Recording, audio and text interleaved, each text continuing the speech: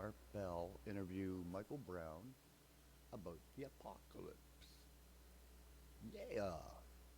I believe it came out in 1995. I hope you enjoy it.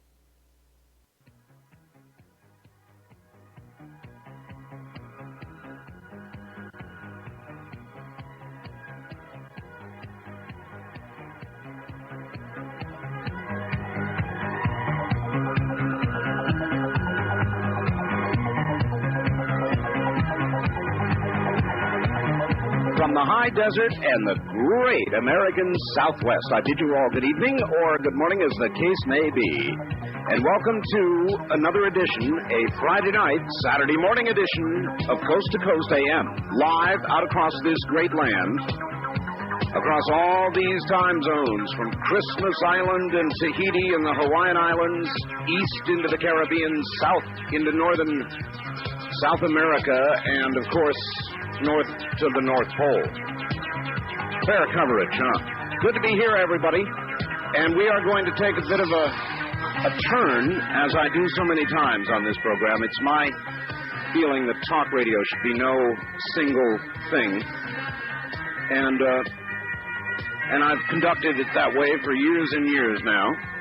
We are going to have a guest tonight. His name is Michael Brown.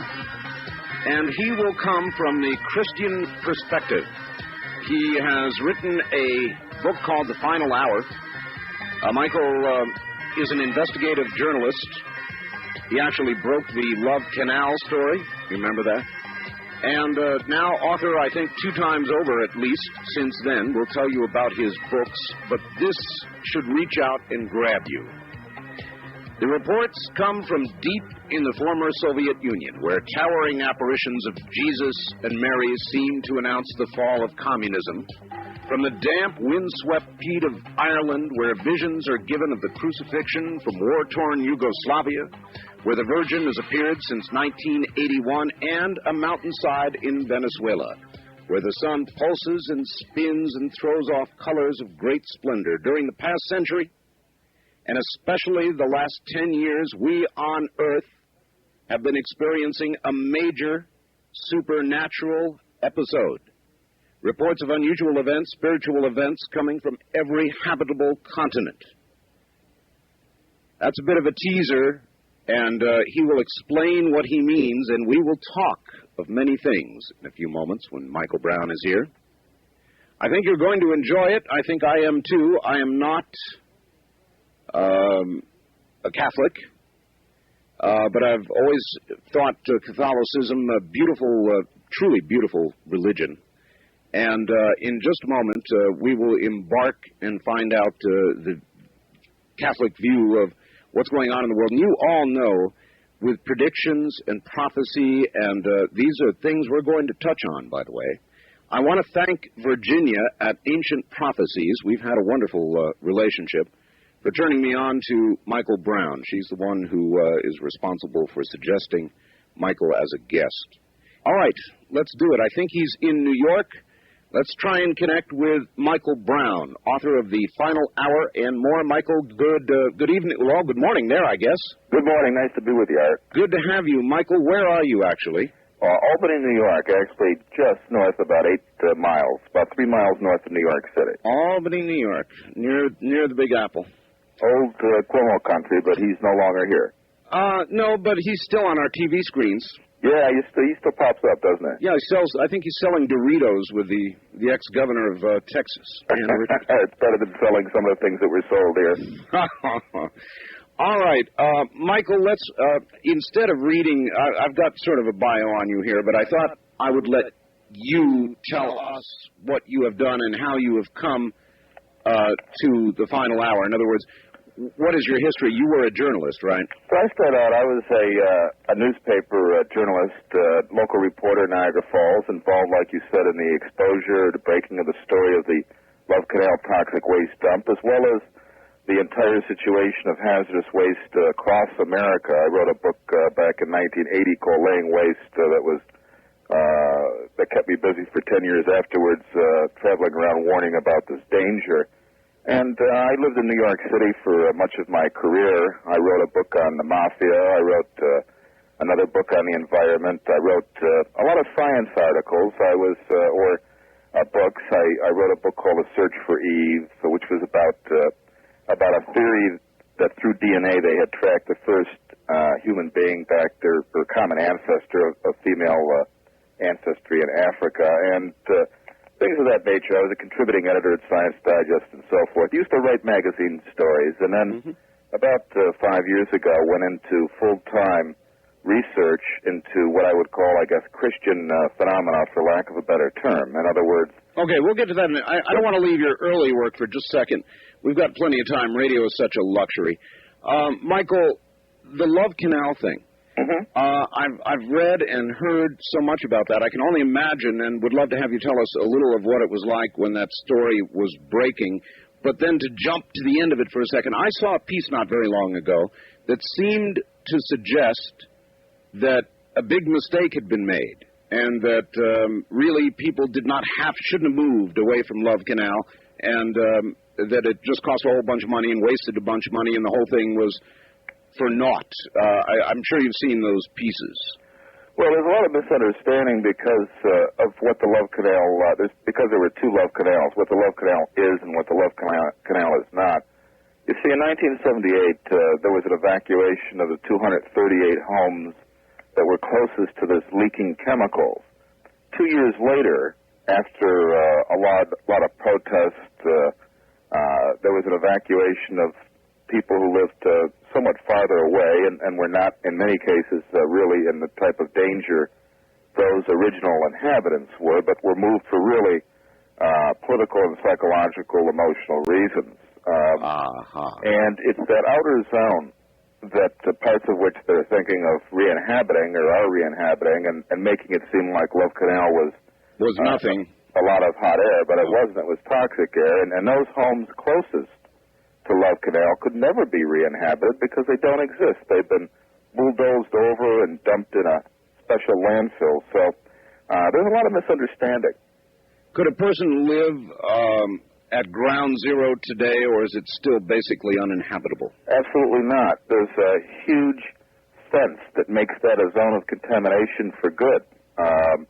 You couldn't even enter it walking down the street. You'd have to scale the fence and go into this large mound of clay. A lot of the homes that I initially investigated are now under this mound of clay that protects it from rainfall and therefore has stopped the leaking. How was it discovered?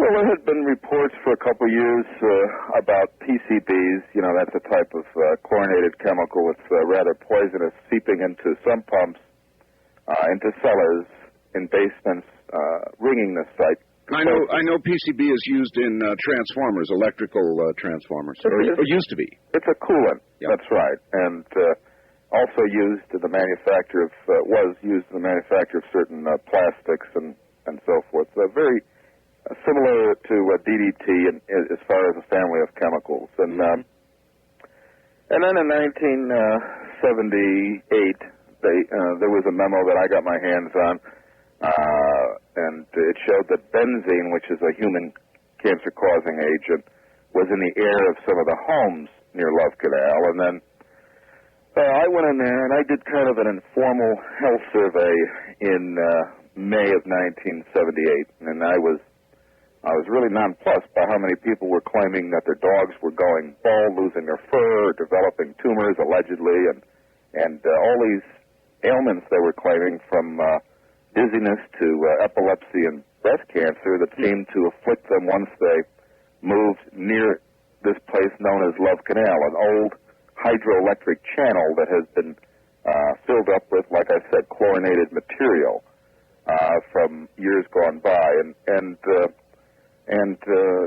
I told the health department about this. The health department was planning, or henceforth did plan, to have a health survey of its own, which a couple months after that turned up rather hard scientific indications of miscarriages, high rates of miscarriage, and perhaps even birth deformities, and some liver enzyme indicators among those living closest to the chemicals, and issued an order of evacuation. So as you investigated, it was one of those things that sort of slowly became apparent and dawned, and the magnitude of it became apparent. Once after May of 78, everything snowballed. By August 2nd, 1978, people were streaming away from the site on orders of the state, and it became a major national story, the first toxic waste crisis in America.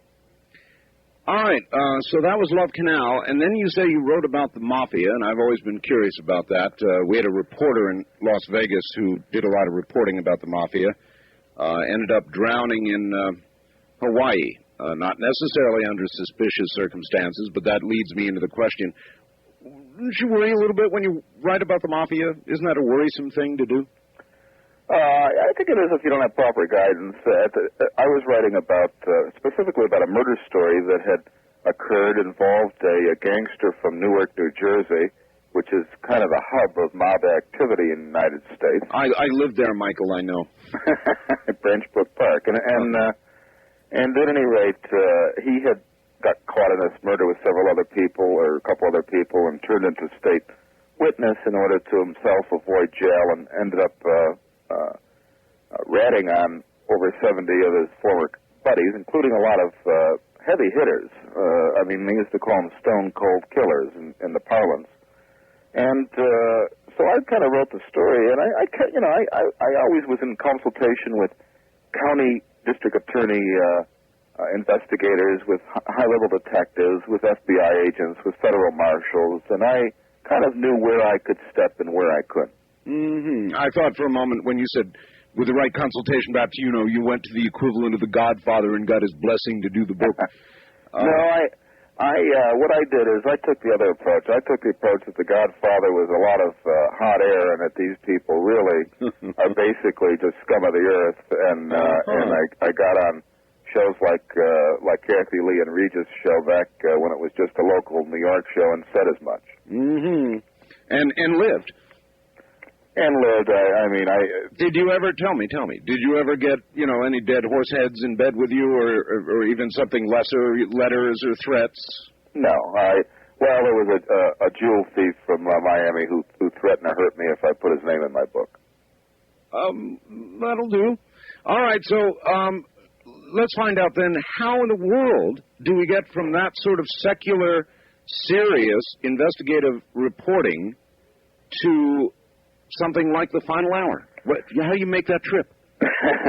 Well, in I was born a Catholic. I fell away from the faith, I guess, around late junior high, in junior high school and high school, certainly in college, even though I went to a Jesuit university in New York City. And for years afterwards, I was in, I guess you call it that fast track on the Upper East Side of Manhattan, and with no time, certainly, for Sunday Mass or anything of the sort, which was kind of considered superstition. But in 1983, in the middle of writing that Mafia book, by the way, I had a series of experiences that, to me, indicated that there was actually a force of evil in the world.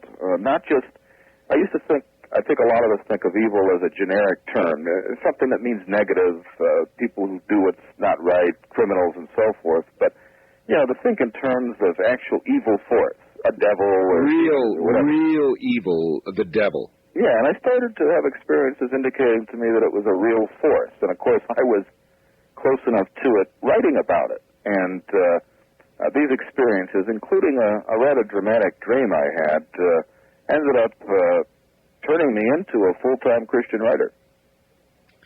Catholic? You returned? I returned to the church very quickly in 1983 after this dream I had, and in which I saw an evil face. Why? All right, let's talk about that a little. Oh, an evil face. So your dream, tell us about your dream. I guess we ought to understand what it is that made you turn this corner so dramatically. Well, again, this is a part of really a series of events that occurred over several months. But one night I was coming back from socializing down in actually in the lower East Village of Manhattan, and Friday night, single at the time, and I came home. Again, it was fast lane stuff, and again, it was right towards the end of this Mafia book I was writing. Drugs? No, I mean, I wasn't. Not that fast. I may have had a couple drinks that night, but I went to sleep, and I woke up. Middle of the night. I didn't look at the clock. Or at least I don't remember. It was probably the first time around 3 o'clock in the morning, and I woke up because I had a very startling dream. I dreamt that I was on this, like a hospital gurney, and there were these luminous entities, for lack of better terminology, around me. Really? With their hands over me, as if they were, like, healing me or delivering me or something, and my feet were towards the door of my apartment. I lived on 90th and 3rd on a 12th floor of a luxury apartment building. And I had awakened because they had shown me this face materialize on my door, and it was this elongated face with very pointy chin, stereotypical demonic face, with a goatee, the classic sunken jowls and so forth, staring at me, and it was a very living face, an etched face on my door, and it was the most terrifying thing I've ever seen in my life. It made anything like the Mafia seem like kids' play. And I woke up, Art, and I paced around for a while. I went back to sleep, and the dream continued where it left off. Oh, that's bad. And I asked one of the entities again who it was, and he said his name was Michael, and I associated them with being angels, and showed me this face again, and I woke up again, and I was up for an hour just terrified. When I went to bed again, the dream continued where it left off. It was a 3-parter, and brother, this time I was told to say vanish, and I woke up, I remember I was beside myself, and I think it was the very next day I went to see a sister of mine in Stamford, Connecticut, and my mother had been by there recently visiting, and she said, "Ma, I left you something. I'm staring at it right now." I said, "What's that?" And she went upstairs in her condominium and came back down with a statue of the Archangel Michael. And that was kind of at the beginning of my conversion. I started to go into church again quick. I see. I can understand that. My gosh, what an experience. I'm recalling, Michael, and again, I'm not Catholic, but the beginning of the genre of the movies was The Exorcist. No movie ever scared me as much as The Exorcist. And I guess it was because it involved the church, and it all seemed so very real. So I've got a question for you. Do those things go on? Yes, but with greater frequency than the movie indicates, and with better success.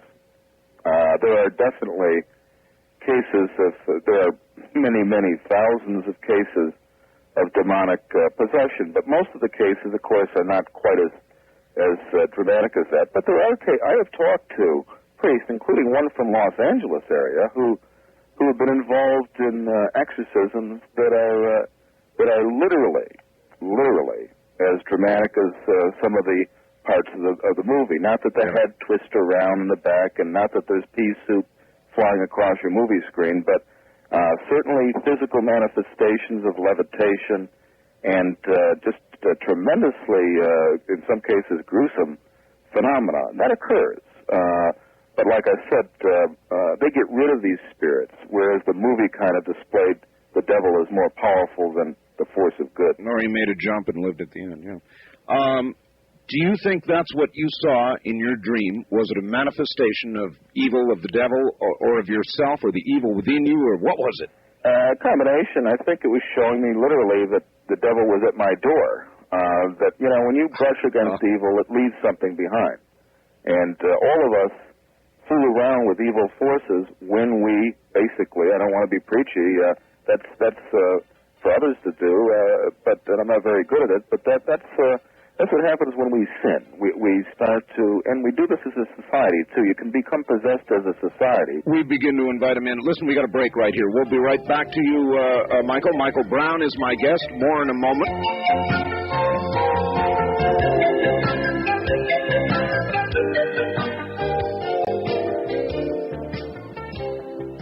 Once again, from Albany, New York, here's Michael Brown back again. Michael, hi. Hi. All right. Boy, how do you know, if I were to ask you how you what you saw, how do you know it was real? How do you know it wasn't just as they say, a bit of undigested baloney or something? Well, I mean, it could be. I just never had a three-part dream before, and haven't had one since. I guess you had to be there. It was a feeling that was, right to the quick. I mean, it was right to the heart. You had no doubt you were encountering something that was extremely unusual and certainly wasn't your standard dream. And that was, as I said, I don't know. I mean, you could say it was subconscious, but that was one in a series of, quite frankly, many other events that began to occur, indicating to me that all of this talk about poltergeist phenomena, and I had done research earlier as a journalist writing for the Atlantic Monthly and other publications, and as a newspaper reporter. I had done some investigating into people who claimed haunted houses and experiments with parapsychology and all of that other junk, and so forth. I think that all of this tied in. That when you really look at things, there's a dimension outside of the body, and you better be careful what you fool around with, because it can bring something to your door. All right. I do a program on that kind of thing, Michael. It's called Dreamland, and it deals with UFOs, and it deals with life after death. If there is such thing, it explores those possibilities, and occasionally, of course, it moves into those realms. We talk to a lot of people like Dr. Moody, and others who believe, well, I'm sure you're well aware of what they believe, and I take it that your view of that sort of thing is negative. Well, not all of it. I mean, for instance, you take the near-death experiences that you just alluded to, without relating to any one researcher, I think there are some cases that are extremely interesting and very valid and very uplifting and very true. We have to be careful, Art. I mean, I know parapsychology inside out. I mean, I was to Mind Science Foundation. I interviewed J.B. Ryan, who coined the expression ESP. Mm-hmm. I mean, I used to investigate scientific experiments with this stuff and wrote a book about it. And I understand that a lot of it is valid, but a lot of it can get into occultism, and that degenerates very quickly into New Age and witchcraft and all of these other things that you have to be very careful about. We'll get to that. This is the end of... What is the best evidence that there really is a God? What would you say? Well, geez, to me, there's so much evidence. I guess life itself is the best indication to me. I mean, to think that all of this organization came out of chaos is ridiculous. I mean, what are the odds that just a mass of water and soil would produce the high-level organisms that we see all around us and that we are ourselves? Like I said, I did a book called A Search for Eve, which was on these theories of evolution. I went to Africa. I went to cave sites in Israel. I went to DNA laboratories in Berkeley out in your neck of the woods, and also up to Hawaii, looking at all this evidence. And what I found, really, Art, is that scientists have no idea what happened or how this could happen. They all they may pretend in some of these textbooks that they understand evolution, but they really don't. And so I think that the miracle of life itself is the best evidence of God. How long do you think we've been on Earth? Man, that is. I don't know. I mean, if you believe in their dating techniques, radiocarbon dating and thermoluminescence, I mean, I guess you could argue that modern man, anatomically modern man, has been around for 100 to 200,000 years, and in kind of an ape-man form for hundreds of thousands of years previous. Well, you're an investigative journalist. Do you believe that generally, or do you believe that man has only been here, say, 6,000 years? I don't know about this 6,000-year figure. I think that was devised by a clergyman back several centuries ago in England. But well, a lot of people cling to it, Michael. I know they do, and I wouldn't cling to any dates, but and that goes for any realm. I I don't believe too much in radiocarbon dating anymore. I saw a case. I went to interview Richard Leakey, who's probably the foremost fossil hunter in history, and indeed one of the major scientists on the face of the planet Earth. And he had a famous discovery called Skull 1470 that made the cover of Time magazine, and then a short while later he said, oops, we were off by a few 100,000 years or so. And, of course, that didn't make the cover of Time magazine. But I'm very skeptical when they try to say something is 1 million years old or 200,000 years old. Do you think it would be easier, or is it as easy to accept that there is a God as it is that there is a devil? Are you convinced? Now I know what you saw on your door. God is more subtle than the devil is. The devil kind of comes crashing around. I think all we have to do is look around us right now in American society to see the footprints of old Slewfoot. I mean, not to be facetious about this, but there are a lot of manifestations right now. You turn on MTV and it's like peering into a witch's coven. I mean, there's satanic symbology throughout our musical culture right now, and witchcraft rites, and there's a lot of stuff going on everywhere. Whether it's the crime rate, the criminal justice system, which is turning out to be very interesting right now, isn't it? And oh yes, and just a lot of bizarre events going on that I think are leading up to some type of high point event. I think that we're seeing a rise in societal manifestations of actual metaphysical evil. I don't want to use too many monosyllabic words here, but all right. What does the final hour mean? The final hour talks about the final hour of our era, and what I say in the book, I report on various prophecies from around the world. A lot of them coming from the Catholic realm, including apparitions and alleged apparitions of the Virgin Mary. That's right. That say that we're approaching, as I said, some type of major series of events, and that are going to break down or purify us, break down this evil, purify us from this evil, and lead us into some type of major reawakening. And I think that we do need a wake-up call. Are these the final days? The final days, to me, implies the end of the world, or the end of the Book of Revelation. And I'll say this: I think that we're going through parts of the Book of Revelation, but I never would say that we're approaching the end of the world. We're approaching the end of an era, and therefore it is the later days of an era. You wrote, during the past century, and especially the last 10 years, we on Earth have been experiencing a major supernatural episode. Now, give me an example of what you mean, the apparitions, the Virgin Mary. Is it bigger than that? Last night, for example, on this program, Michael,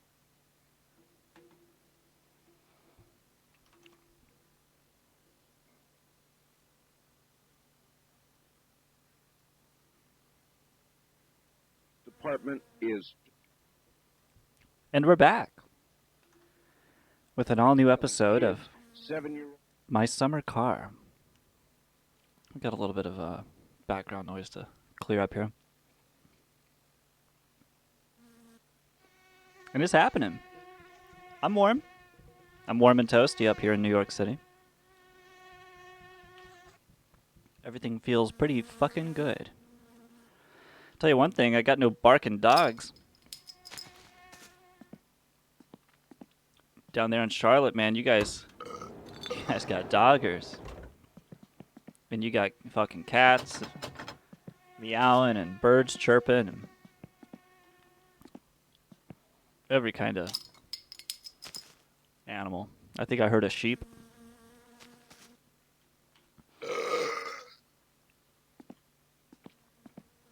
We got somebody to tow out the van.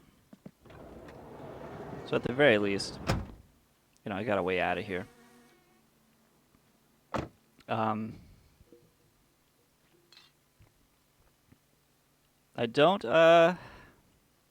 don't know what to do here. Let me see. It's almost been too long to fucking... I'm gonna go check on the I'm gonna go check on the car. Far out of control. They had over 420 murders last year. It's a fairly small city as they go. Let's see.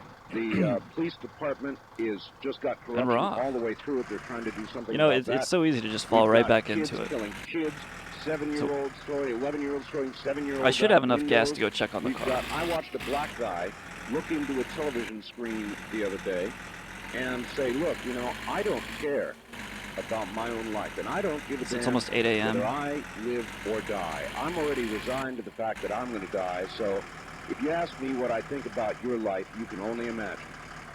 Yeet! Sure. And, of course, Orleans is also a great center of You, voodoo. what's been happening down there? Is the pandemic just getting worse? Like what we're seeing with the legal system in the O.J. Simpson case. We also have a stray dog in my neighborhood, That's right. It's a very, so that's always good. very major thing going on right now. We're starting to see just Yeet is being how sarcastic in the wayward chat. our society has become. Yeet. And I think that, quite frankly,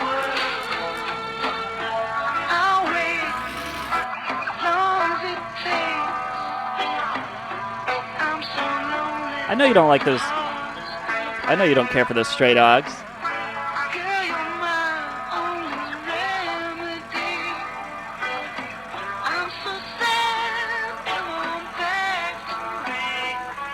I know you don't like them.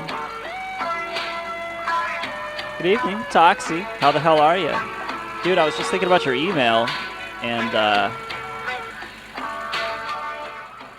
you gotta... There's something funny. You gotta check out Chris Rock talking about Hand.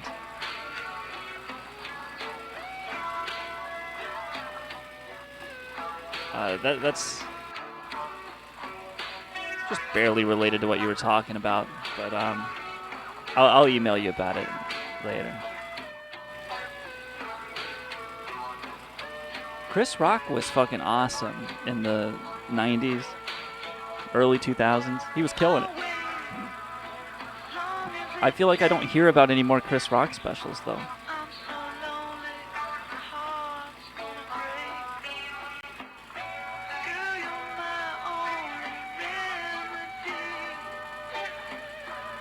No, it's not about wanking, as you folks across the pond like to say. It's about having hands.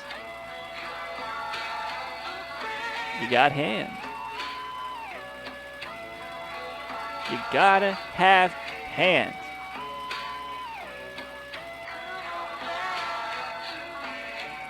So I'm driving extra careful. Oh, I didn't know he lost his shit at his wife. Maybe, is that why he kind of, like, vanished? What happened between them? I feel like I'm getting close to the car.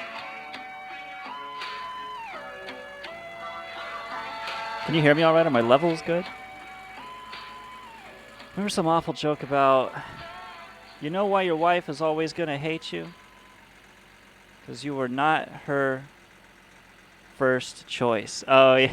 Yeah, he says things in that staccato kind of, like he's teaching you something. Dude, of course he had a rocky divorce. He's fucking Chris Rock. He had a Chris Rocky divorce.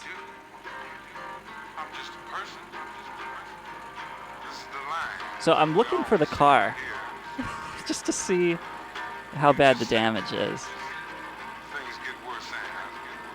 The last I remember, I died in a crash out here,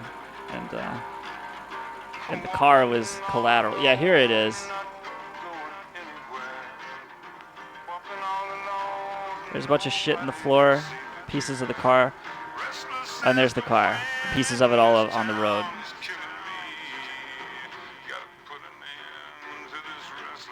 It's a hard fucking ditch I'm in down here too. All right. I'm just one of those restless people who can never seem to be satisfied with living in a sick old. Wait, what's his news? He has more news. My uncle's back in jail. So that is some news. That's true. That is some news.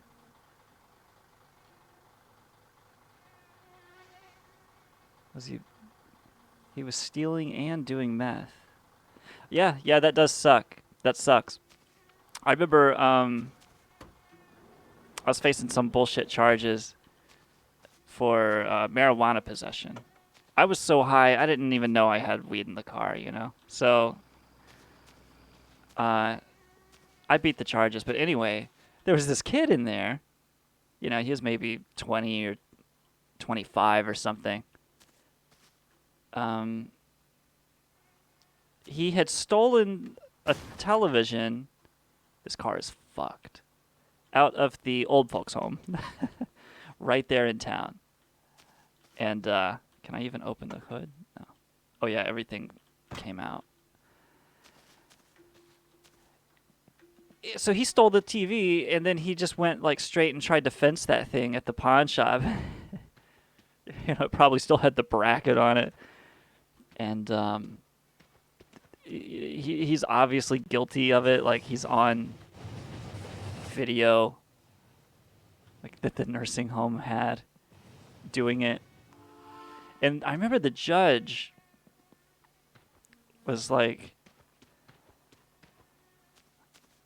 because like drug crimes, like meth crimes in my town, are so bad that they know how to deal with them quickly, right? So there's a dude out in the hallway who just has this supply of drug tests and a cart, and here's all the shit from the van. When they towed it, they didn't.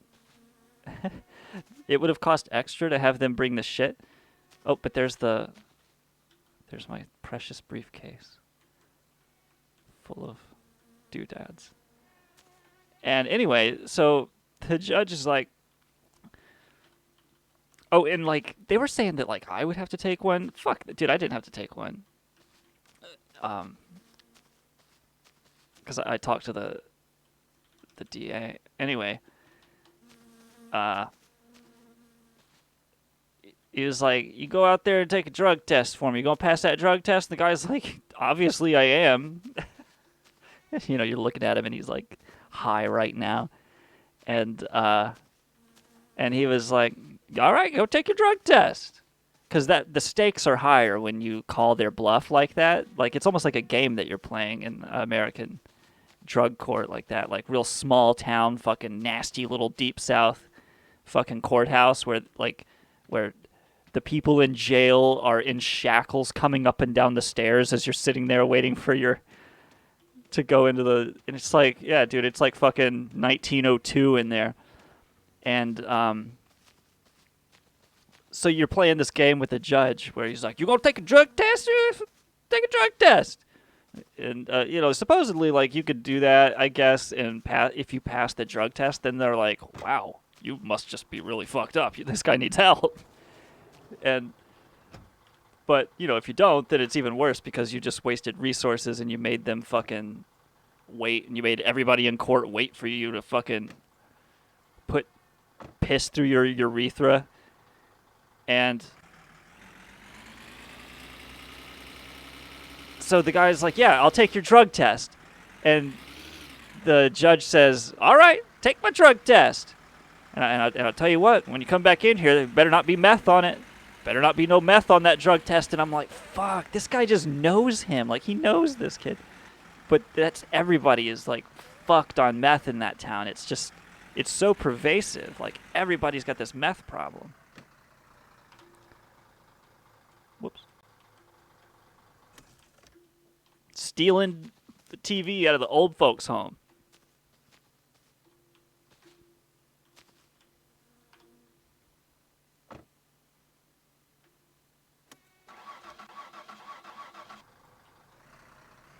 It's just, it's so common. It's crazy how common it is. Like, I went to the university dental school, and I had some cavities, and I needed a few root canals and shit. And the woman is like, so where are you from? Like, did they not have fluoridated water or something? What? She goes, oh, meth. I'm like, what the fuck are you talking about? I didn't do meth. Like, just because I was from the South. And, I didn't do meth. I was doing crystal, baby. What you talking about? So, I gotta get all this shit together. I've probably got diesel in that canister. I'm gonna fucking make this happen.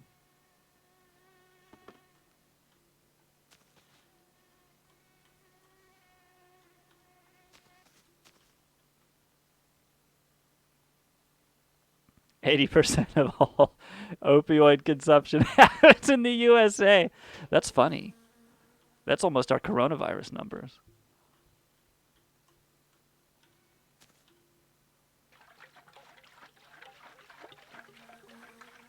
Yeah, we really like our painkillers over here. What's not to like? They're fucking awesome. But you must never, ever, ever do them. Because they are so awesome that it'll be the only thing that you ever want to do. And people will be like, huh, I wonder what James would have done if he hadn't done only painkillers forever. And you don't want that conversation happening behind your back. No sirree, Bob. You want him to say, huh, I wonder where that motherfucker gets his money. Because he sure doesn't seem stressed. Okay.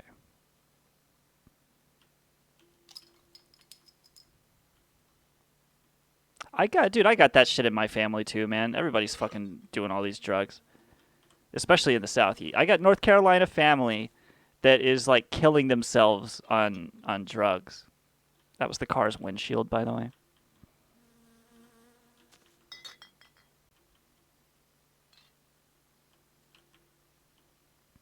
It's kind of, it's just like what you do.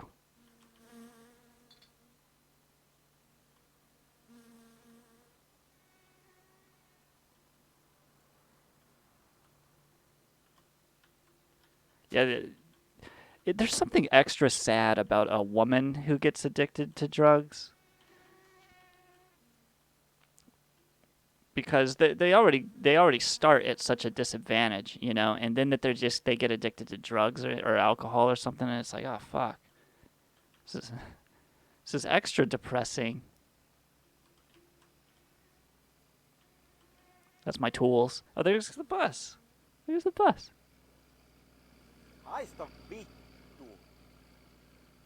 He's probably thinking that white trash motherfucker is crumbing for meth out there. Like, no, man. I'm a thrillionaire. My life is fine. Uncle's girlfriend's on the same stuff, huh?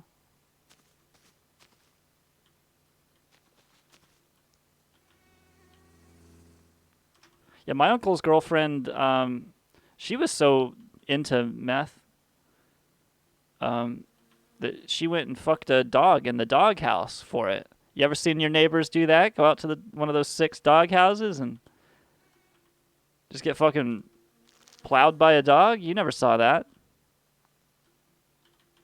You could say that you're doing better than them. What's up with these cigarettes? Do you know what it means to get plowed? Forget that he's 12. I'm talking like Chris Rock over here.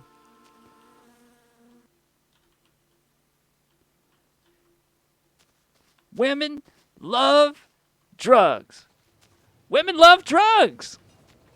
Women love drugs. Here's how much women love drugs. And he proceeds to be Chris Rock. All right, man. Well, we got all our shit back together. Got even more shit together than we had previously. Not going to pull the car out. Going to leave it where it is to think about what it's done.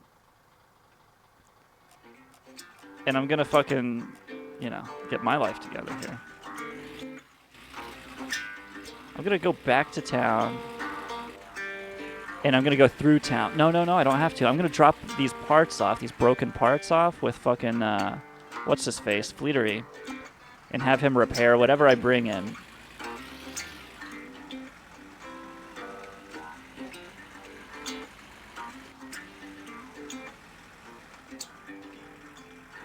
Yeah, Chris Rock is huge.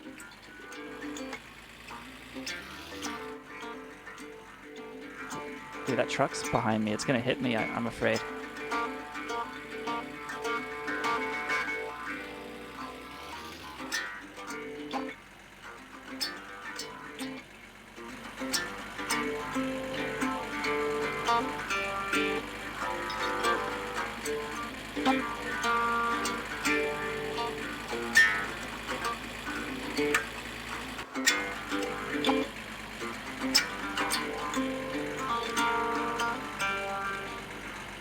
Oh, nice. You picked a lock. That's cool.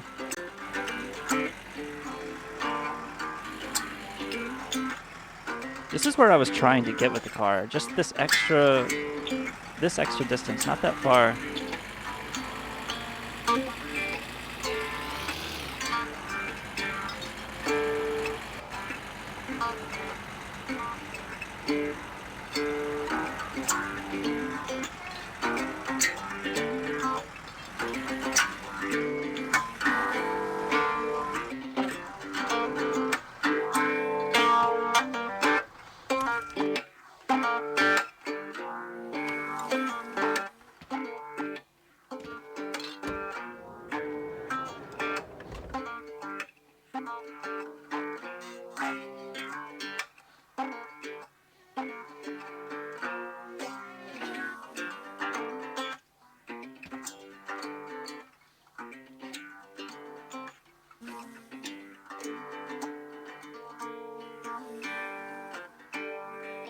I'm gonna offer him beer.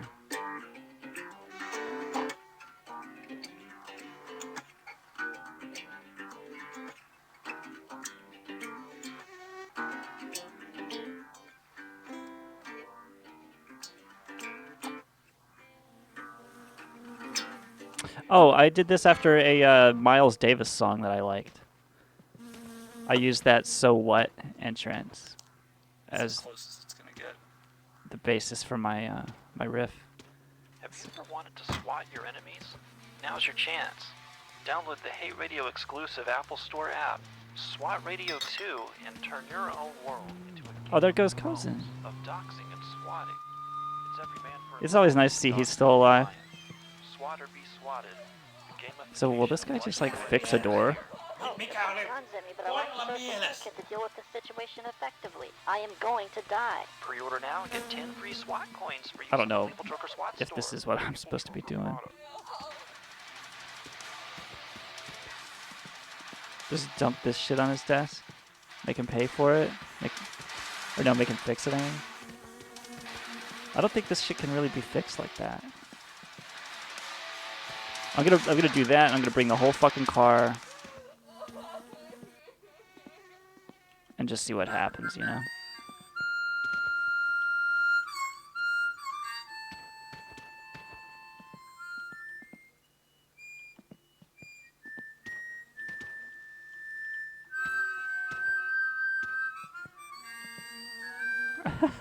That's ridiculous.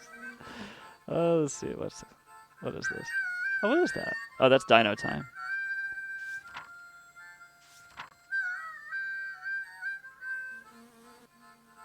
He'll repair broken engine parts. Windshield replacement. I wonder if he'll do it even if I'm not here.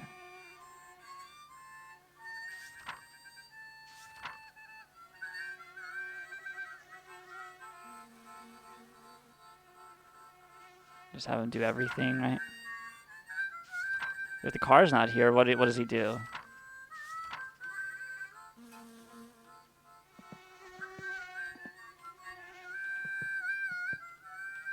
Haista vittu.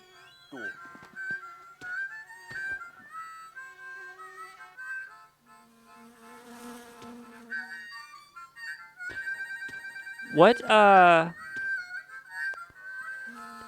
I wrong in noticing that there seems to be some racism in metal culture in general? Like, there's something going on behind the scenes, right? All these dudes with goatees and shit. Like it's a little too coincidental. You know what I mean? Wait, did I fucking open Do the you back have door? an iPhone? No. Do you listen to podcasts while waiting in line for a fucking latte? What about Android? Hey, do you like podcasts? You can download the Internet Chronicle Hate Show directly to your fucking phone. We live in the future. It's like Blade Runner. Prostitutes, sex bots are extra. Subscribe to Hate Radio on iTunes, Spotify, or RSS, all from a single website. It's like eating through a tube. HateRadio.su does it all for you. You are locked into paradise, you motherfuckers. Try to blow that atom bomb. Hey, Yeet. It can't be done. You're in purgatory, you cocksucking turds. You're not even good American shit. My name is Raleigh Theodore Sickles, yeah? That's me. I'm a fucking genius, obviously. This is Radio Hate, brought to you by the Internet Chronicle. Visit hateradio.su.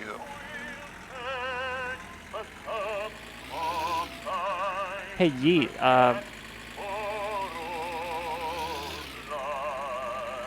Did you ever listen to Hate Radio?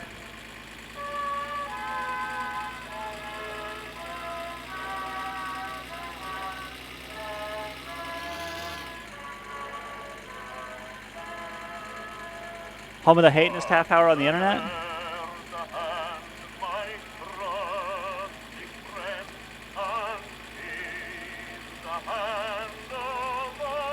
I've been going through a hard time for about like 2 months or whatever. During the devaluing phase of whatever the fuck was just happening. And look at this polluting fucking truck here. And so I wasn't really focusing on anything that that I enjoy, you know. But I intend to return to Hate Radio with a vengeance. It's gonna be like the third Die Hard, though.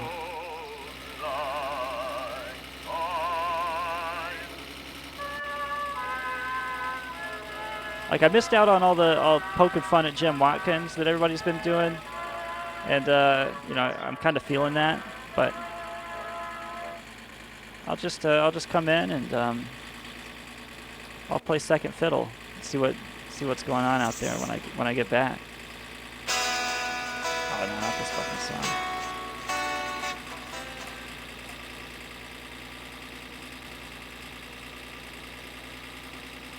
Let's see, we can turn on, we'll go back to the radio real quick. Let's see. Ways that when people say, well, what are these prophecies about? What's going to come? I say that, first of all, they're starting to materialize before our eyes. We are already seeing the precursors of events that will probably occur. Yeah, the Jester, California. The Jester attacked our site like way back in fucking 2011 when I was in college, and like I had just gone to college, so I was living in my car, in my truck when the Jester started attacking the Chronicle. So I needed a place where I could work like after the university closed. So I fucking rented a hotel room for 2 nights or something and just set up my base there and fucking defended and fixed the Internet Chronicle. And then I go to the Smithsonian, and whose fucking laptop is there? Not HateSex, that's for sure. Not HateSec, who fucking sat in a hotel room defending an attack from this motherfucker. But the Jester himself had a goddamn laptop on display at the Smithsonian. I felt obligated to just stand there and tell people, like, hey, no, this guy's a fucking loser. He's a piece of shit. You know? He's a fucking normie. Like, don't look at this with any reverence. And to their credit, nobody at any time did anybody even look in the direction of that computer at the Spy Museum at the Smithsonian. But just that it was there, like, I was like, this is bullshit. People should know. But people were walking by, and I'm like, yeah, get a load of this. Yeah, fucking loser. And I'm like, oh, wait a minute. Who's the one standing at the Smithsonian trying to refute history here? All right, I'm going to fill both these up right now.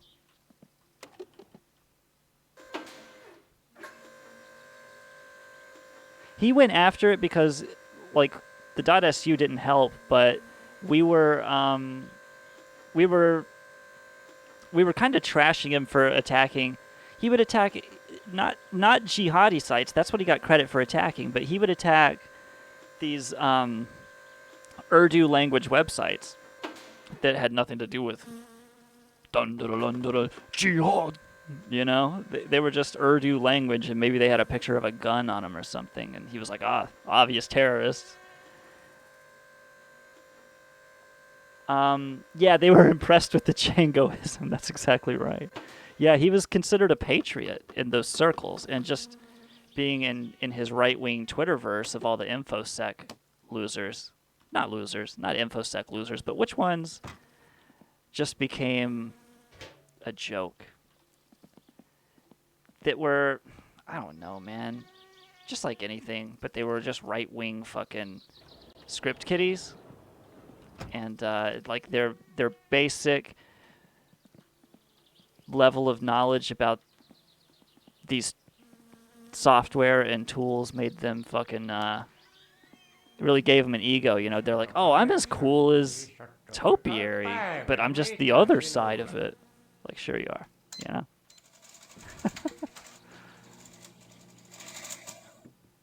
Oh, what can we buy? Let's buy his let's get some pizzas.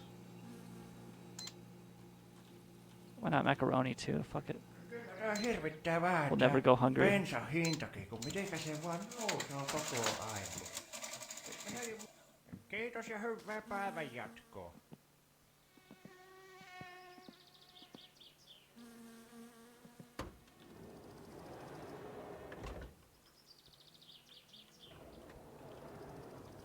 All right, man. We're doing okay. So the next step is get home before passing out, obviously. And then I will come back with the tractor full of gas. And I'll pick up that fucking car. Dude, I'll pick up that car with my bare hands. If I have to, at this point. Yeah, they put him in the museum just because he's a good old boy, as he'd like to be known.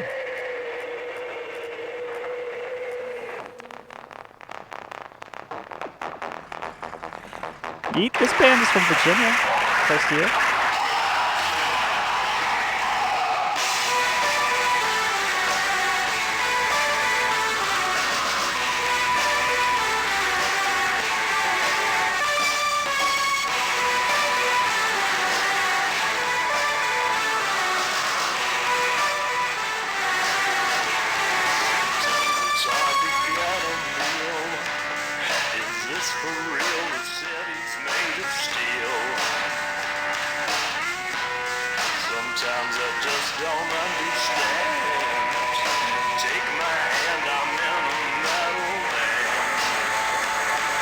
This is post-rock.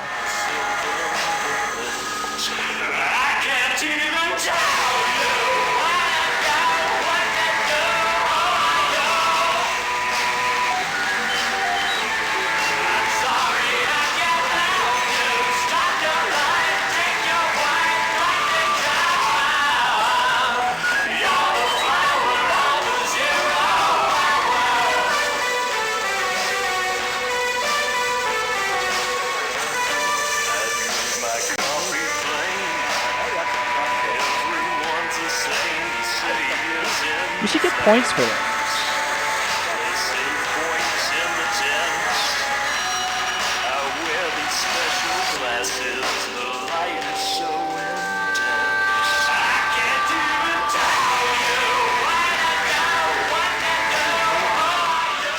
Did you see that truck flip over?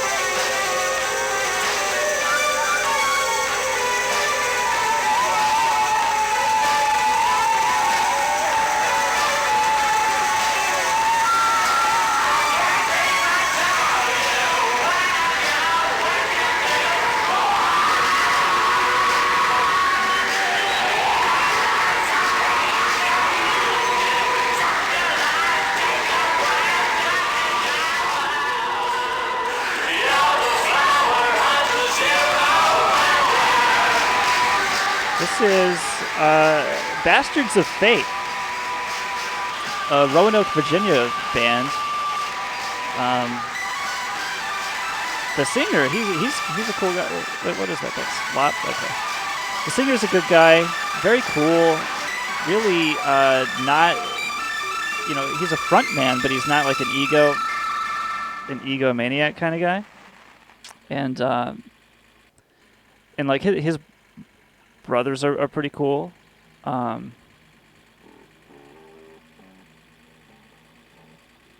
Most of them. And I was friends, not close friends, but I was friends with his brother, and he was a really funny dude, really good guy, really sweet guy, like a good-natured, sweet guy, and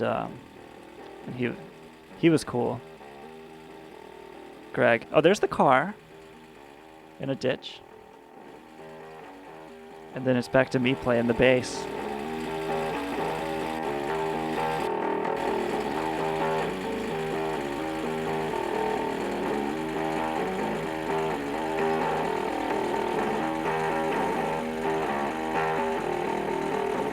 Right, yeah, maybe we do need we need another Ozzy type of frontman who like is the icon. You know, they don't need a cute little cartoon character or whatever because they got fucking Ozzy.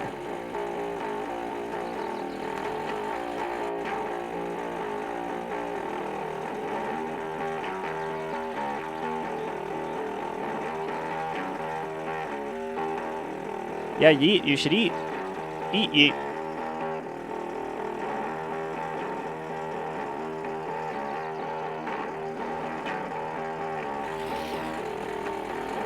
Tell her it's probably it's hard to eat when she's fucking over the stench of her hot piss hitting the floor.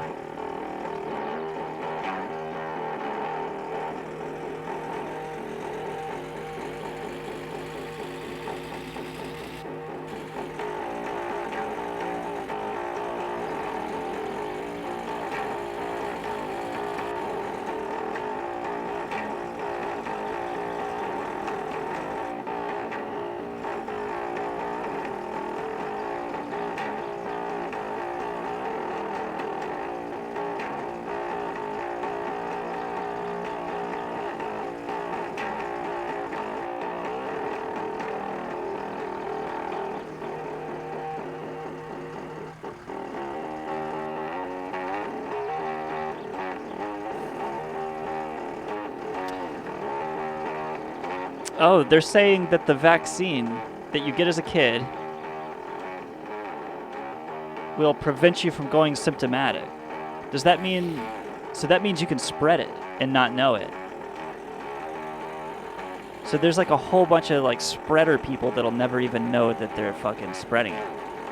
Because they've got this vaccine that masks the symptoms.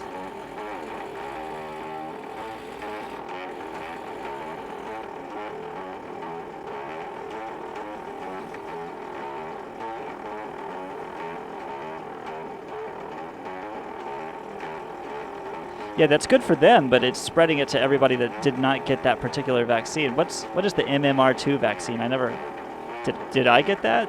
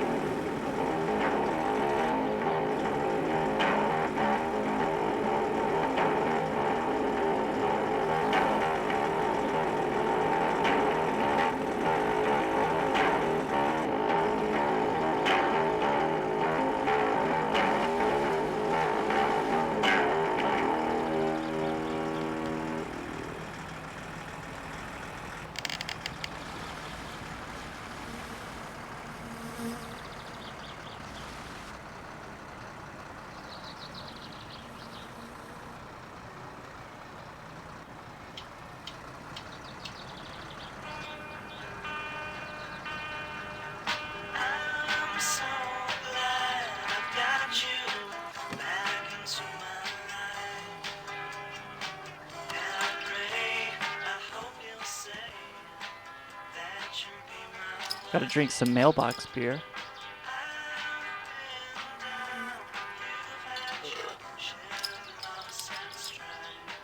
I wonder if is it stressful to pay the bills? Like, does that add stress? I wonder. No, I don't know.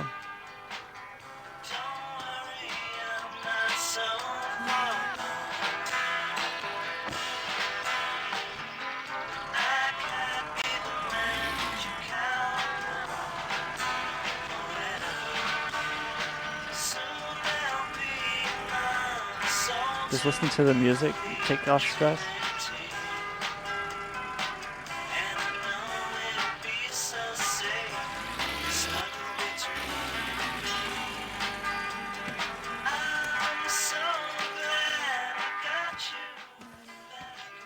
Yeah, man, we made it. Back home since... Haven't been home since I died. It's good to be back.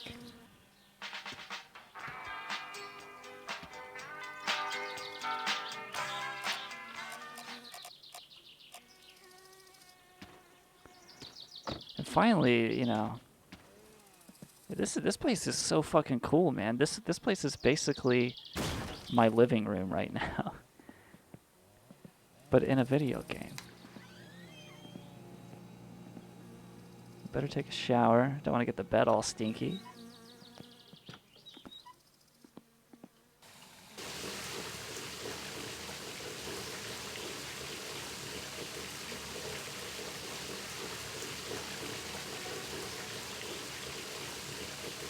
Yeah, I got all that paint, man. Because we were talking about paint colors, and I just said fuck it, and I bought them all. Now I huff it.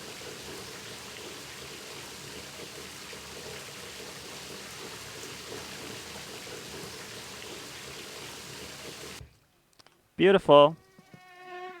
Needs are met. All but sleep. Oh, I've got the groceries I gotta put away.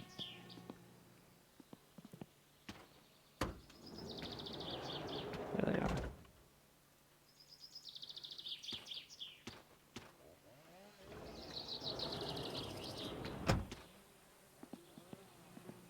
Yellow and zebra print. Yeah, I'll try that.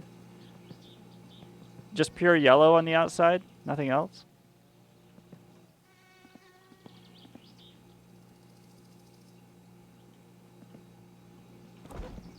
Oh, I almost don't have room for this shit.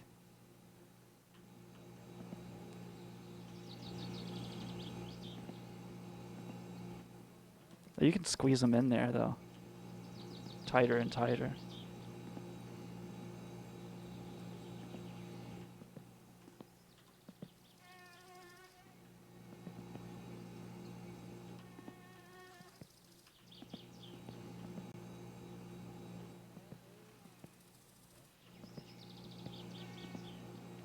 Twitter's fun, man. I love Twitter. Let's see. People who let Twitter get to them are not fun people anyway. Like, you know, they're just being not fun about it. Like they would do about anything. Like, it's not there to get to you, you know? It's just a fucking free-for-all mayhem.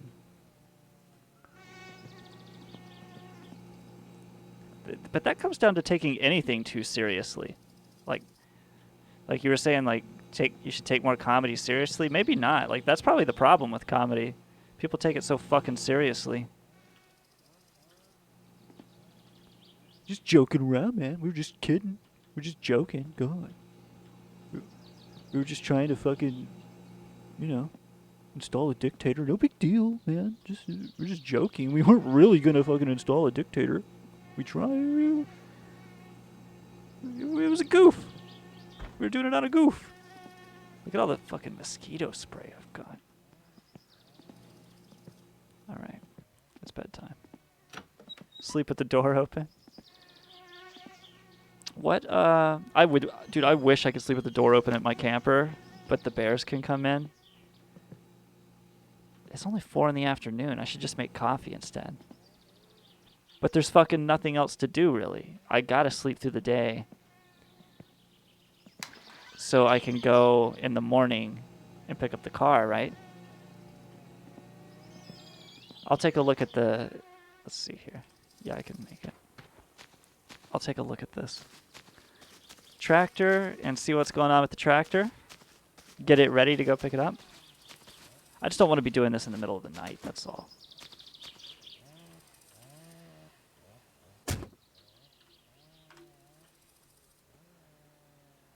Got plenty of fuel, that's what I like to see. Open the throttle.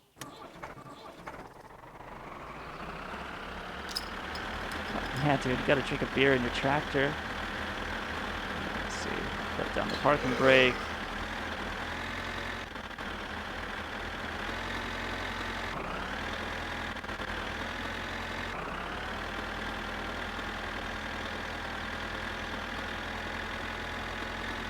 I will bring food and the diesel canister.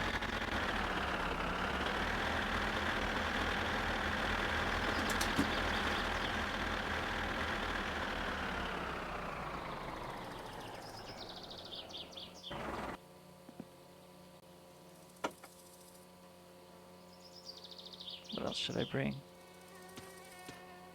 The money.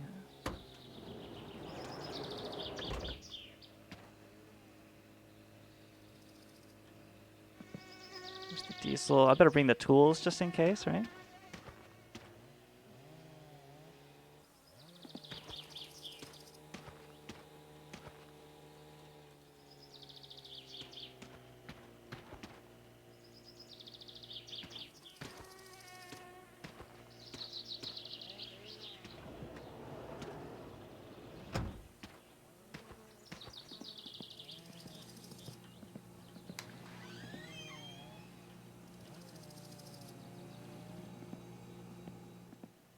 Oh, the computer. I forgot about the computer. All right, when I go to Fleeteries, I'm going to look up that piracy website about the computer. But are these the same boxes that you move out of your uncle's place? Or the drunkle? Whatever. All right.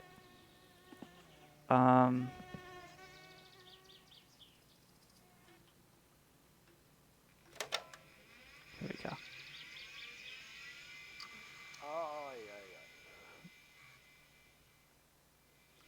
I like to keep beer crates everywhere. You gotta have your fucking beer crates. Now this is when a game starts to feel sort of like a horror, right? It's like it's early morning, it's dark, the computer's on. It almost feels like you would look at that and see like an evil message. But no.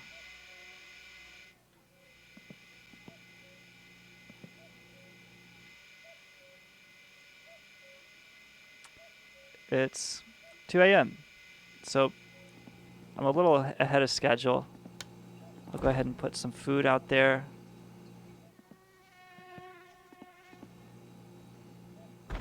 Get ready for the trip.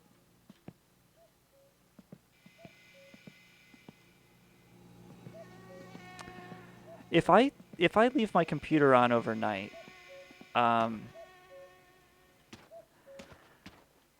I always know it because I have what's called hyperacusis. I think it's called hyperacusis. Or not acuity, because that would be like it's an ability, but it's more like a fucking curse. Where you, do I have my flashlight here? Oh, where's the flashlight, man? Oh, it's in the floor now. There it is. Yeah, it's a sensitivity. I have a sensitivity to sound, and it's sound at like very low frequencies. Like a vibrating cell phone hurts my ears. Like if I just hear a vibrating cell phone. Oh shit, I threw the light under the car. What the fuck? Okay.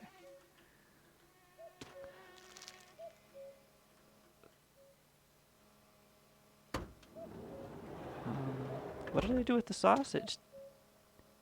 Did I accidentally eat the sausage? It sounded like I ate it. And I don't see it anymore. I think I fucking ate it, man.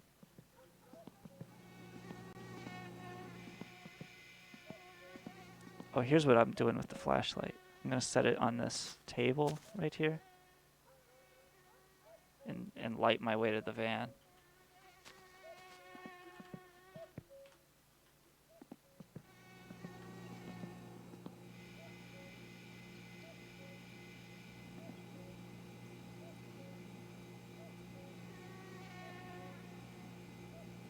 Did I call myself a square?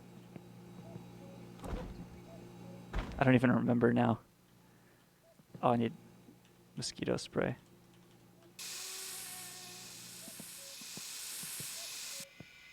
I damaged my hearing, though. It's because I damaged...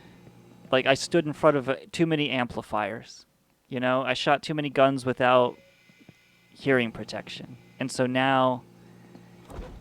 the slightest little thing will hurt my fucking ears. Whereas I can listen to music at any volume. But if I'm trying to type out a text, sometimes it's physically painful to type the text. Like, I can't keep typing it. Alright, I got here with my sausages. And I threw them in. Now I'll grab the light just to make sure. Oh, but I threw them in the fucking van. And I was supposed to throw them in the... Alright. Oh, there's the sausages. I'm supposed to throw them in here. I got my tools, beer, that shit.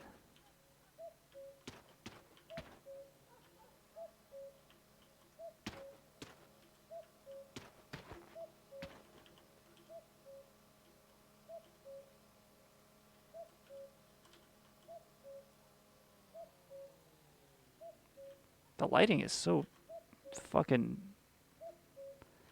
real, and yet it's so dim.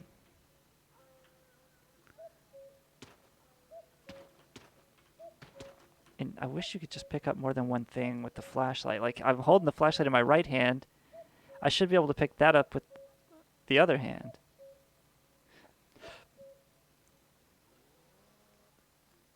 All right.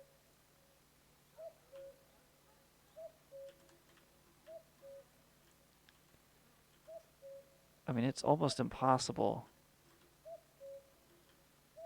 to play this game in the dark, but I am doing it, so... Alright, sausages are in. I wanted to get an early start like this so that I could, I'll take the light with me.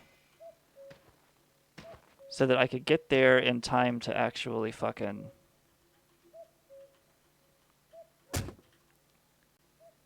get to his place in the morning. And I think I left the sofa there too, so I can sleep out front if he's not open yet. I will be tired enough.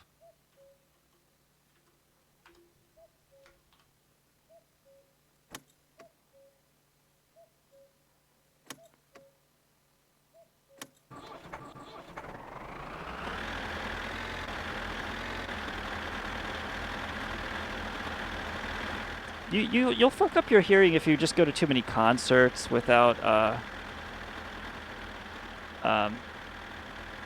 protection. And in my case, I actually took out my hearing protection when I saw Uncle Acid and the Deadbeats because I just wanted to fucking hear it. I wanted to hear everything, whether it hurt me or whatever. I mean, it was a self-destructive act for sure, and people like around me made a remark about it like, okay, just so take your fucking headphones off then. Alright, gotta turn my lights on. I think I'm good to go. Yeah.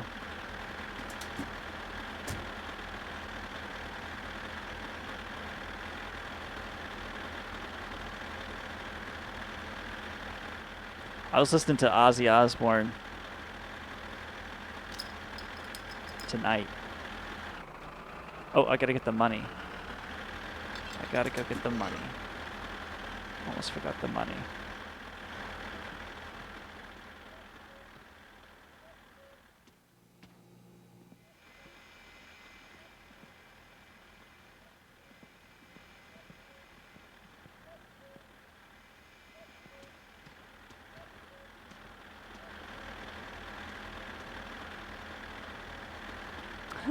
This thing is loaded full of shit.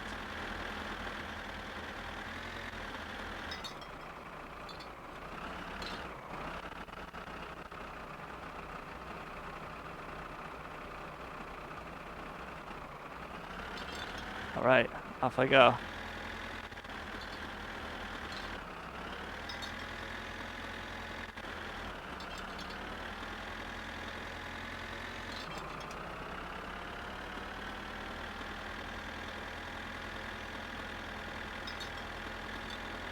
Now I got a good little drive ahead of me, which is why I'm sort of just taking it easy here.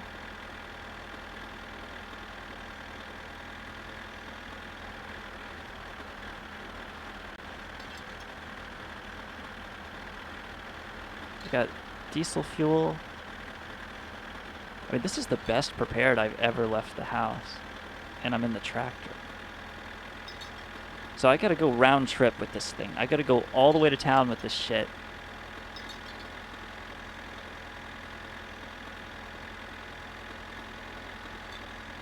And all the way back. And I'm trying to remember where the car is. It's almost to Lop. So I gotta take the highway, which is another inconvenience. And I'm gonna have to watch on the right side of the road.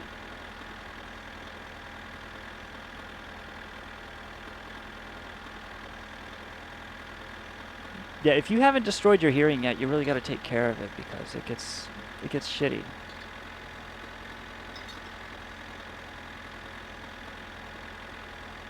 It's worth it to protect your ears. Like, if I could have smoked cigarettes for 10 years or just protected my ears, I would, or like, you know, I would take the cigarettes, like whatever hit comes from that and still have my good hearing. And I can hear well. Like I said, I have almost a hyper sensitivity to hearing, like a hyper, whatever the fuck I said.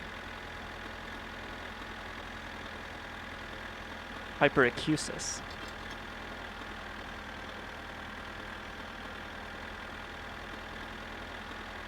But it's not that serious. It just sucks because, oh, like, I was making this long fucking point about I know when I left my computer on because depending on whether I'm laying on my left side or my right side, my fucking ear will thump and vibrate and react. Not painfully, but enough to wake me up. Yeah, loud sounds. We talked about loud sounds as kids. It'll wake a motherfucker up, as Yeet would say. Hey Yeet, are you around? Let's see if he's here. Probably spanking his monkey. He's gonna stop doing that for a second to say, yeah, I'm here. And field questions. I want to talk to him about Charlotte.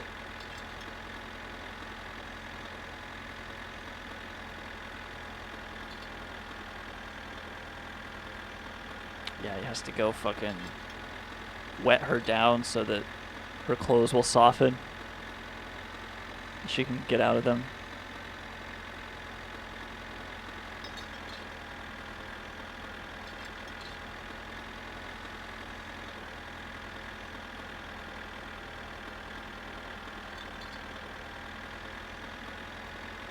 That's fucked up that he shared that private thing with us and it just became this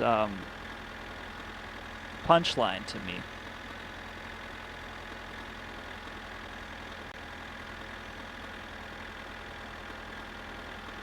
Alright, so I'm gonna take a right. Actually, you know, I don't have to go too far in this at all. Really, this is okay. Because I'm only going to Lop.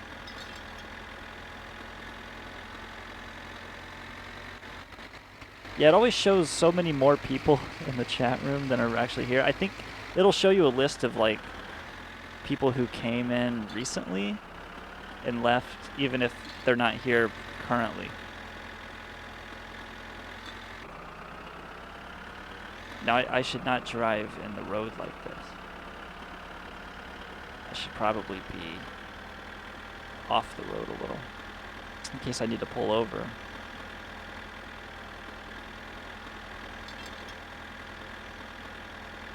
See, I wanted to go at night so that I could see their headlights easily, or early morning, I mean.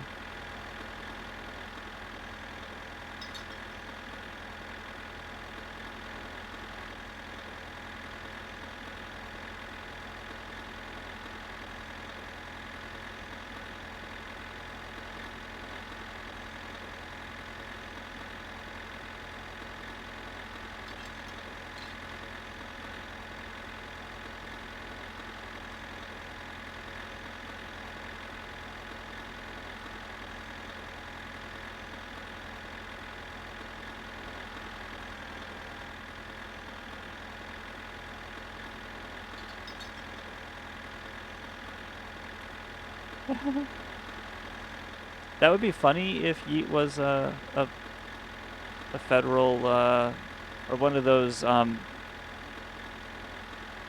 what's the name of that group that does the chatting? Something Justice, Perverted Justice. Yeet is just a really committed Perverted Justice employee.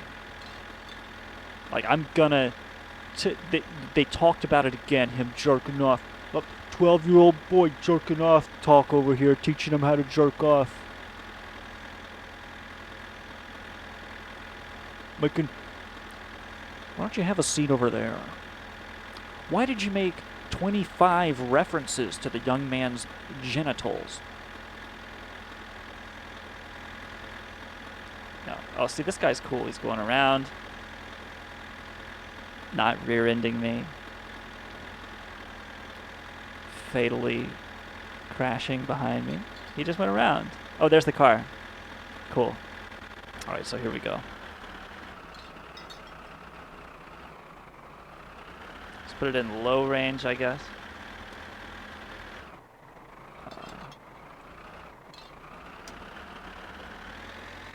And I'm gonna try and get up. Oh! Okay. I don't know how to control this front loader shit. Oh, I'm picking myself up with it.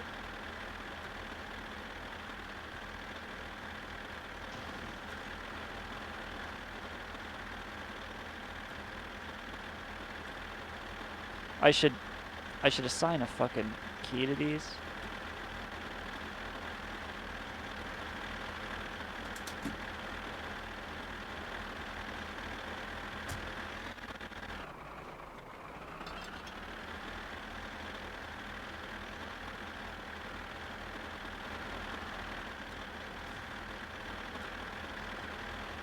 No, I want to pick this thing up.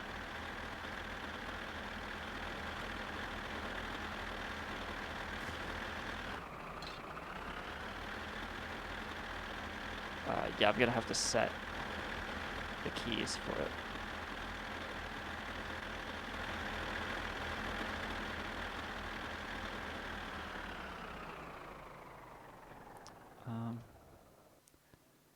Car controls.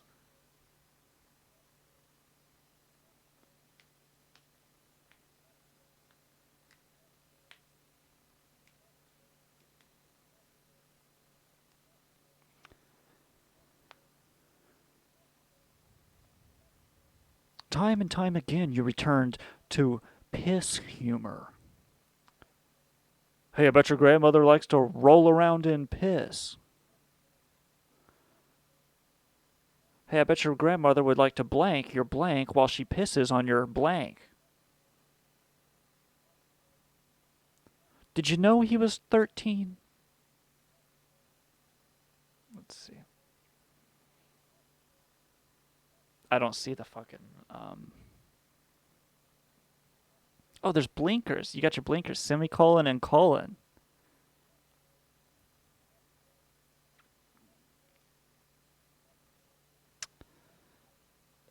Am I missing it?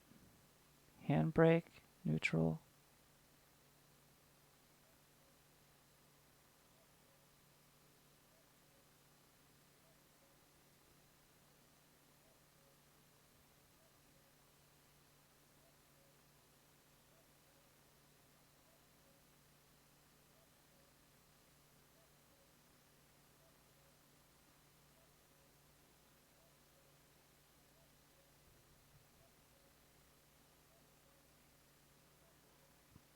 Yeah, you drive. Well, the car itself is a stick shift, but you just, flip it from reverse to neutral to first, second, third, with the G, like basically up and down. No clutch. But yeah, you can hook up your force feedback thing, and yeah, and it's probably cool as shit, right? Trying to find any kind of controls having to do with this shit, and I guess it just doesn't have it, so.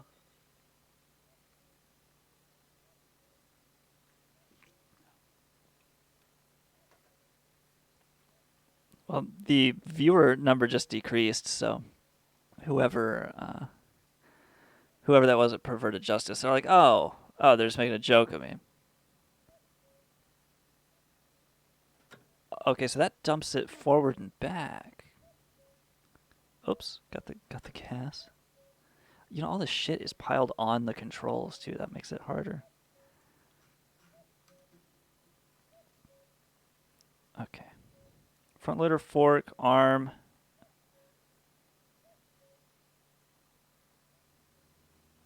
Traffic just whizzing by. All right. So the arm forward goes down. And then the fork. Okay. The sunlight helps right there. That shadow is perfect. All right, let's open the throttle. And try to get that shit under it, I guess. Now, something still doesn't make sense, though. Which one goes up and down?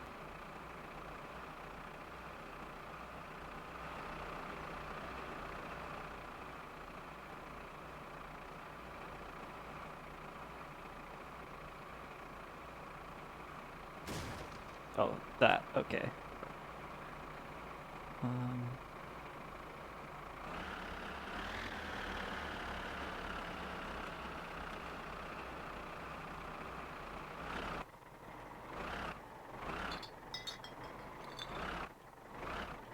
Oh, I think I'm under it.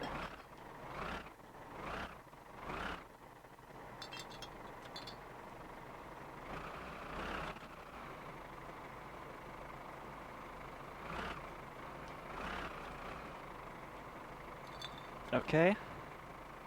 Let's try and lift it. There it is. It's not very well balanced.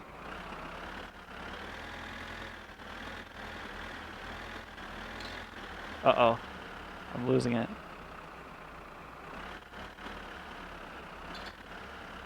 Oh no. Oh no. Oh no. Fuck.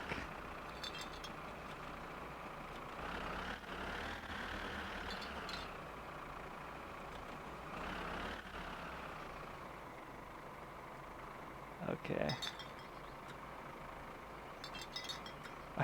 I forget how the controls are. Like this quickly.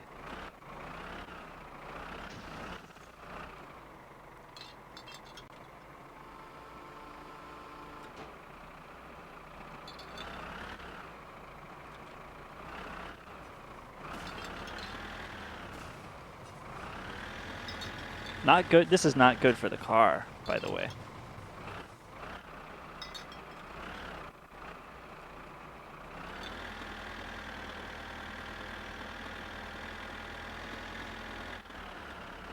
All right. Put the arm.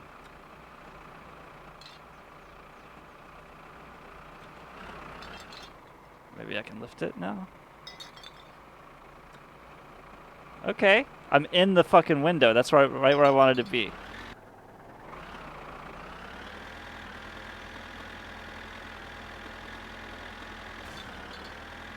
Oh, I hit it on a tree. Something fell off.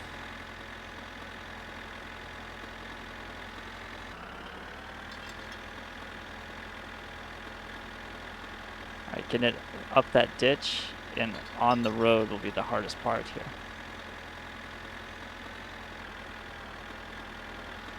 Did it. Now I have to look through the car as best I can, so I don't get hit with it by a head-on collision.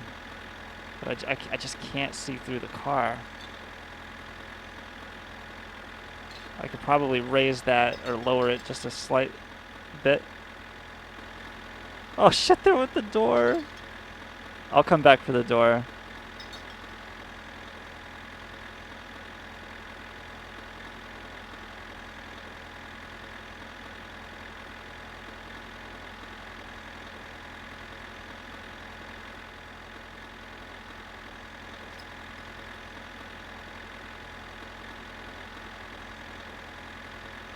This is high stakes fucking driving. Wait, am I going the wrong way? It was on the right side of the road, wasn't it? Fuck. Oh yeah, I've got to turn around. I'm going the wrong way.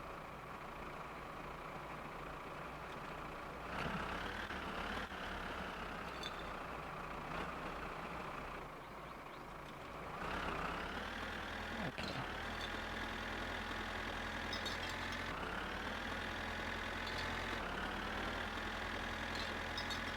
This is better, because now I can look over my shoulder.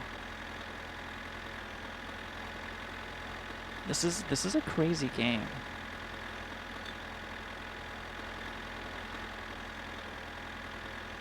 The stakes are usually pretty high, because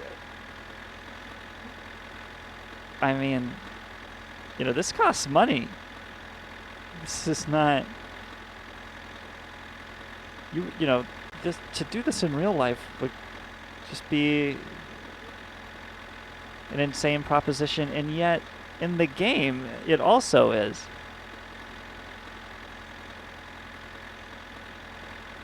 Like, what I'm doing right now does not feel easy. Just having that suitcase full of money is not enough. You still have to play this game.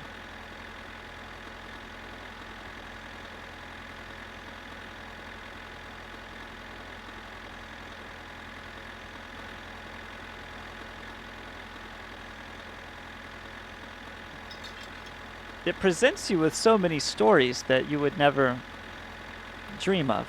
Like, yeah, this is like, you know, I'm going to try and go into the upper range here and see how fast I can carry this car. But now here goes traffic.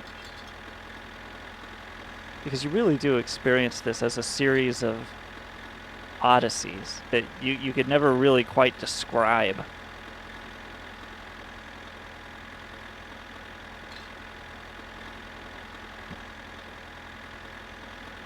What insanity happened in your game yesterday?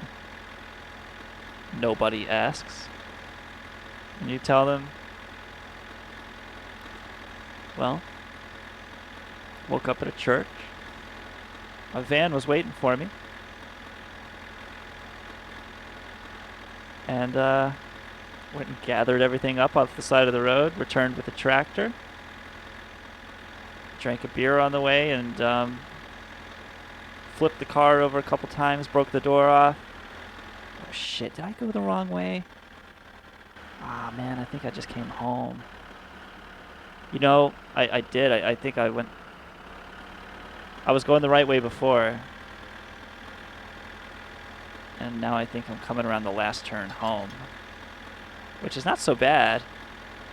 But everything is waiting for me at Homeboys in Lop, and I figure I might as well turn around here.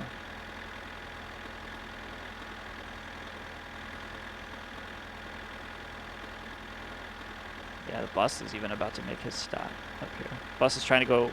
Oh no, bus is going to hit me. bus is gonna hit me.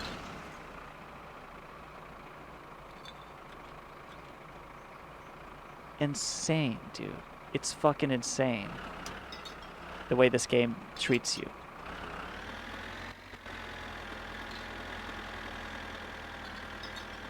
Oh shit, here comes another car.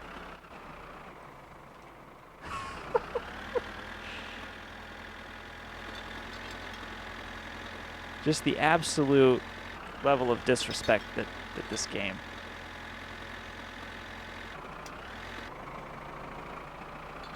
Thrusts upon you. Alright, now I'm going the right way. You know, he started to veer away from me, and then he came in at me. I was baiting him. Like I was baiting him. And he took the bait and fucking slammed into me. I bet that masturbator just blew his load when the van hit me off the road. And the whole time, by the way, that door that I left in the road has just been getting run over and pulverized by the other cars on the road. The bus probably hit it.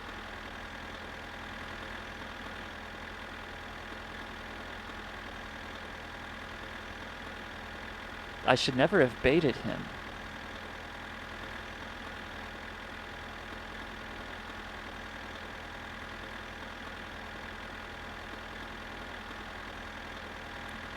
He sort of steered back to hit me on purpose, felt like. Let's see what's on Hate Radio.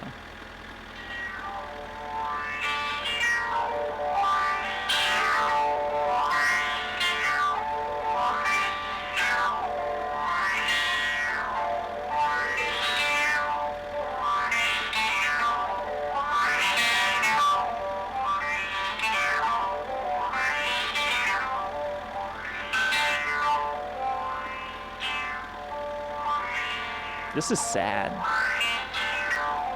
If I see that door, I might try to put it in the car with me.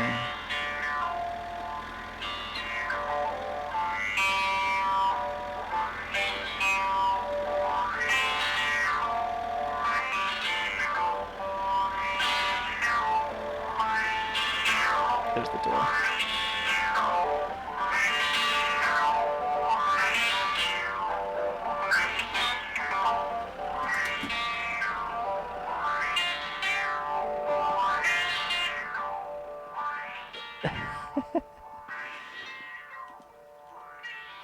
I really like this game. Oh shit, it's rolling away.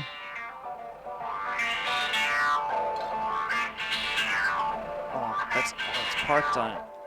Okay.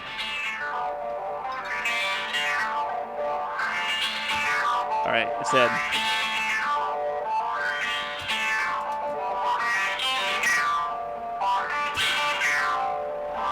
Oh, I'm like stuck above the thing now.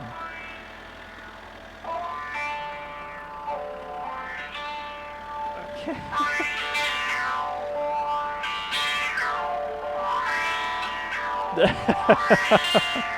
Now I can't see anything.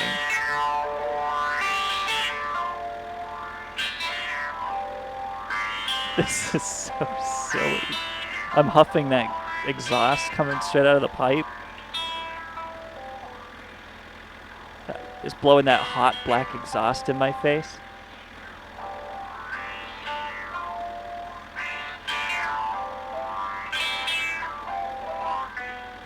This is awesome.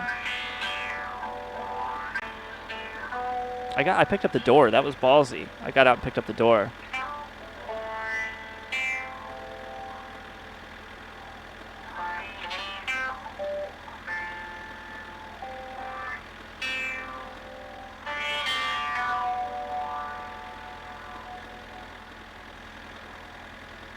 The bridge is going to surprise me because I can't see anything in front of me. But I will see the exit. Yeah, there goes Mr. Bean on his yellow car.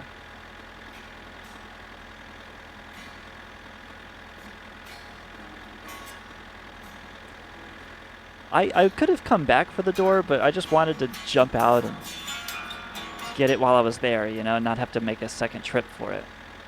I mean, I'm already there. And I'm just carrying it now. Oh shit, here's the stop.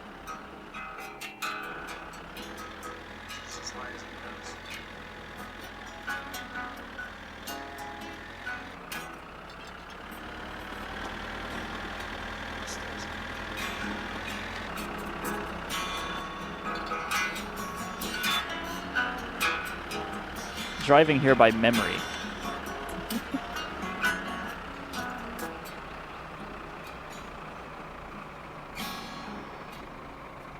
But if you lose something, you really do have to go back and find it again. It won't just reappear somewhere unless it falls through the map, in which case you can go find it at the dump. All right, we made it. Here's my fucking car, dude. Deal with it. This is crazy.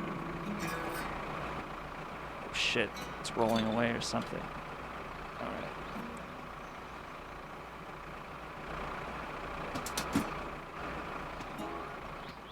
There's the door.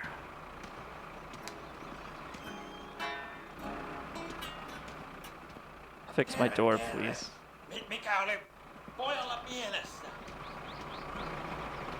Okay, I can probably operate this thing from outside now, and I can just dump it out.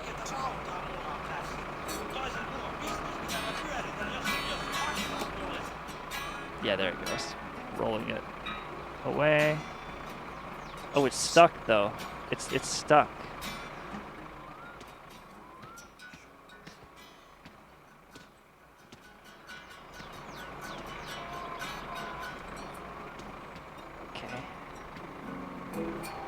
I'll lower that shit. No, not that. The arm? Yeah, the arm.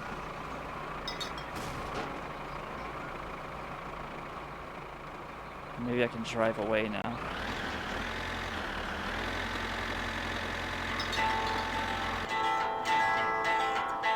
I'm dragging it.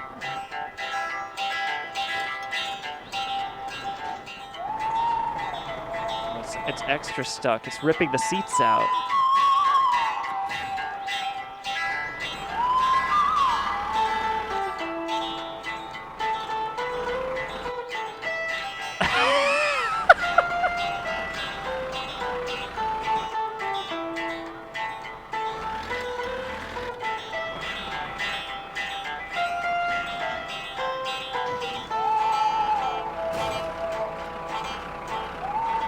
It's stuck on here for good, man.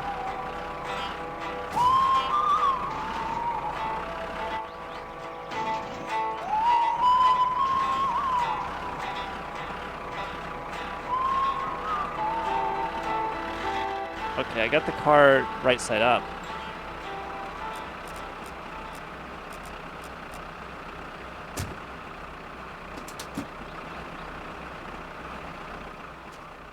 Okay, look at it. It's absurd. Okay, I'll roll that thing forward. And let's see, the fork, I believe. Yeah, there it goes. There it goes. That's something. And maybe I can push the car. This is how you die. I'll push the car this way maybe and just get it off of it. From behind. Get it from behind. Oh.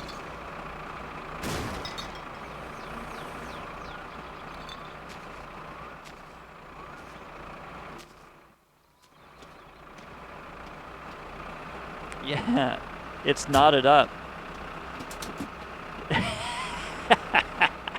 It's all knotted up in her.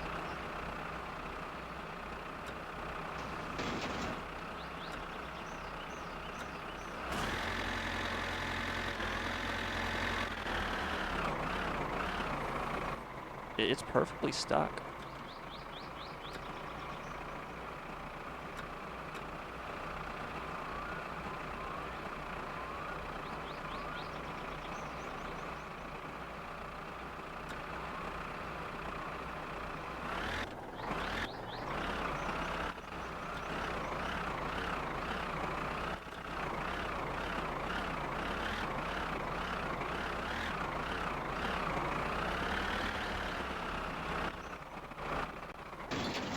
try and scrape it off. Off of up here, maybe.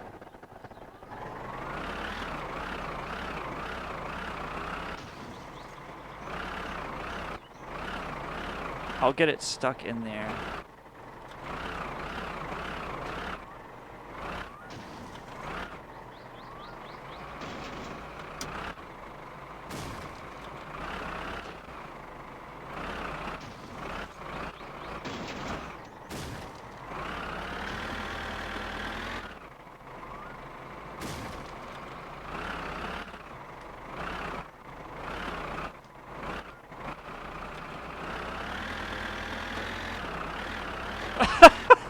It won't come out. It's stuck for good. What the fuck are you supposed to do here?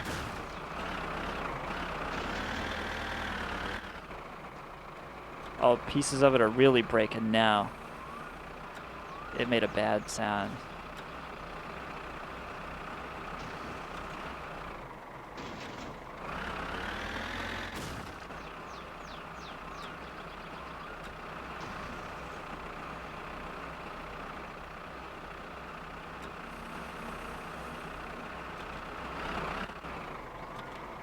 I didn't realize that this would be such a problem.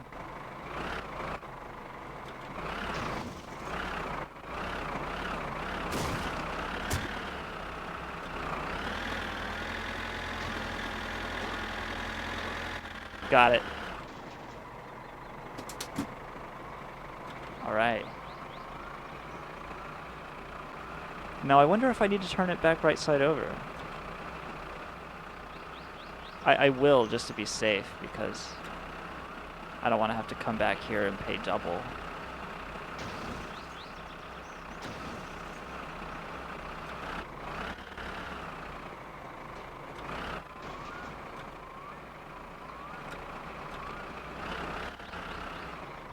I'm gonna get it stuck again.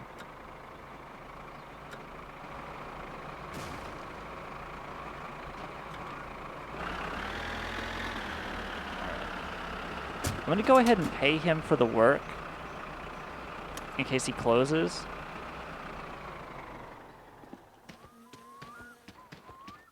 Oh, I gotta get the money. Where's the money? Where did it go? Oh, there's the tools. Oh shit, where's the fucking money? Oh, there it is. It's on the side of the road. Okay.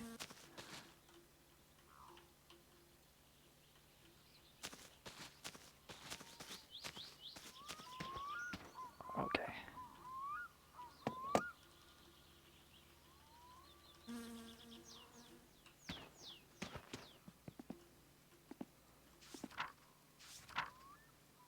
Better get the wheels aligned.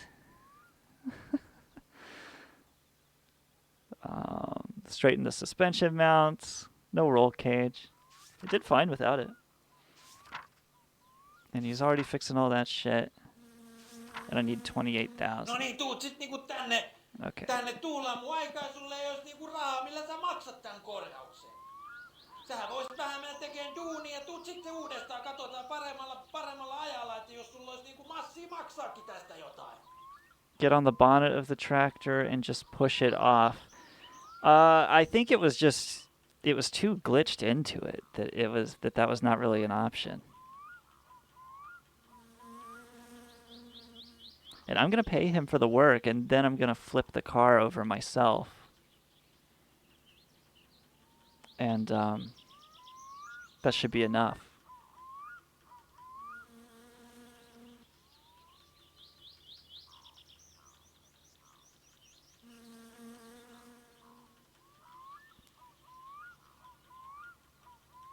Imagine if I had to pump shit for this. Or go put flyers in people's fucking mailboxes to make that money. Boom. Oh, and so he'll let me take the Ferndale. What did he say? All right, anyway.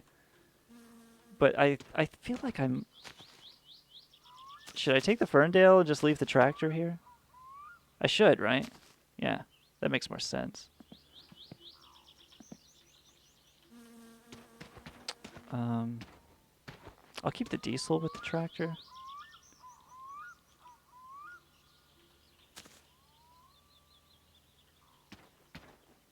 No, I should bring it.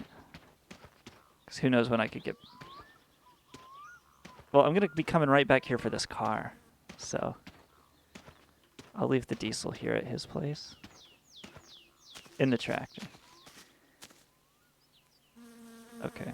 And I'll take the flashlight with me.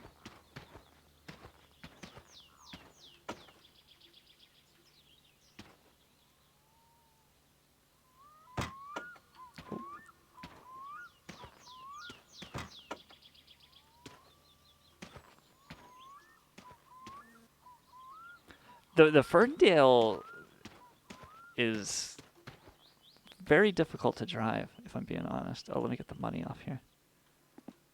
Who knows where it'll go flying. Oh, I teleported into the building.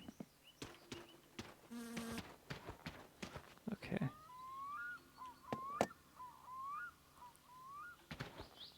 I'll put the money in the Ferndale.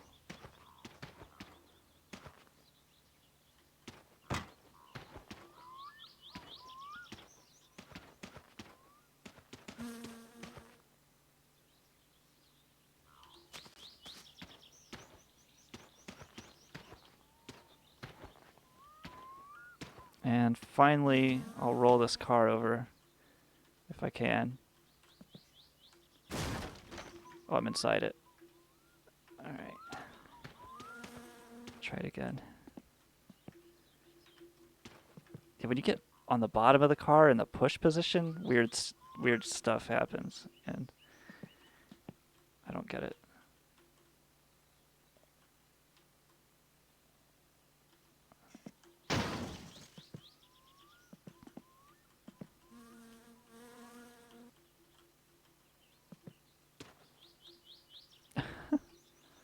Keep crawling through it.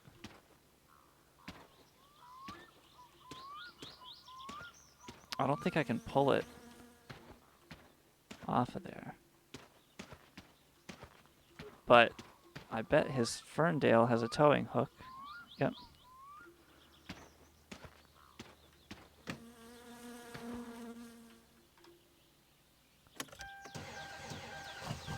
Yeah, raw ass American car.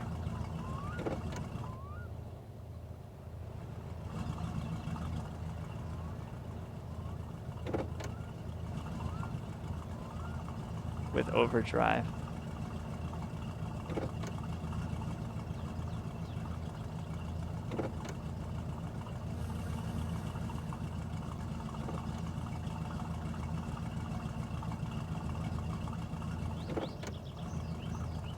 Where's the parking brake? All right. This is just doing further damage to the car at this point, but I want to see if I can get it flipped over.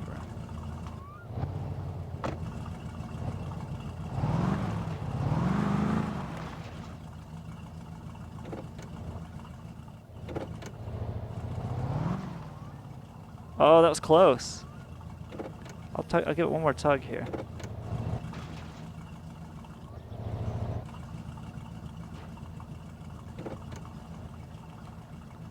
Oh, so close.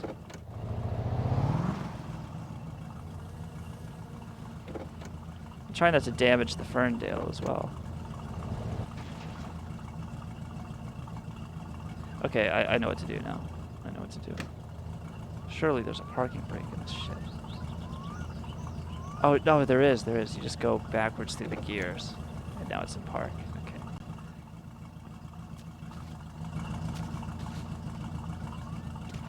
Oh, yeah, I could just bump it with the tractor arm. That's right.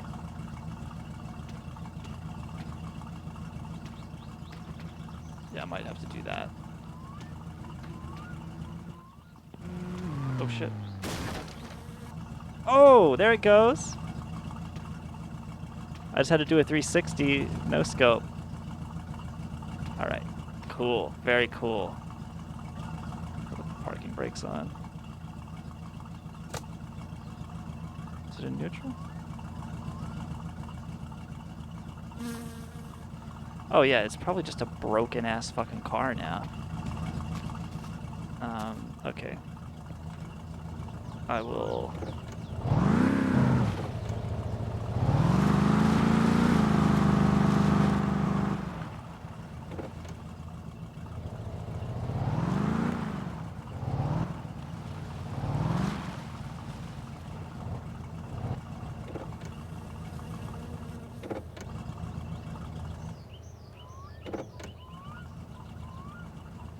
See what I have to fucking do?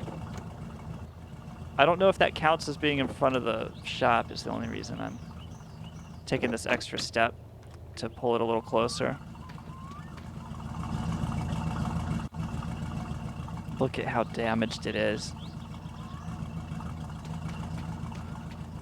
That's sad.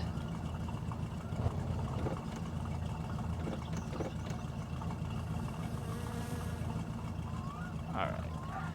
That got it.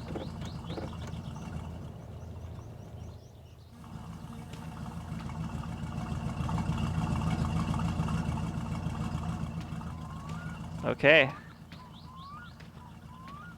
See you later, Satsuma.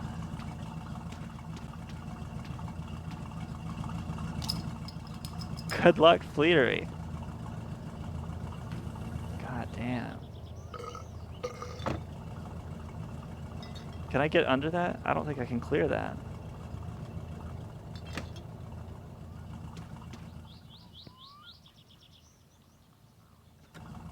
That's the wrong way. There we go.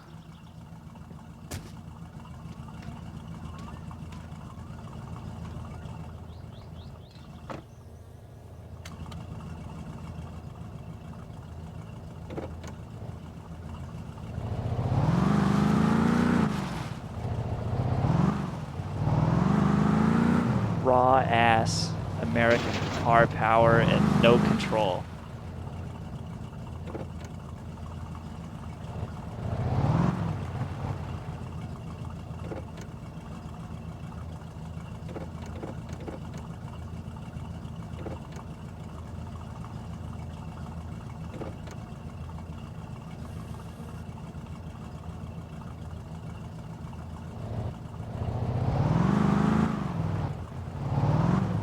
It's a beautiful machine.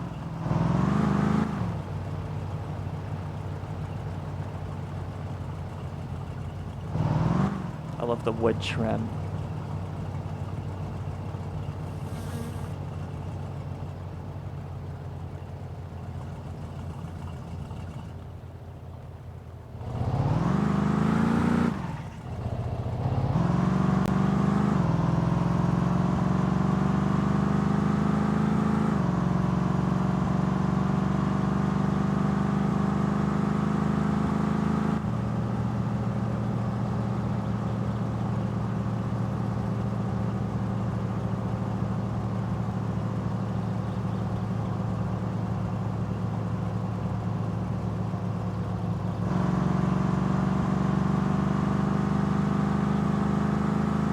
It's okay on straightaways, but you really got to take the corners slow.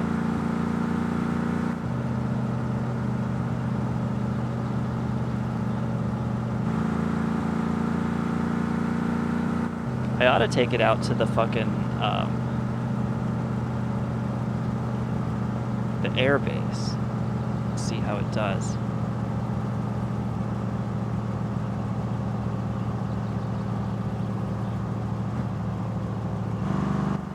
But it's probably not as fast as the Satsuma, really.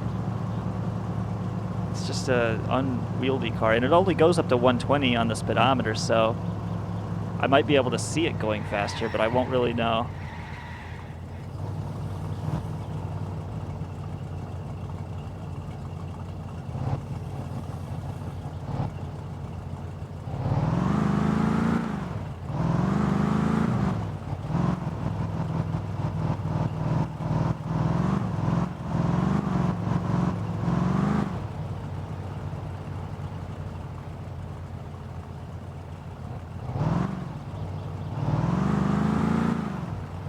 Oh, you can't give it too much love. It snaps away.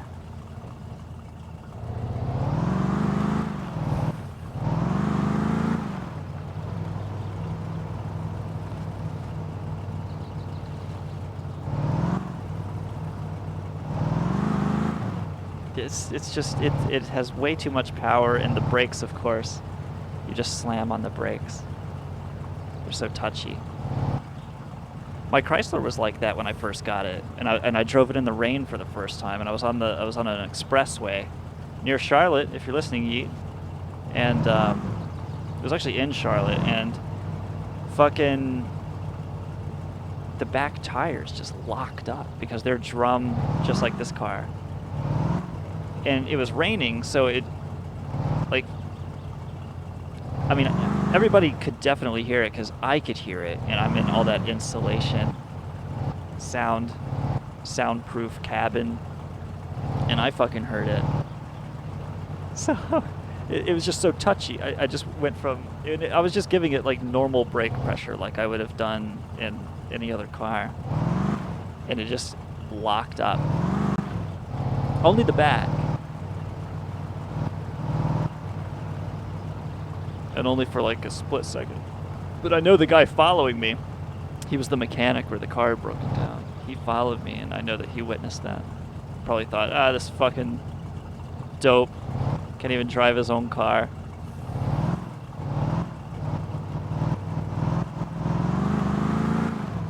Shit. I got ballsy. Floored it. Like, you really can't floor it and have fun, because you'll just go right off this gravel road.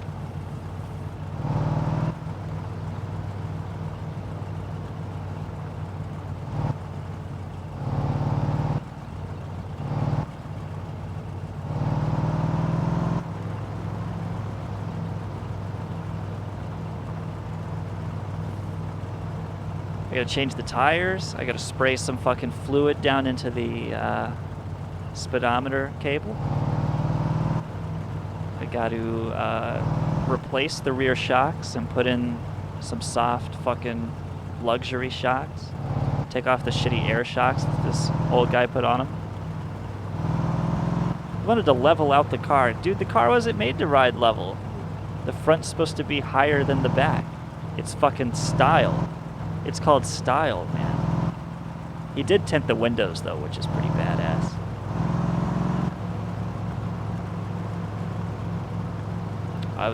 He did a good job, too.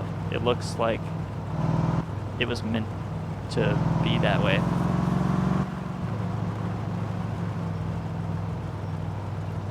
Limousine tinting he used. There's one of my life-saving beer cases. I put it there because sometimes I have to walk back here and I'm thirsty about this part in the road. It's a life-saving beer case.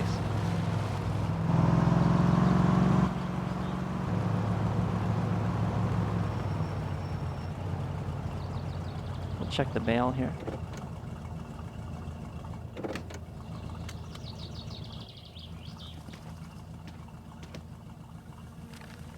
Looks like the power bill.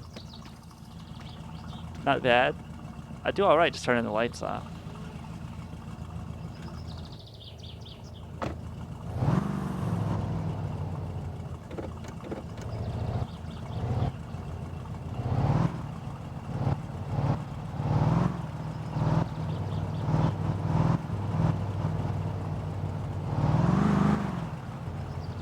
Made it back. I did exactly what I intended to do and made it back alive.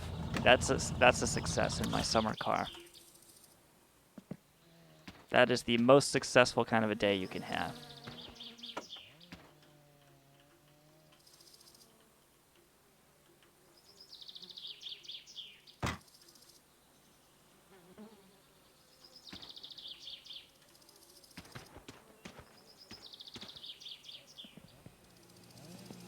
Get this shit.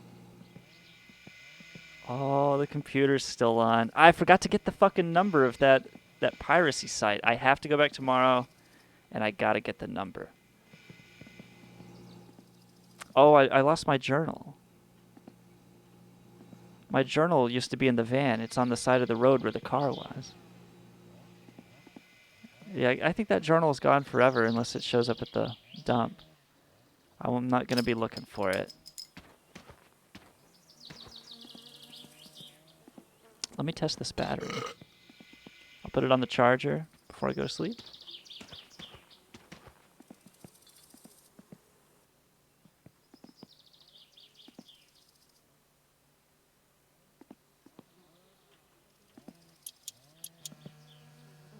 Good. It's doing fine. Has a good charge.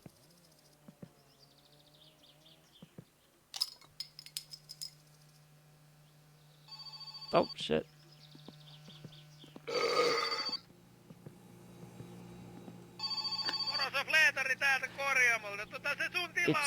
There's no way it's already ready. I just got back from there. Fleetery, he's scamming me. He's fucking scamming me. With the empty sewage, do vandalism. Oh yeah, he wants me to trash that inspection shop. The police are probably not going to be too happy about that, though. I'm not going back to jail. Not for Tamo.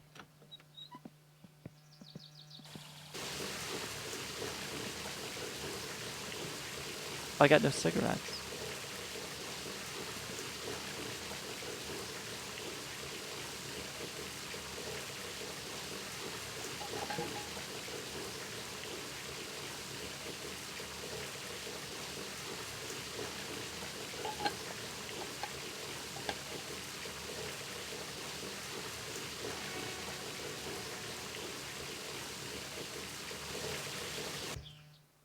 Beautiful.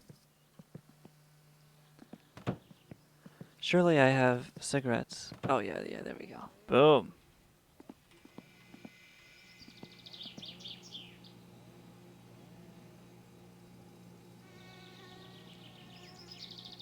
I will get that piracy website. I'll figure that out.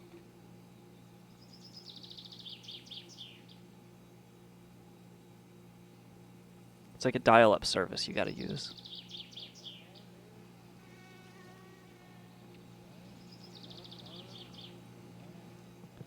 But if I had the journal, that would help. Anyway. It's still so early, right? It's only 2 p.m. And he says my work is ready. He must be referring to the shit from before I picked up the car.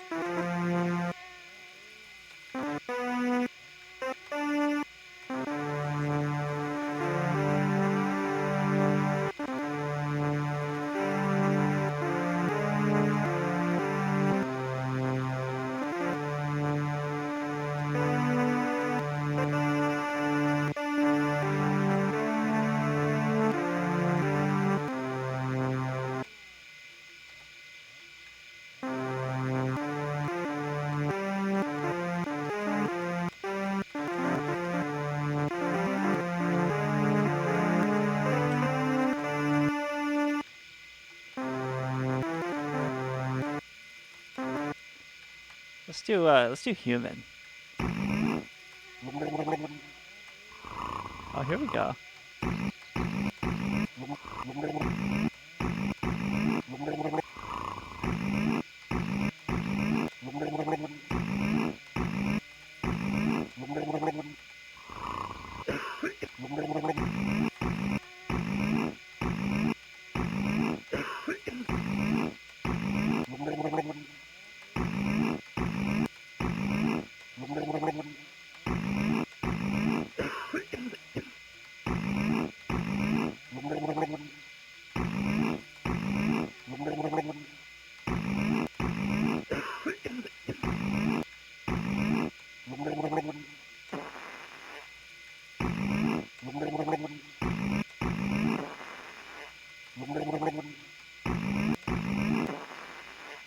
Okay,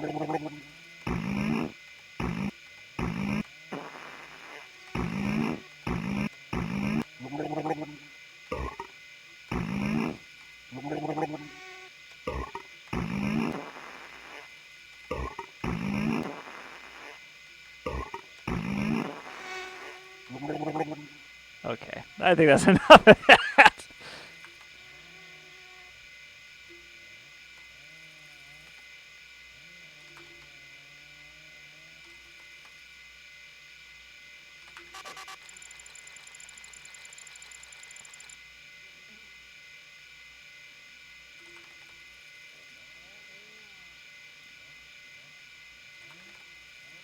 Okay.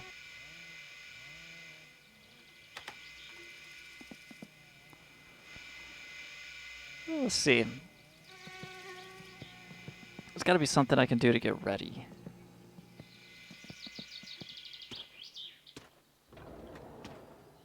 I don't need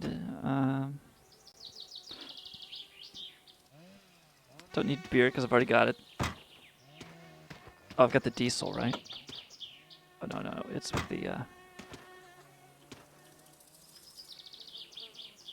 I know that what's gonna end up happening is I'm gonna go to bed too early and like he's not gonna be ready to call me yet. So I don't know. Let me see.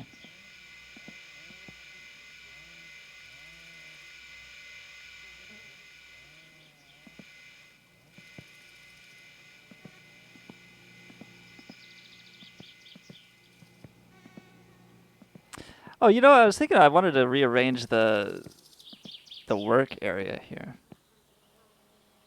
I mean, it's really good how it is. It really served me well, but I don't think I'm gonna need it to be that insane anymore. Crazy old gamer. Back at it, I see. Sup, Colonel? Sup, old gamer? How crazy are you, by the way? Did you ever shoot at anybody from a clock tower? Or did you ever have ideations? You know what I mean? You can call me Cog. But I don't want to diminish you by nicknaming you like that. Cog? Like you're a cog in the machine?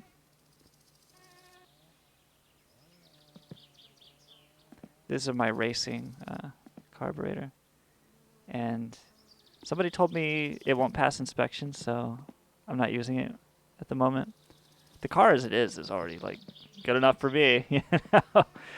I don't need these fucking racing components on it. Not yet, anyway.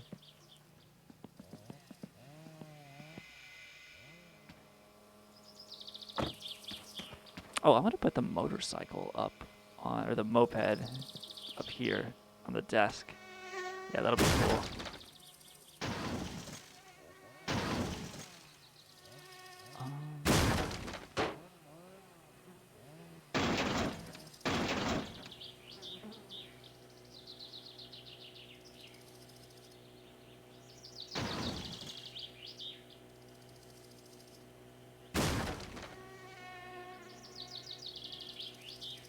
There we go.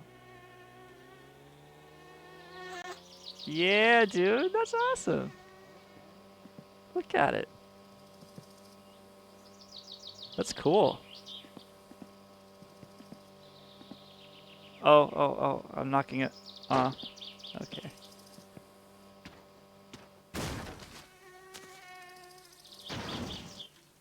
Maybe I'll do this. I'll build like a cool fucking, no. I'll do this.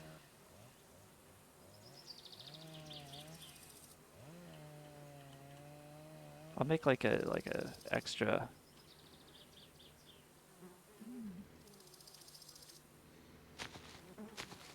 Oh, it's not high enough, is it? No, it might be.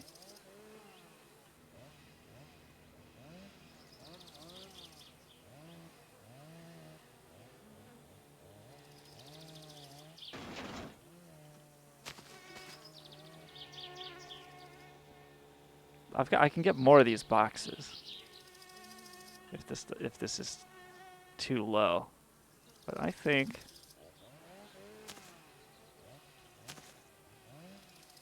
can I go under it? I can. Well, I clipped through it. I need to make 2 more boxes, and then that'll be my new fucking entryway to the house. I'll make coffee.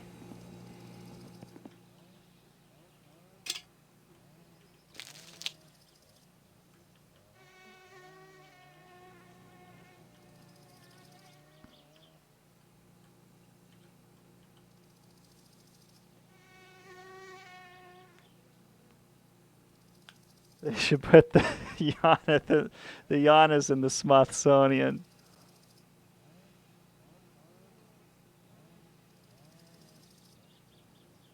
Crazy old gamer.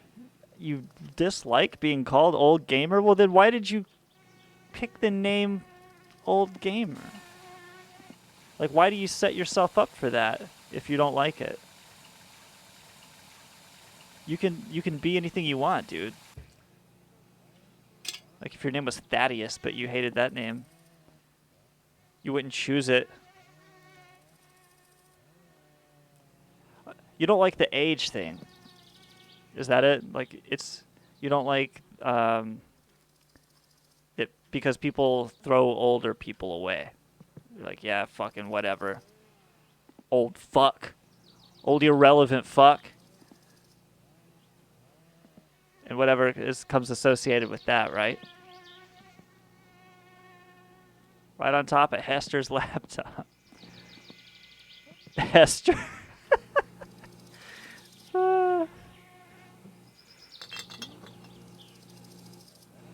Let's see. God damn, these paints are in the way. Because I wouldn't like that either, but then again, I wouldn't choose that name if it like invited people to use my dead name. What do you think of Chelsea Manning? Crazy Og.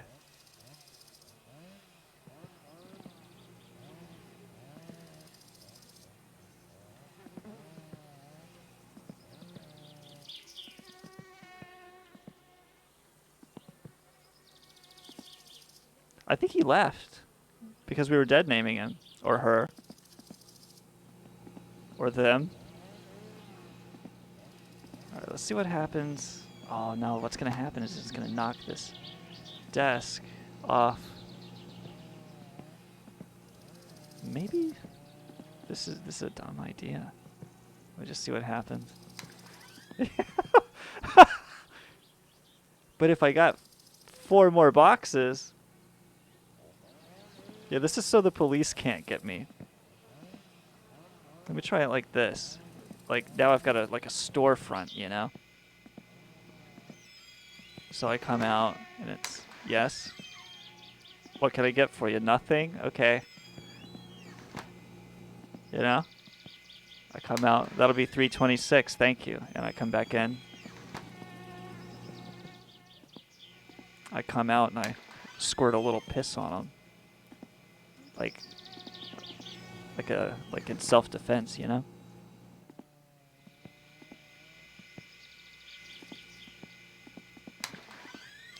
Anyway, that's an idea. I'll get more boxes when the coffee's done.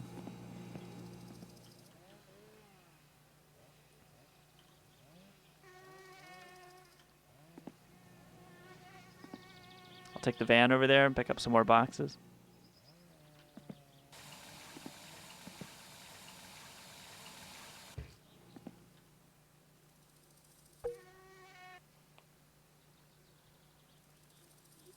You know, he came in and he's like, you can call me Cog. I really dislike being called old gamer.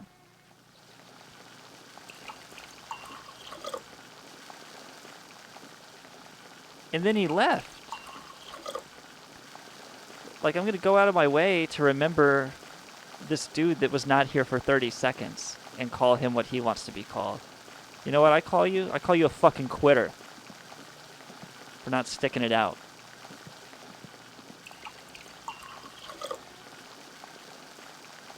Crazy old quitter. That's enough coffee. It's making me agitated. Now I can run away in the van and go get those boxes. Okay.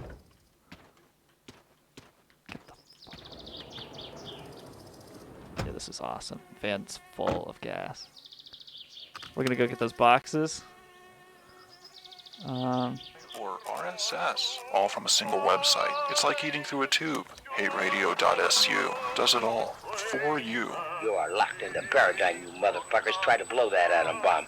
It can't be done. You're in purgatory, you cocksucking turds. You're not even good American shit. My name is Raleigh Theodore Sickles, yeah? That's me. I'm a fucking genius, obviously. This is Radio Hate, brought to you by the Internet Chronicle. Visit HateRadio.su.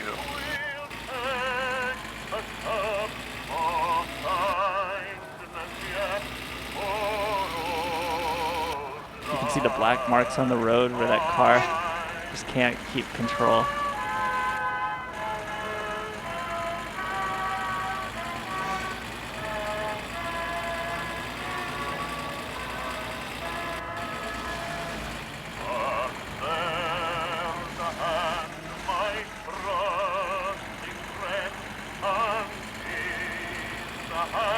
I'm building a stronger barricade as I go. I'm gonna get probably the last of this furniture now, which is just boxes, I believe.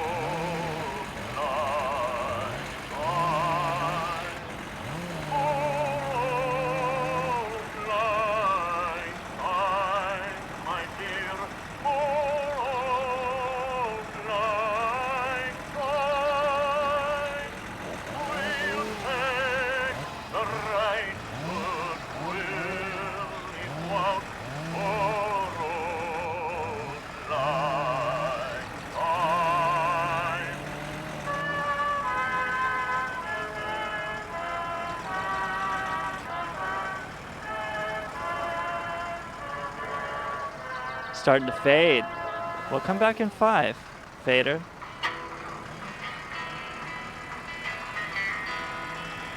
Always nice to have a brother around, you know?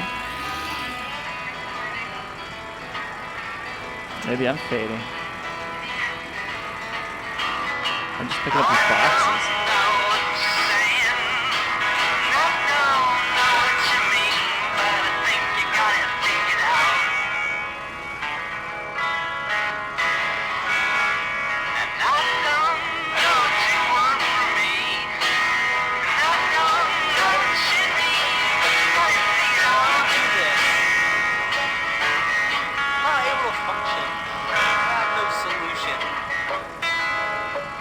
Oh, there's something. What is that? Something in the road here. Oh, it's my helmet.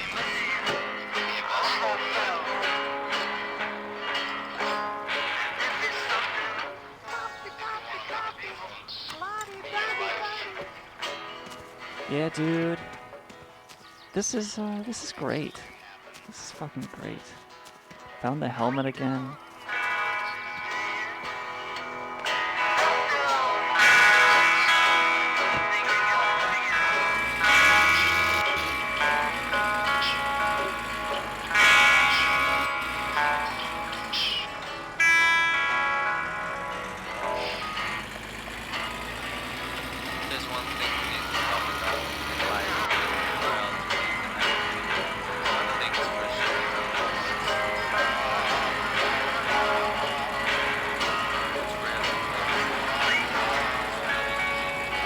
So I think maybe I can go to this guy's apartment. Or does he have to let me in, I wonder?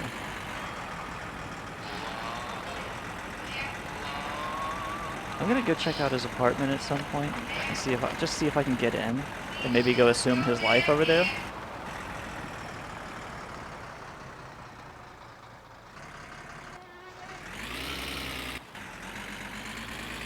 Yeah, this is the last of it. His old mattress.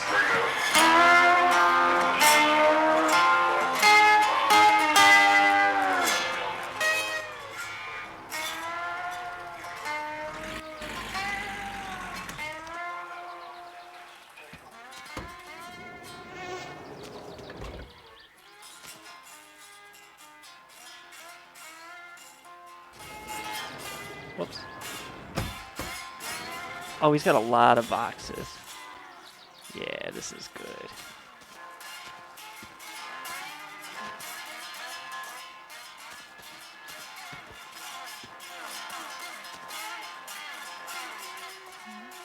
He's got enough boxes.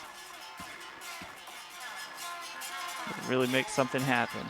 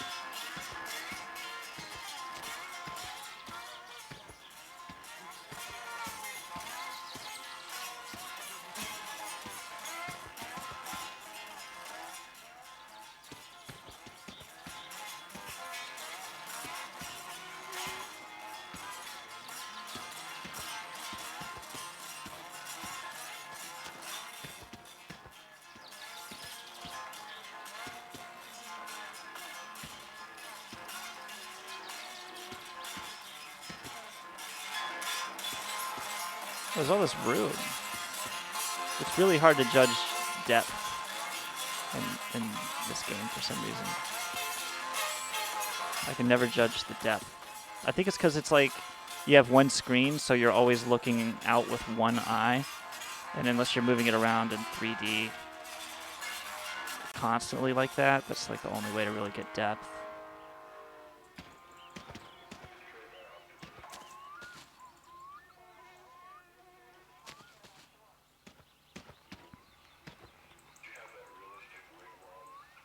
There we go.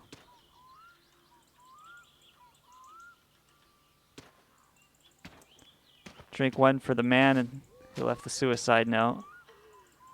He was like, this will be easier for everyone. Don't worry about me.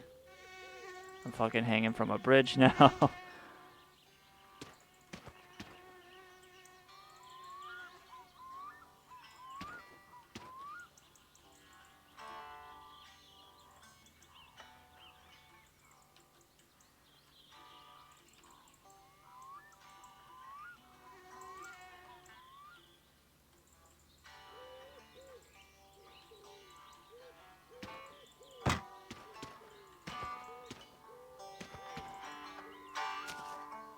I'm not gonna take these mattresses. I'll leave them out there at the rain and the garbage.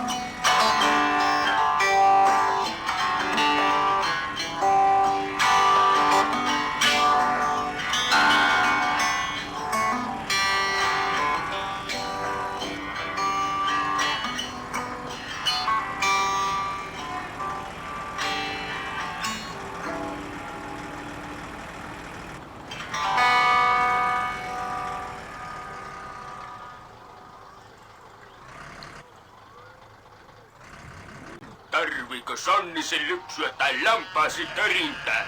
Lomittaja Erkki Armas Okkanen on palveluksessanne 40 vuoden kokemuksella. Liuskat kädet ja raaka työ. Erkki Armas vaikeudet lyö. Is fear healthy? You won't believe how this one drug is changing the world. Terrorists hate him. Americans stay constantly afraid using this simple trick. There's a new drug that will literally tear your life apart under a wave of euphoria. Terramax by Legal Joker Pharmaceuticals will put your eyes on the sky and the fire in your belly. A hunger for liberty. Our loyal and intelligent readers do not trust the government. You know there is such a thing as absolute truth, and facts are facts. Terramax keeps your spine pointed straight up, That sounds like a aligned to good the drug. North Star, a point of light astronomers have studied for centuries. Terramax, The huh? North Star is a trusted point of reference for everyone from Jesus to Napoleon. Patriots may trust Jesus. You trust no There's the one. train? Like LSD, Terramax permanently changes your DNA, heightening your lineage's sensitivity to fear, promoting survival, and enhancing the human experience of terror. Terramax gives you the energy to stay awake through the night. It enhances night vision, allowing you to scan the horizon for threats of terror. Terramax builds awareness of your surroundings. Is it a laser gun sight or a cell tower? On Terramax, you can focus on a point of light up to 14 miles away with perfect clarity. Every bottle of Terramax comes with Terramax Steam Key, enabling you to download the Terramax Terror Alert Center client for Mac and PC. The Terror Alert Center lets you rant hatefully into your webcam and microphone about unseen enemies of the state who are jealous of your freedom. Be a patriot. Spy on your neighbors. Report un-American activities to the White House, straight from your PC. Even medical experts don't know how Terramax works. It just works, according to Dr. Angstrom H. Troubadour. Terramax gives world leaders the courage to deploy troops and assassinate innocent, non-American dissidents abroad. Hi, I'm Virginia Governor Terry McAuliffe, and I prefer Terramax to an Adablock. It helps me think and raises my awareness. I told my cabinet, during an official government meeting, we should look into Terramax.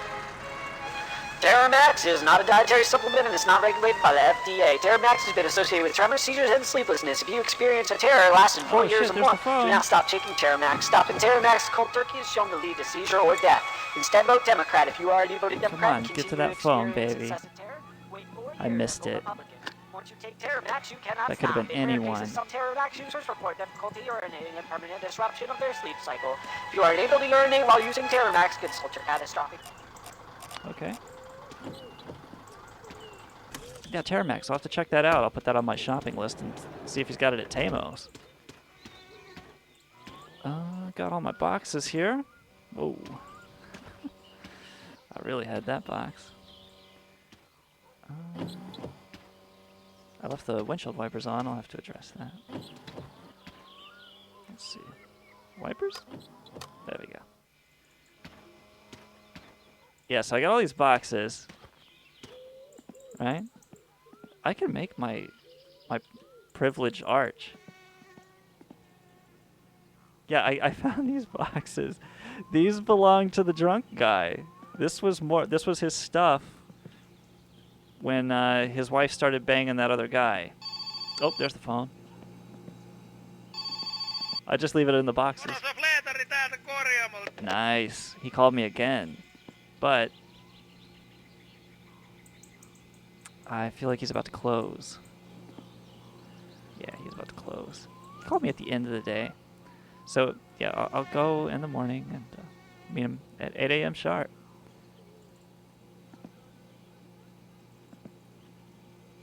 So you gotta get the first box just right, the way it has to be, so that you get perfect structural integrity here. I'm not taking any chances on my glorious archway. Let's see if the door opens all the way. It does. Does not hit a box. Okay. Perfect.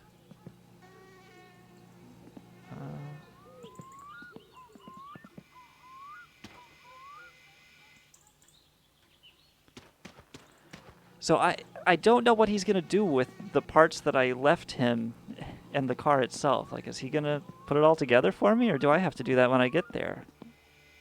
Did he fix everything? Why did he call me so early after I dropped it off?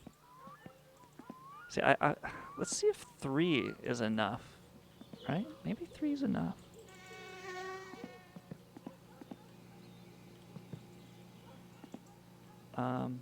There's got to come over some. Or maybe it's got to come over like this. That's as far as it'll go. Close? Oh, no. Oh, it does work. It wants to go back and forth, but it works. Yeah, this is fine.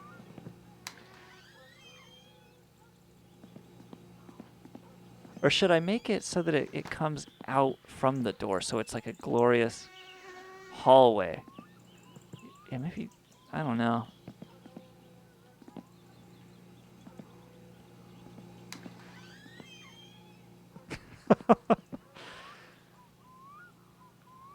Is this cool?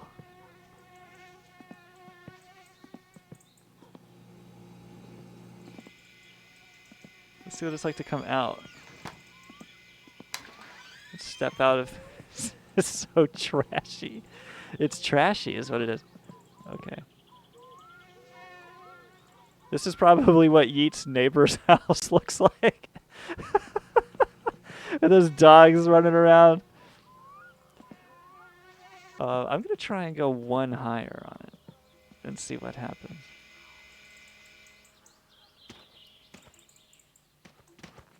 Or maybe, you know what? I got an idea. Check this out. I got this. Let's get this and make a fucking gamer, fucking maximum gamer room. Here, I've got this other TV.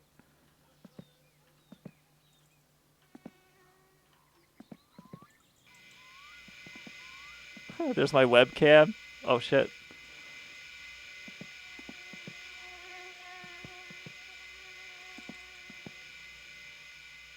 Yeah, there's my webcam, dude.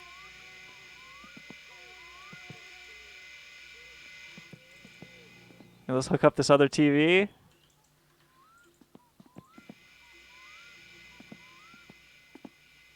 Beautiful. Stunning. Standard definition.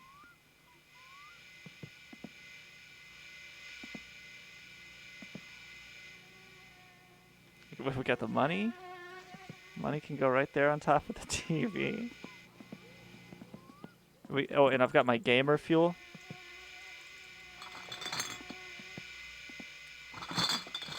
Boom. Yeah, I'm set up. I'm fucking set up here. I just need that poster on the wall that's like DuckTales. But I got my Bob Uecker. Hallucinating Bob Uecker. And Internet Chronicle. Chronicle.su, Soviet Chronicle. This was back when it was Soviet Chronicle. It was another time. Jester really didn't like that. Yeah, this is set up. What else can I bring in there?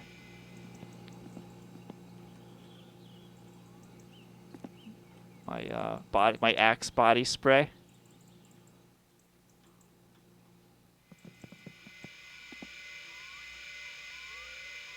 Yeah, breathe that. Let's see what's going on in the parents' bedroom. Oh, it's so nasty.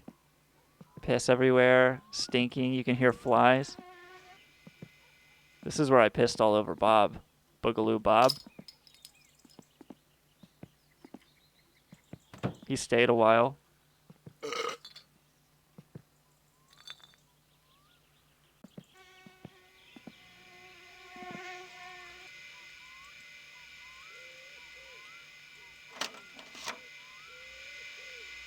What is that? Pro Pucky? Oh, that's the fishing game, I think. It was kind of interesting, that fishing game. I don't know.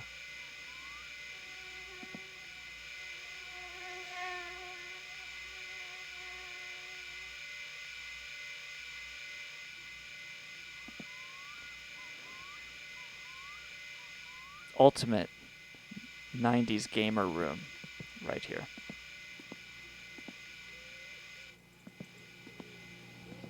Disconnect the phone so nobody can call. And fucking plug up the internet. Oh, I need my cigarettes in there by the computer. My Petsamos.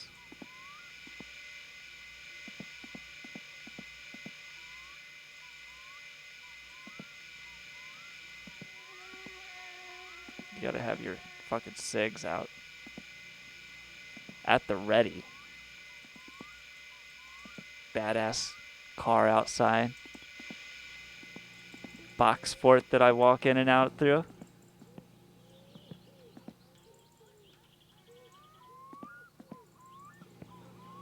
Here it is. That is the ultimate archway to come into my domicile. And when I come out, it shifts and adjusts for me to exit gracefully, and then it shifts back. That's badass, baby. It's fucking badass. That's all I can say. I've got this cool coffee table. Nothing to do with it. Oh, here's the sofa.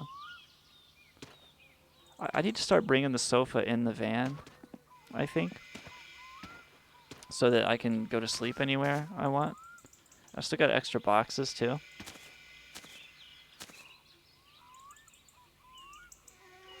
So maybe I could pile these boxes up in front of this window and block out the sunlight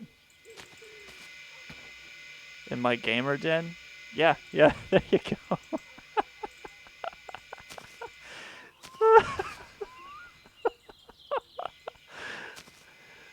Oh, that's much better. Know that the sun won't be fucking shining in when I'm trying to use the screen.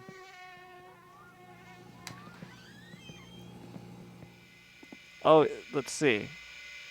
Oh no, it still kind of sends a glare through. Oh, there's the sun. Yeah. Yeah, this is better. Now I can really game here.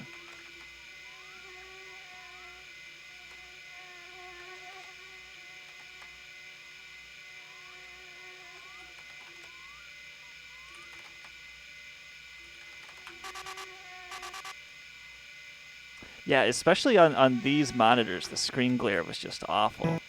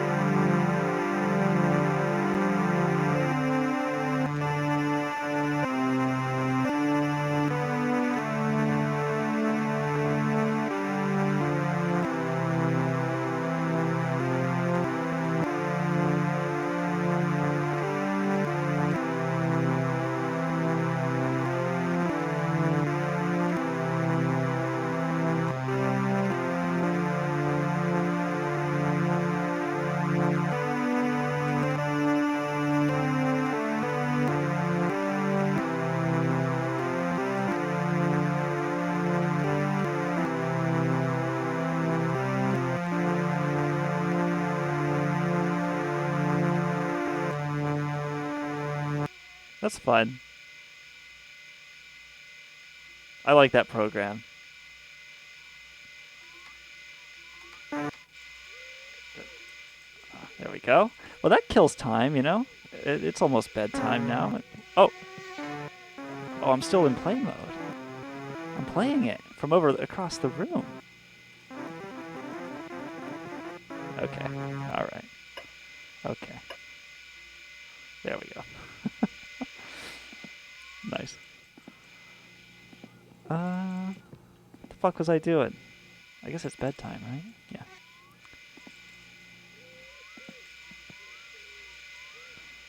First night in my gamer room. Yeah, just keep it running. While I'm driving the van around, it's playing some song. Alright, and it feels like morning again. So, let's grab the money and run. Yeah, nice. It's like perfectly morning. 6 a.m. I will... Oh, what's that? That's the helmet. That's the helmet in the van. I was going to put this sofa in the van. And just keep the van as like a fucking bang bus for a little while.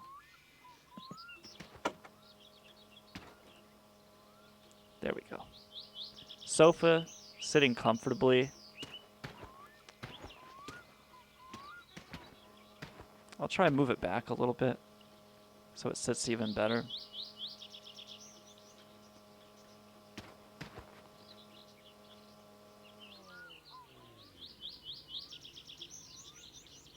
I want it to sit flat right there on the base.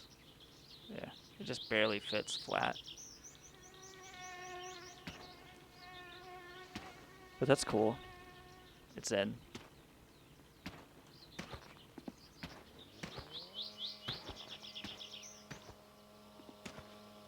And it leaves room for everything I need. Like the fuel.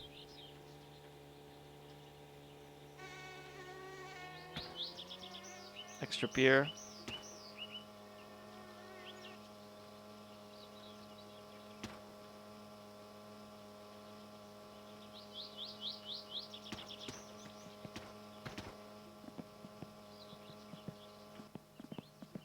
Packardina, how the hell are you? Hey, this is a crazy game, huh? This is my summer car, and this is my beautiful archway. This is my domicile you're looking at here. Oh, Foxnet just went live. Good for him. He is probably playing his beep and boop sound machines. He does that live in real time and makes some interesting stuff. We got to listen to him on the show before. I do hate radio. And, who's this? We will say this one. Yep, that's hate radio.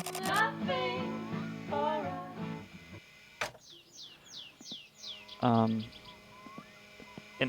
I still have... Oh yeah, I've got one more box and I can block that off. I can block the light out a little better, I think, because the curtains are right there. So I can pull this chair out some and create like a base where it'll sit in the windowsill and on this chair. Yeah, just like that.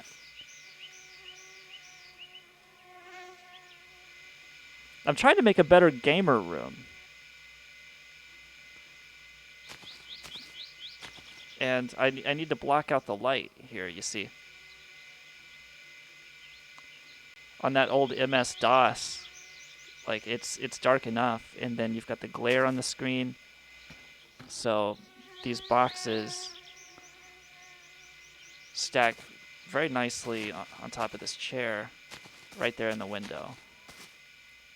And I think that'll do.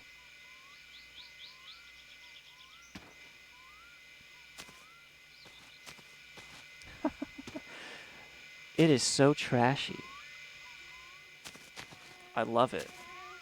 Now, maybe a full case of beer would also fit right there and block out the last remaining light.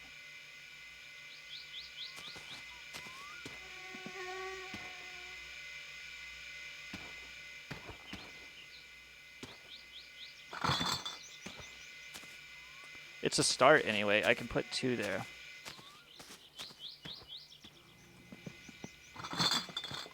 And it'll also it'll create a nice glowing amber effect with ray tracing. A lot of guys named Ray are getting nervous about that tracing. Oh yeah, I gotta piss. I leave that off. It's distracting. I'll piss when I want to piss, you know? I was having urine trouble. Oh, that's funny. You're in trouble.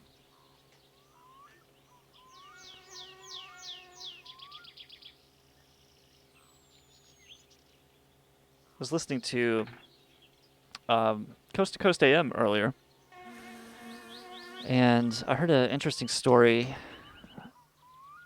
about something called Mel's Hole. And so I went searching for it, and I read this funny story about a guy who, like, he was this half native, half white, like a self-professed medicine man, right? And he claims to have found this mythical hole that was sort of a rural myth at the time, of like a bottomless hole, and like somebody's dog came to life that was thrown down this hole, like a dead dog. And I'm thinking, who threw the dead dog down the hole? Like, there's something yellow under this car. Is that like some performance part? It is. It must be the suspension. It's red and yellow.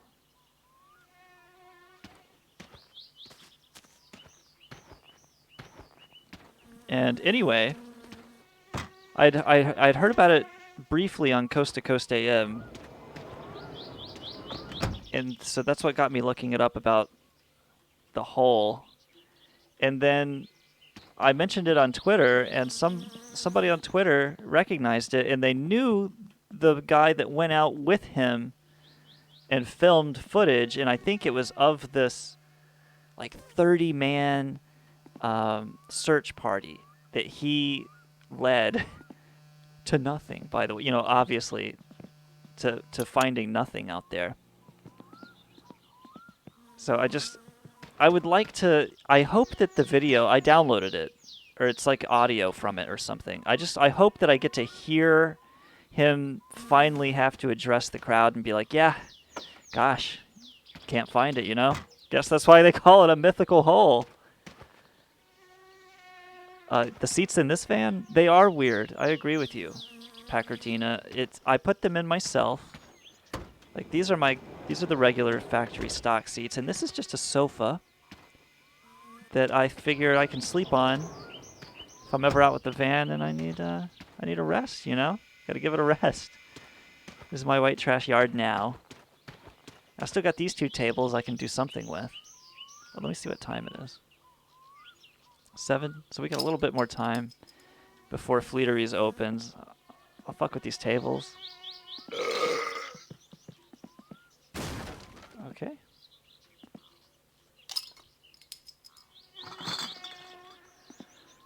Where can I put them? Maybe I could make like an art installation here in the yard on top of the white one.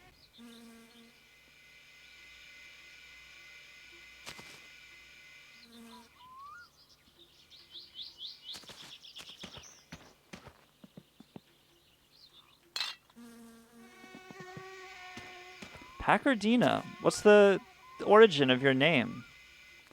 Crazy Old Guy was here earlier, and he did not like being called Old Guy.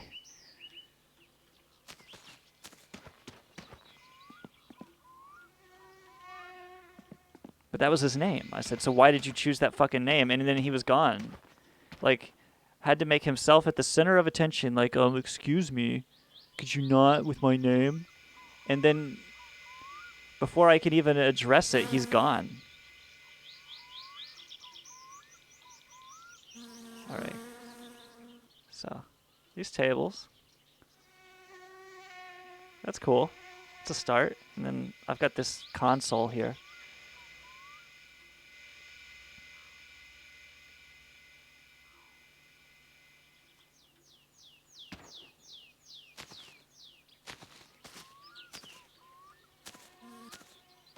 That's pretty cool. Just trying to get it symmetrical now. The corner pokes out a little there.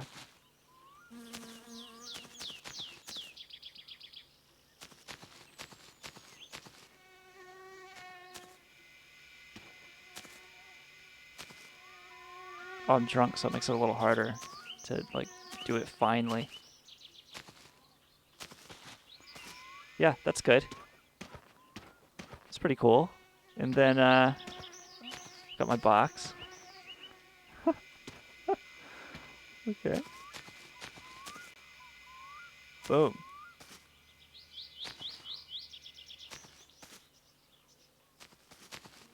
Should I do the box perpendicular to that one? That would look better, I think.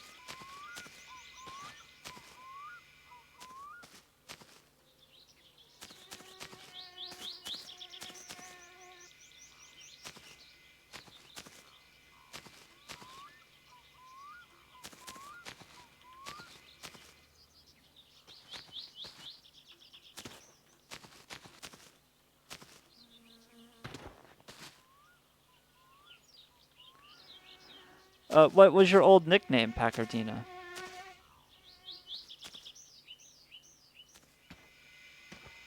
Was it Jean-Luc Packardina?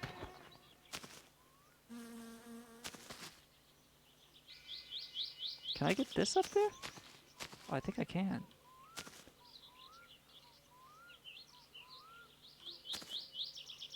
Yes.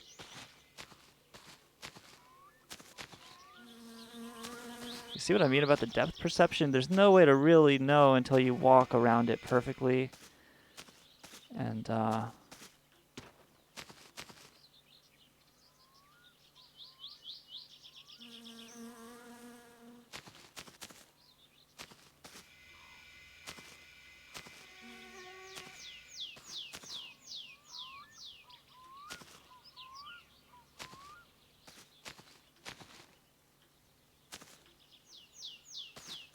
that's good.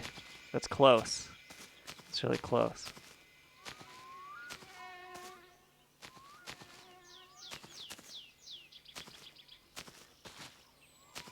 Yeah, that's good. Oh, and I can use the van to get one up even higher.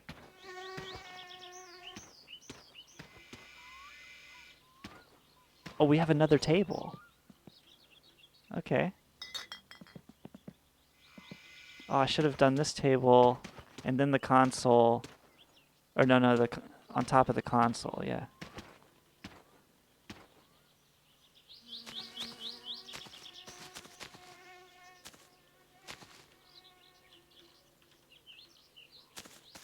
Like that.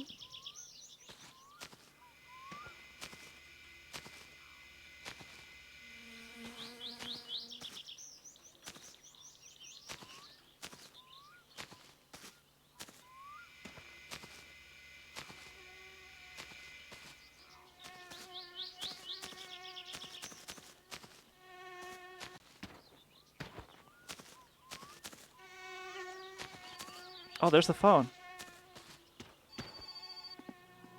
They're interrupting my fucking stacking. Oh. Oh, he's yelling. He wants his car back. Alright. So I guess I gotta go. I'll finish this when I get back. Oh, but I might be coming back with the car. Alright, I gotta finish it now. Look at that. That's good. That's really good. It's close. All right, just a hair this way. And okay. Oh, that's nice and centered too. All right, I'll finish it later. The property value is sunk, man. Can you drive the van through the house?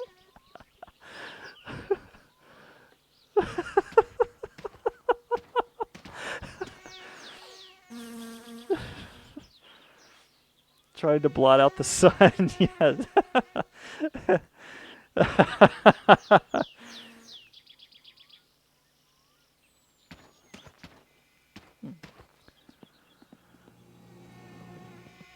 Look at that. Look, you can't see out now. You can kind of see the van. And you can kind of see, like, the lake a little bit. But you can't see me in here masturbating to porn at 2,600 baud. Alright.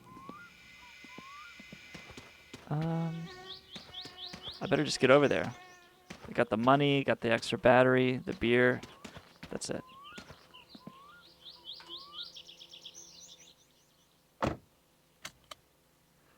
You might as well drive the van through there. Fantastisen hyvä, tästä Ritkekin tykkää. The property value is fucking tanked.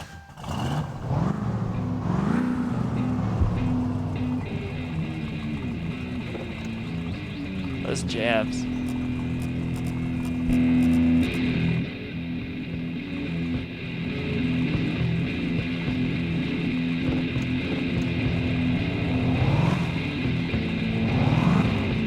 Got the money? Yes.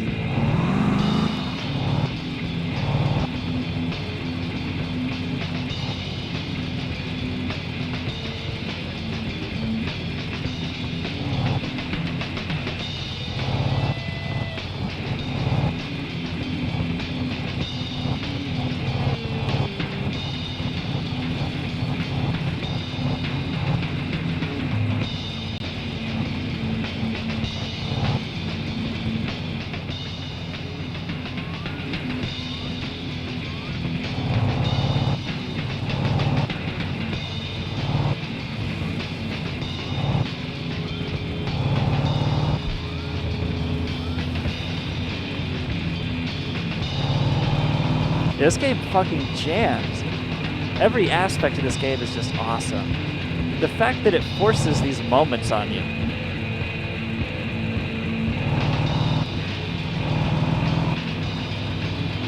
And you know, the cigarette tastes better. In this car, the cigarette tastes better. Like, you want to take a big fucking 1980s drag off that motherfucker.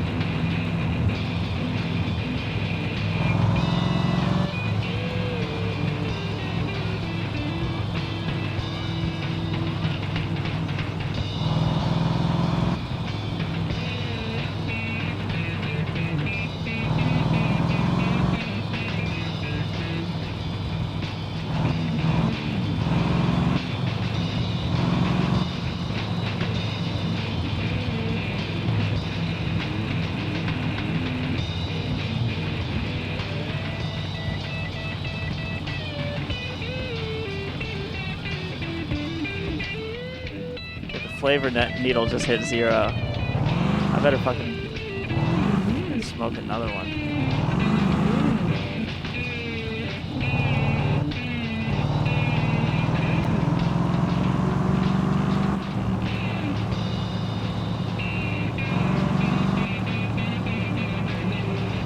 Car's doing alright here. It handles okay as long as you don't touch the brake or accelerator. You just gotta only steer it.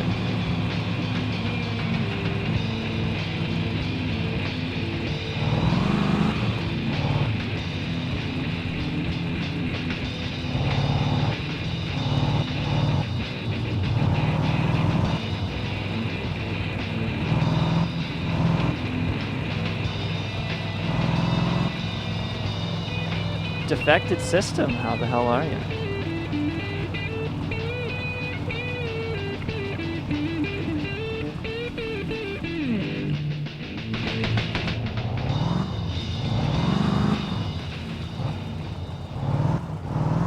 Alivieskan UFO-kontaktihenkilöiden yhteistyöryhmä on perustanut viimein yhdistyksen.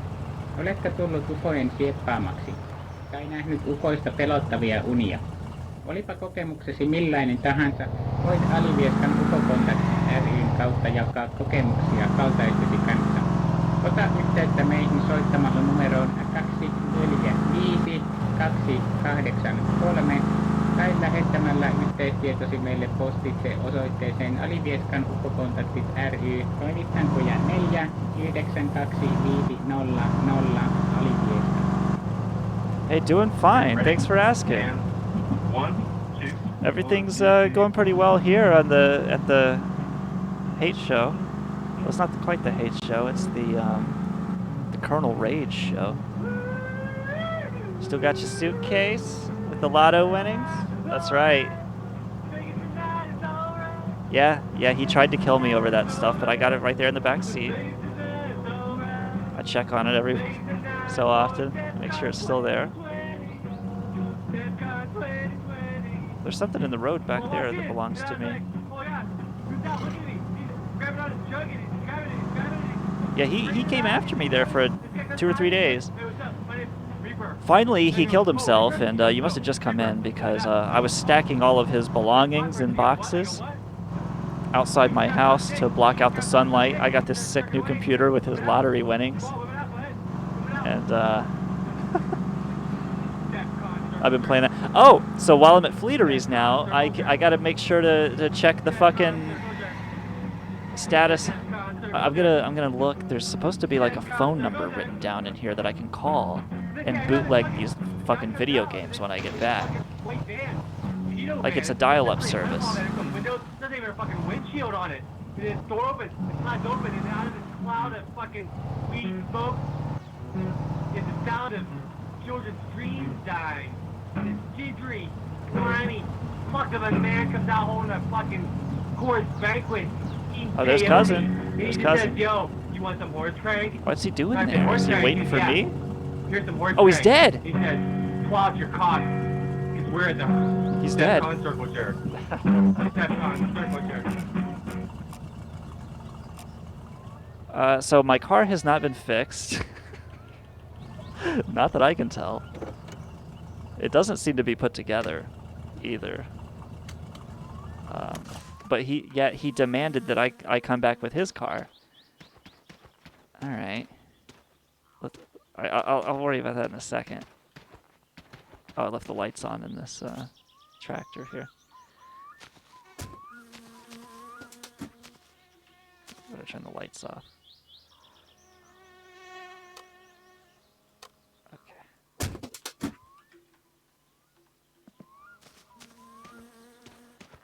Yeah, I do basically own this town now. This is not good, dude. My cousin is dead. Alright, I'm gonna try and yank him out here. I'll bring him home and put him in bed if possible. Can you get him out of the car?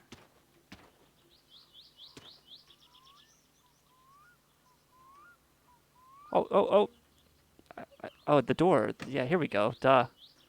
Oh, there's his booze. This is how he killed himself. Maybe he fixed the tractor by mistake. Yeah, maybe he spent 30,000 marks fixing the tractor.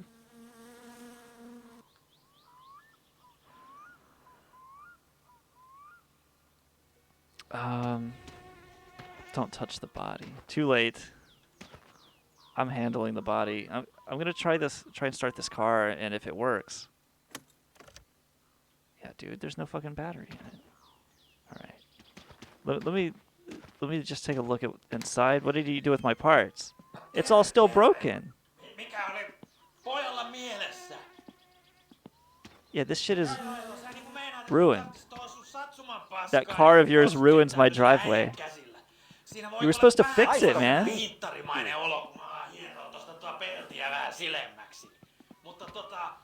Yeah, dude, he's pissed. He is pissed. He's mad at my shitty car. I paid him 28,000 marks to fucking fix it, and it sits here in ruins. And he has the nerve to complain about the way it makes his driveway look. All right. I can't even put a battery in this piece of shit because it's all mangled.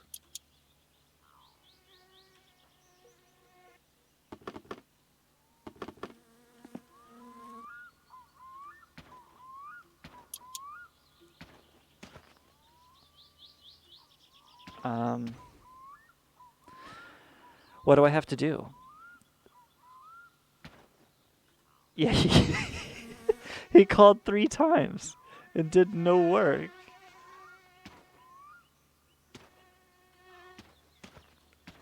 And all right, okay. One thing at a time. I need to address the fucking corpse on the road. And how long do you think that guy just sat in there, oblivious to this wreck? Oh, look at his tattoo. He's got a snake tattoo. And it's got like a ribbon or something.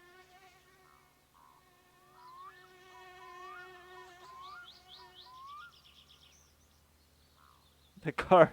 Yeah, he was trying to build his own car and it was just too great a challenge. So he called himself Packardina.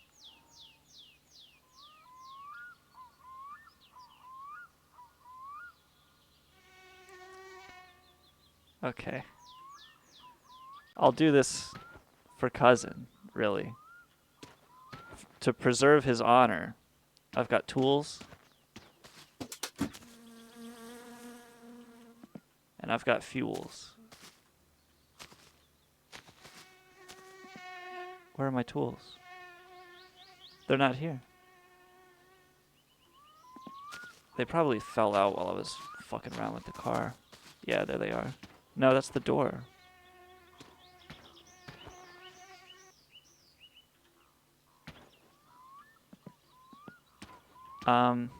Maybe I brought them. And can you remember what I did with the tools?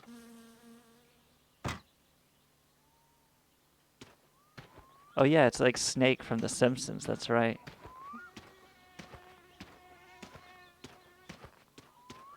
Maybe the tools are in here? This is... Dude, he just humiliated me. It looks like he fixed that fender, maybe.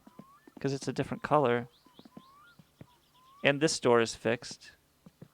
He did fix those. This fender and that door. But he didn't fix the car at all.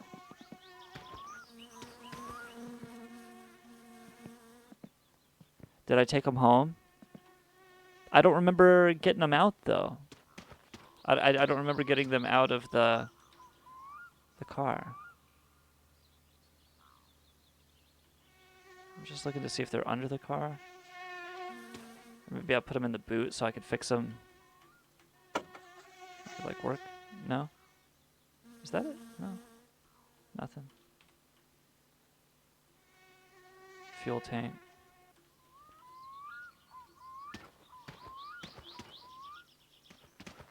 I was pretty sure I left them in the tractor.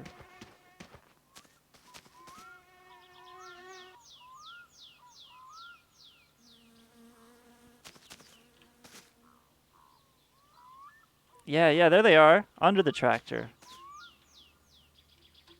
Okay. So I can try... I don't know.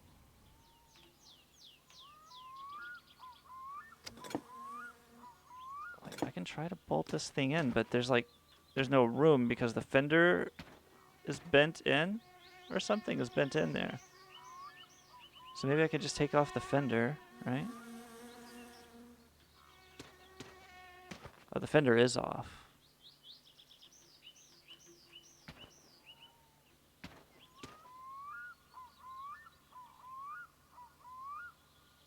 Yeah, it's just bent in this really weird way. And I can't get the battery back in.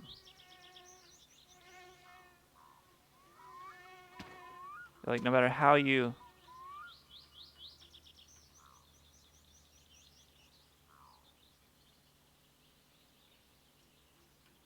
Yeah, there's no way it'll go in.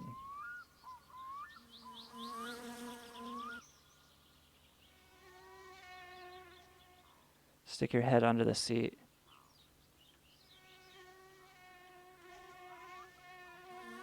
You mean like this?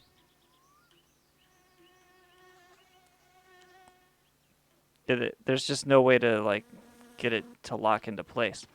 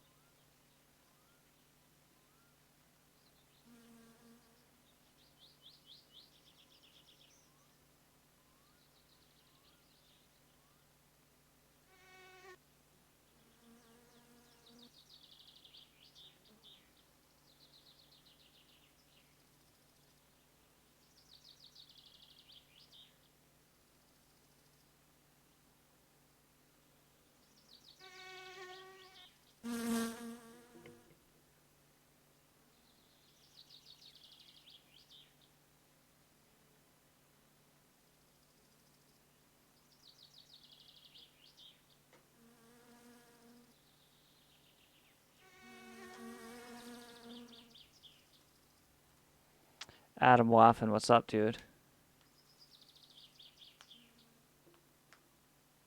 Loosen the screws for battery. Oh, yeah, duh. They're still tightened.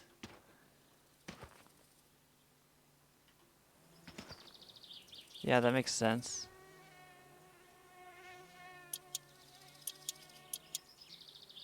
Good call.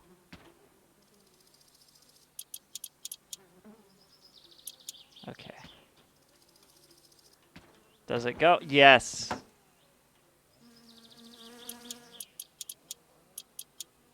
Beautiful. Oh, I think this might be the dead battery. I can't remember. Oh, yeah, it just came on. The lights came on. Because when I wrecked it, it was dark. All right.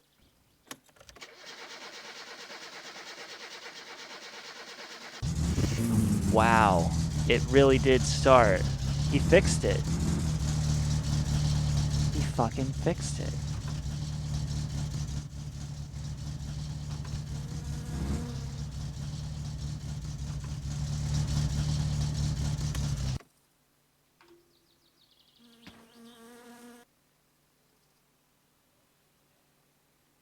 He fixed it. Alright, so I'll put my fender on. Oh, where's the other fender? I'm missing one. Is it still in here, maybe? It might be at the junkyard. So I got the bumper. Oops.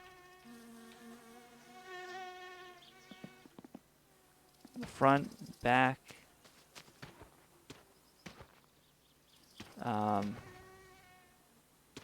Cousin. Alright, my door. So I wonder now how I'm gonna find that fucking, I'm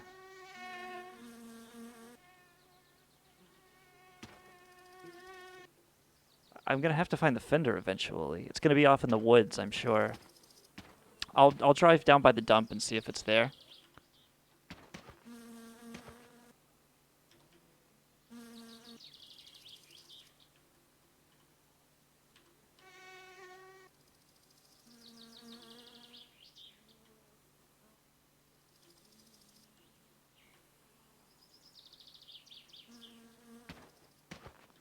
There's the muffler.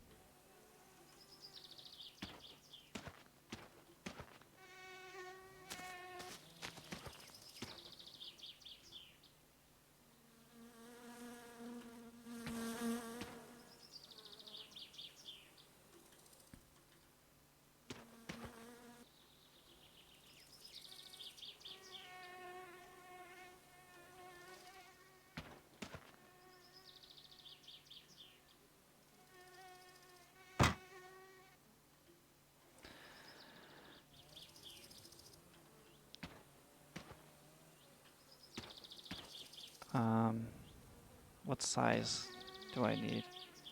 Oh, the windshield. He didn't fix my windshield. Am I supposed to put the busted windshield in?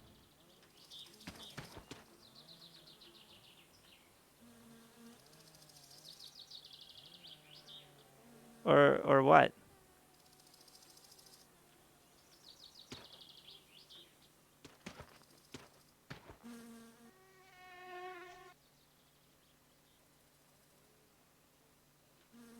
So what do I do? How do I get him to fix it? I already paid him once to fix that fucking thing.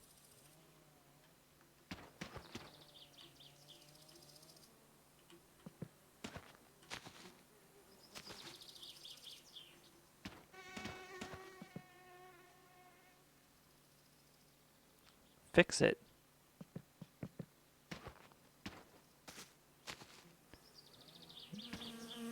Thieving. Thieving cunt.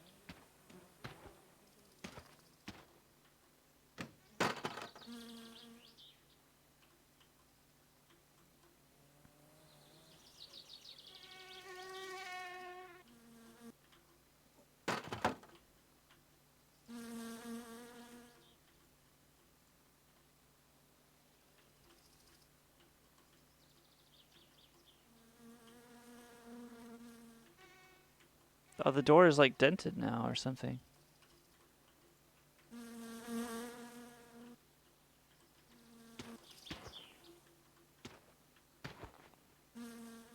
Did he, I think he cheated me out of money. Because look at this.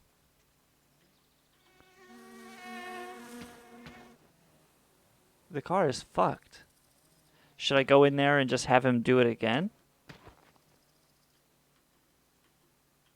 Yeah, it feels like he needs to finish his job. I'll tell you what, Haas, I'm gonna fucking... I'll be borrowing that car again. I'm gonna go in here. Let me get my money.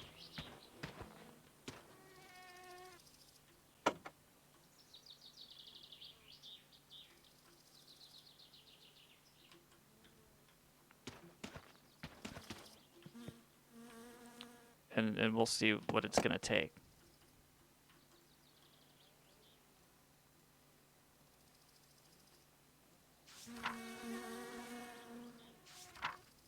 Oh, there's a bill still here that I filled out and he never did.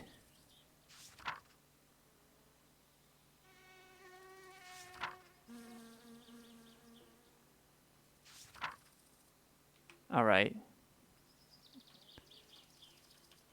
I don't know why that is. Yeah, I'm pretty sure I did push the button because it charged me the money.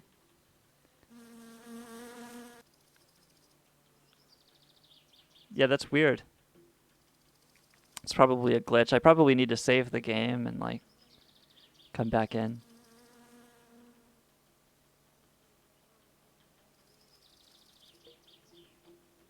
Because Fleetery in this reality, in this particular dimension, chose to be a selfish prick. And I've got to go to another dimension. Is there an outhouse here at Fleetery's?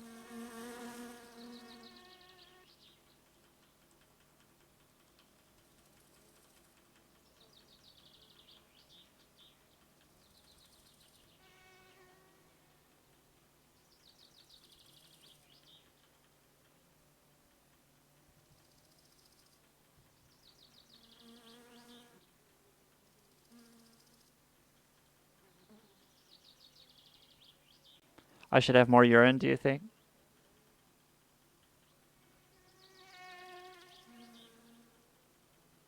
Yeah, I feel like he's taking me for a ride because he sees me right here in front of him with this fucking suitcase. So he's like, I know you're good for it. Just click it until you have 28,000. That's how much I want today. So I'm not going to fill that thing out. I'll save the game and back out and come back in. And then I'll come back in and fill it out this time.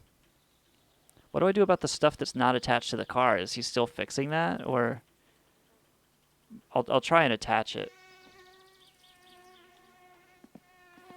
Like the fender, maybe. I'll just try and put the fender on, I guess.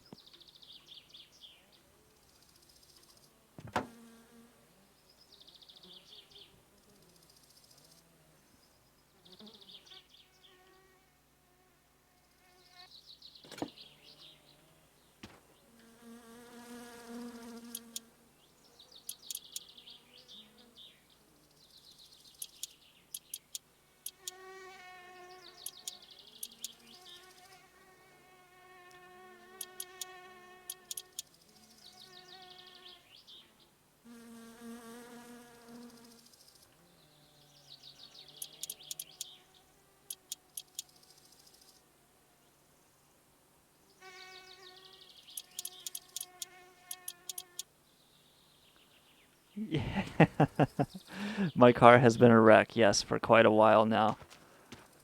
It's a sad, sad scene, but it's getting better, man. We're right here, and it's about to get better. I don't know how to open it without breaking it. What the fuck am I supposed to do here?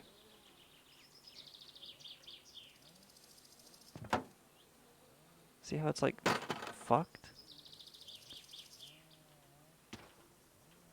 And then it acts like it... Okay. Maybe I can just like reach in and somehow get it. Like I'll just lean in and do it like this.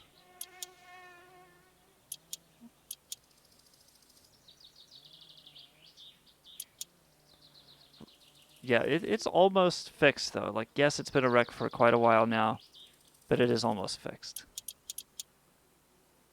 The game's behaving very strangely now. So I'm gonna save the game and then I'll come back. I have to find my beer.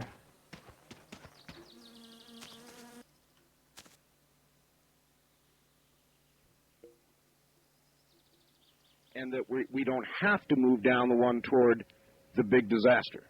That's true. We believe that from the Catholic perspective also. We're told that. Now, I know that there are a lot of non-Catholics who have all kinds of misgivings about apparitions that we claim come from the Virgin Mary. And I understand some of their complaints and considerations and so forth. But I've been to a lot of these places from, like you said, the former Soviet Union to Medjugorje to South America. And at some of these places, the Virgin Mary gives secrets that seem to... Okay. This is my car surgery career. My summer career. Alright, he's still open, so I'm gonna run in there real quick and try and place that order. Oh, no, he's closed, but his door's open. What? He's right there. Is he gonna trap me in there? Because it's 4. It's like 4:05. Yeah, I'm afraid I'll get trapped in there.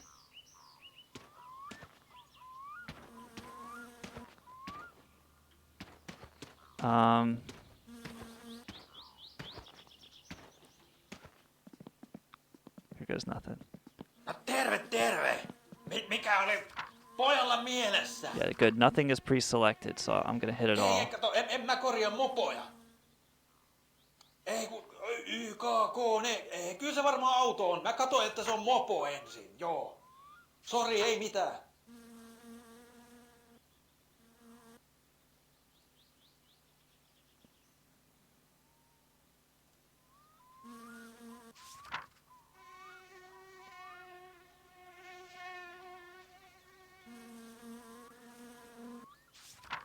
Yeah, he has to fix everything. Yellow. Oh, and the metal. Yeah. Oh, it's really expensive now. We'll skip that. We can't quite afford that just yet.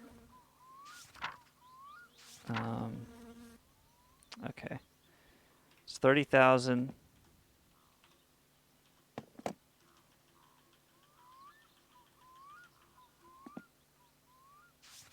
Hei, sä voit ottaa ton mun permun lainaan. Cool.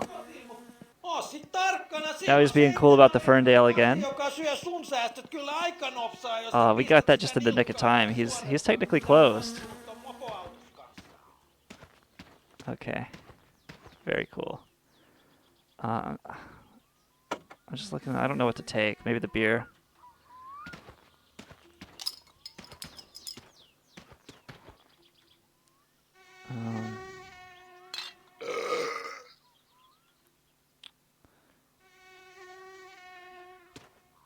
Keep a battery here. Oh, there's a bumper.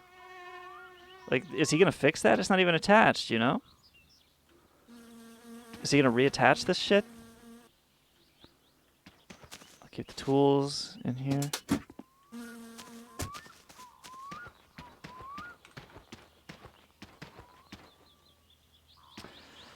Take it easy, Toxie. Nice to have you, Beast World. Always a pleasure.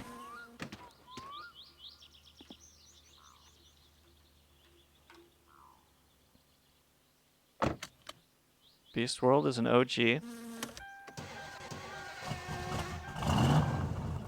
Been a part of the hate for quite a while at this point. We got it. Oh shit! The cousin disappeared. He's gone. So it's like that never happened too.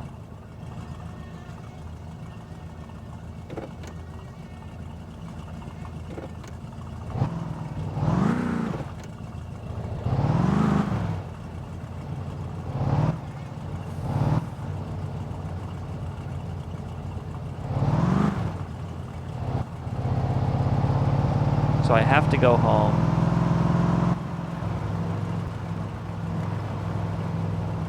And sleep. And wait for the next day to happen. Now.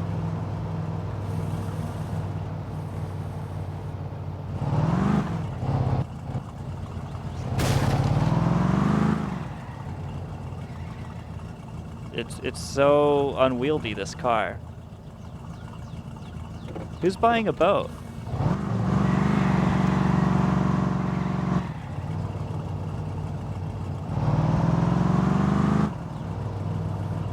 Who's buying a boat?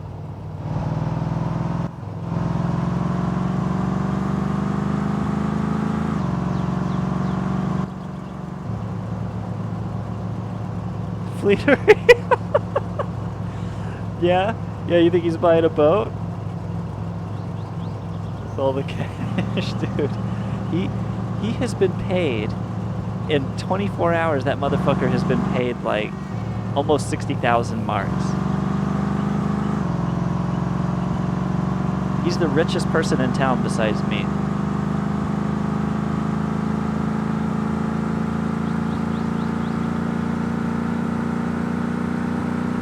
I'm gonna see him out there on the lake.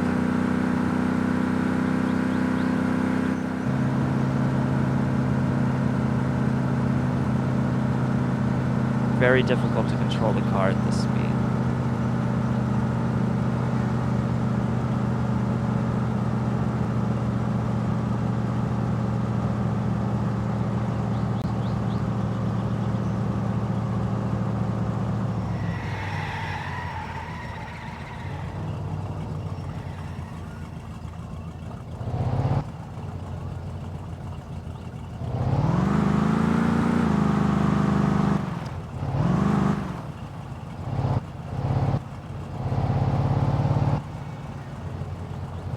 Yeah, Fleetery is fucking loaded now. Good for him, you know? The guy just... he knows good business.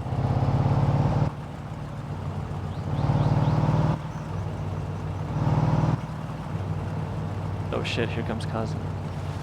This is how he dies.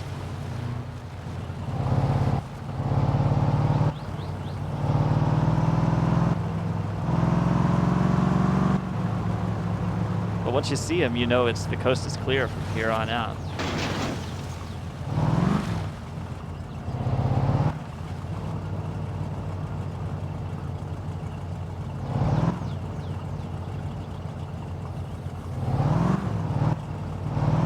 Well, I don't like that Fleetery took advantage of me. It does leave a bad taste in my mouth. Because what if I did actually have to work for that money? He treats me like that. Dude, he called me and threatened me. And then I got there and the work wasn't done.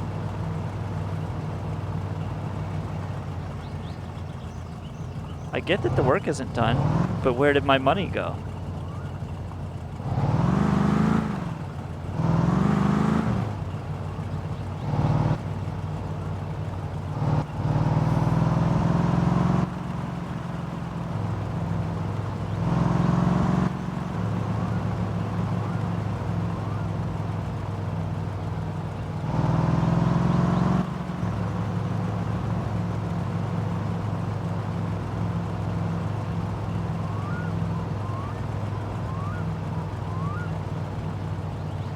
See what's on Hate Radio. The American way. Doomwave Serpent Set. Evil Doko product.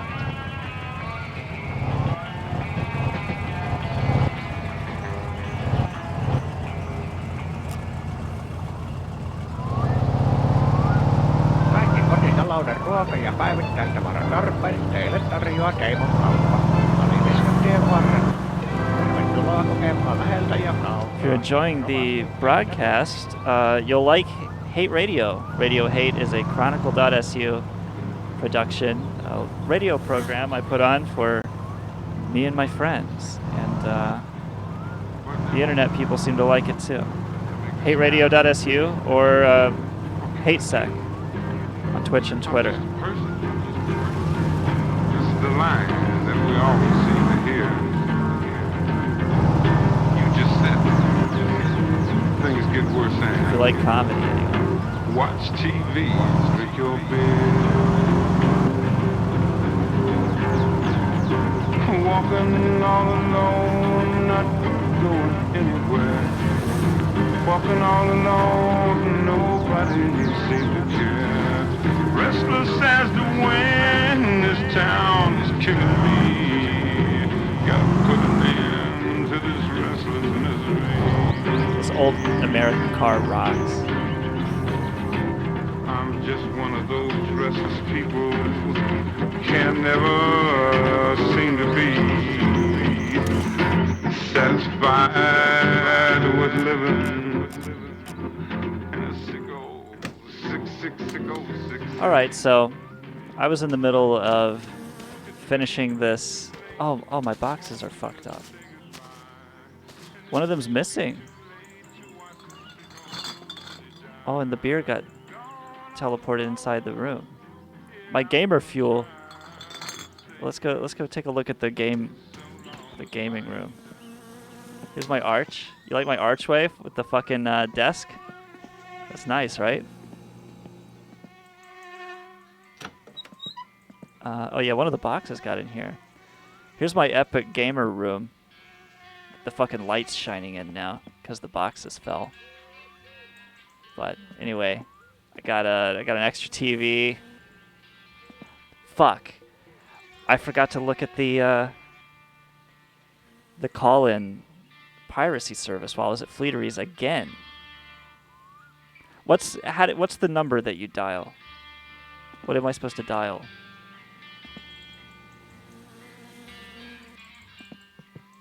Do you know?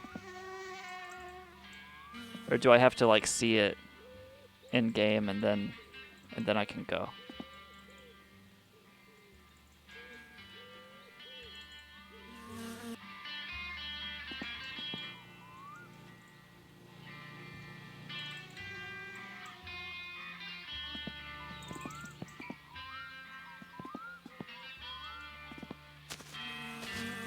That still sort of blocks the light out anyway.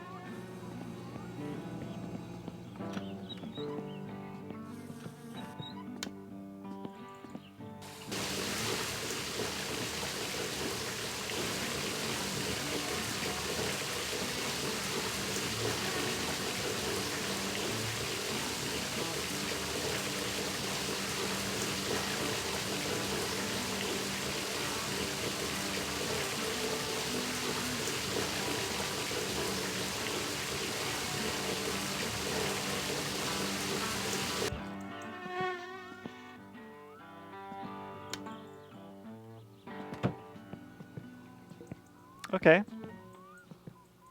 I guess I can tuck in. Oh, yeah.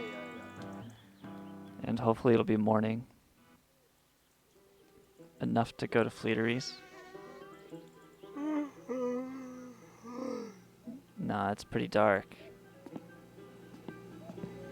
The drunk guy never calls me anymore, because he's dead. And I live his life now.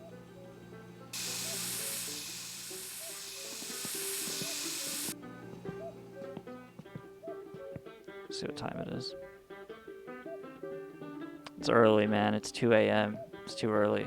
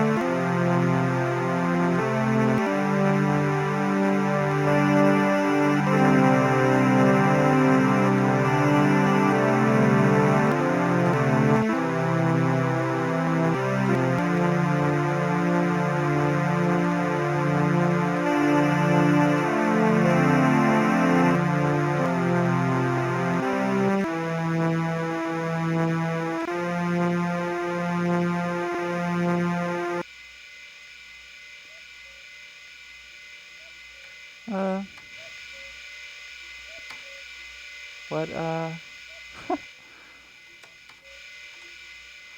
time is it now? 3.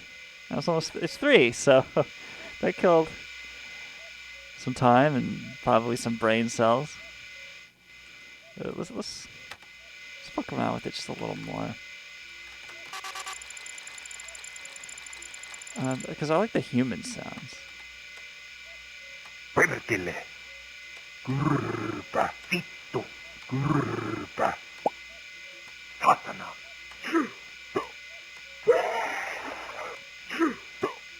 Satana.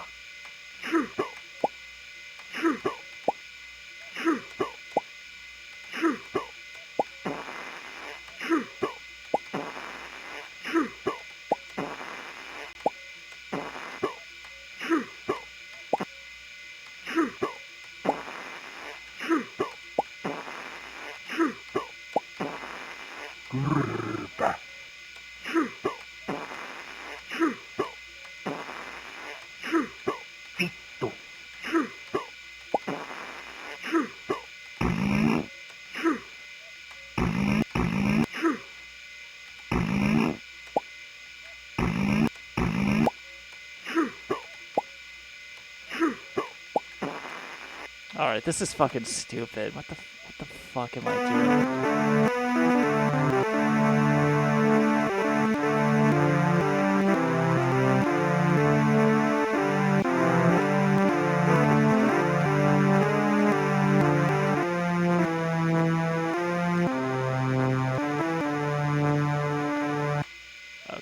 Okay. That's enough. It's almost morning now, so I can get out here, and there's a little bit of light to work by. Enough. Yeah, you know what? There's a lot of attitudes I would not take if I did not have that suitcase. That's true. But you know what? I got the fucking suitcase.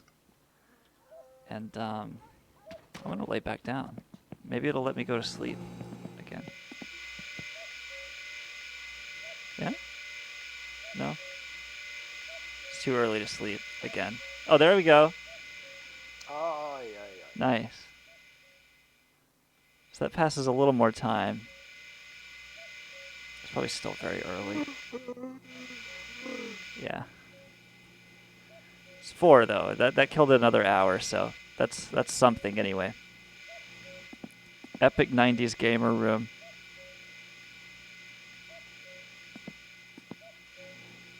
I love it.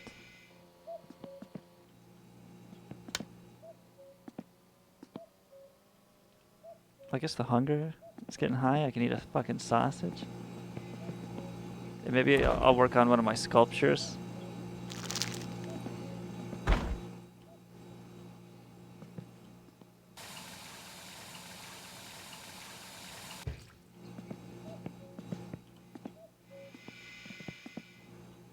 This archway is getting kind of old, you know? Like, I could do something different with this. I feel like this table doesn't get any use anymore. I'm going to bring it back over here and sort of recreate my workstation.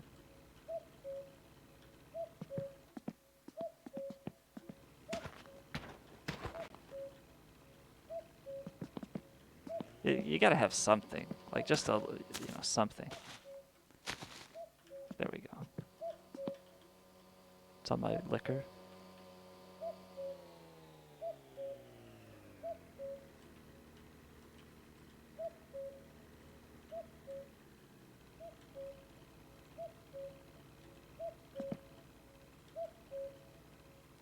I heard some people complaining about that cuckoo sound, like whatever bird that is. Like it's designed to drive you crazy, but I find it kind of relaxing. I don't know. It doesn't bother me at all.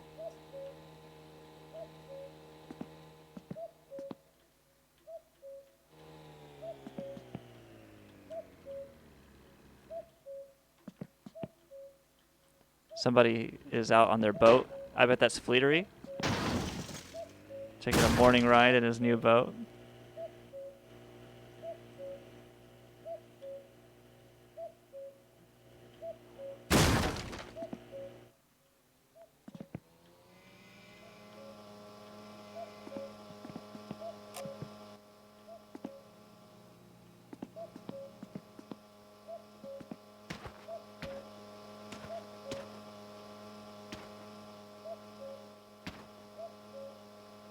Oh, ei jaksa katsoa sun There he goes. naamaas. Satana.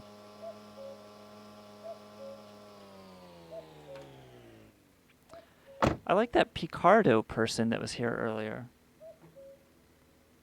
They did not, Pecardina.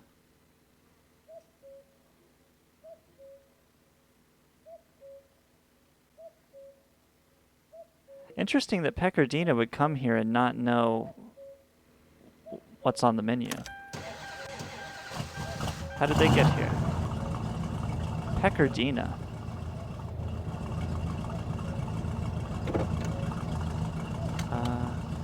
Cool. Yeah. So this way I can take it slow. Getting there.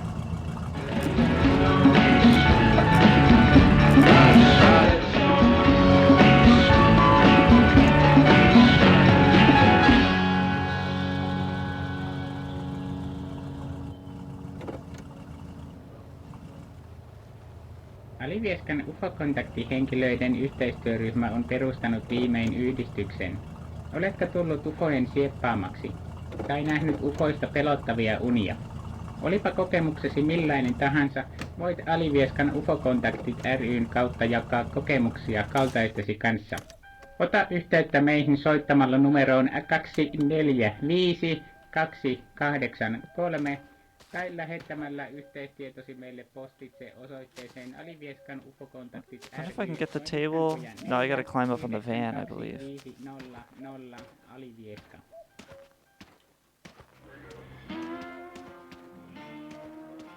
Yeah, just like that.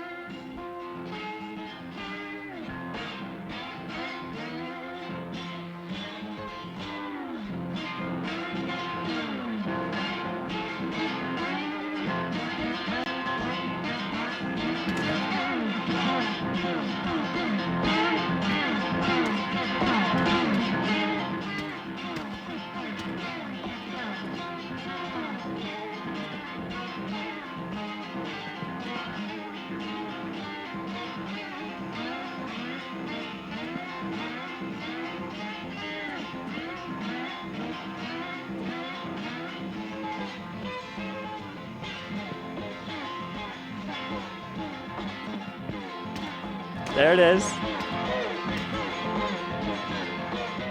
That's what I'm going for.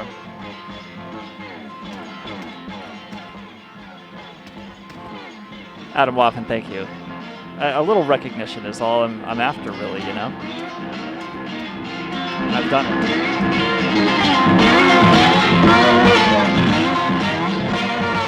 There you go.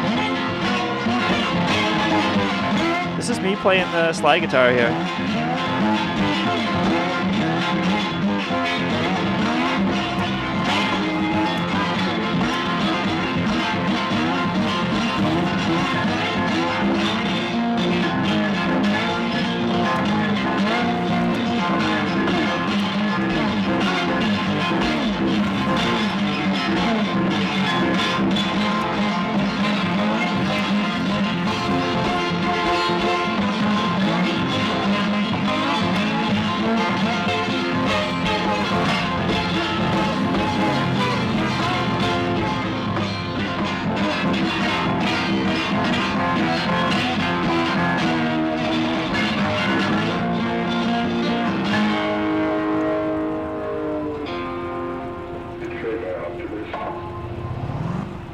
Can't hear the motor. Do you have that realistic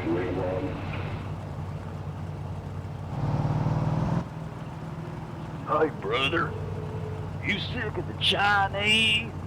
For generations, our eastern neighbors in China have played a joke. It is time that we stop them, once and for all, from putting PP in our code. I'll tell you what, Hoss, why don't you come out behind the firewall and let's have a chat? That's what I'm saying. Me, you, Xi Jinping, and standing in the shadow of my Holly Barrel Ford F-450? Wouldn't a shady alleyway be a great place to hear freedom ring? I'm Dr. Troubadour. Take your Terramax and look for salacious new deals at LegalDroker.com, where we are always under threat of low prices. Stop trying to put PP.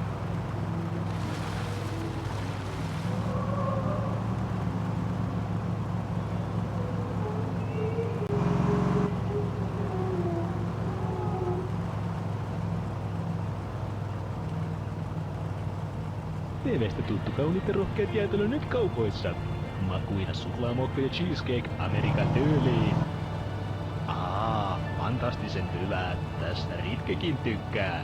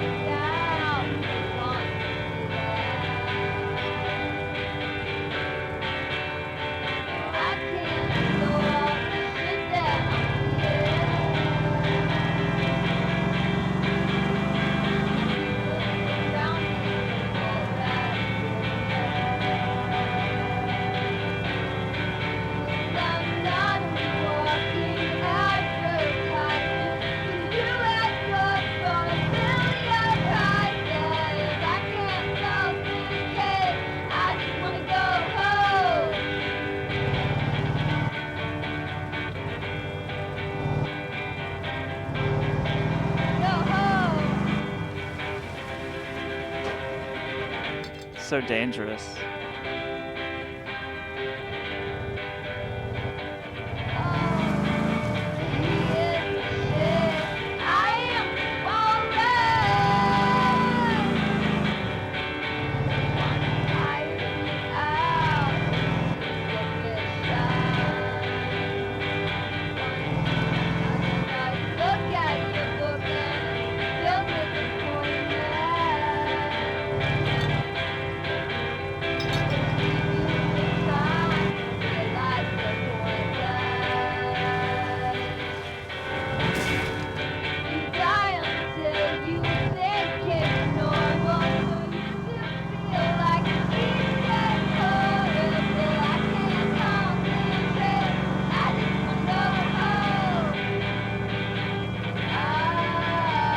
That looks like my van.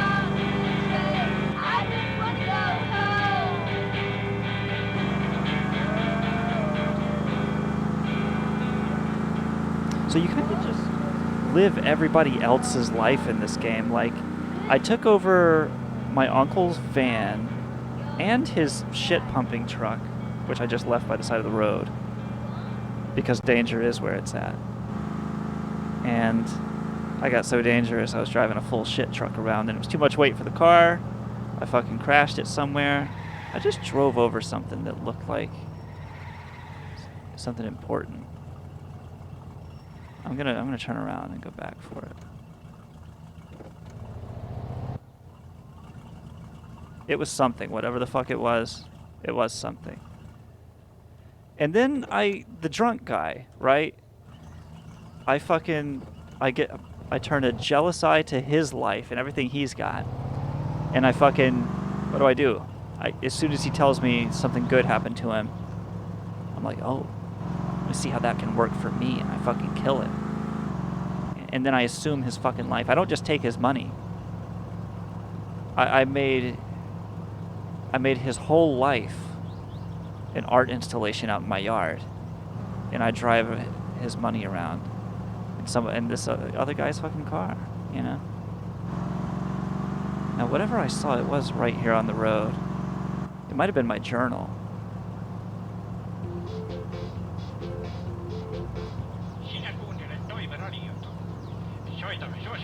But now I don't see it.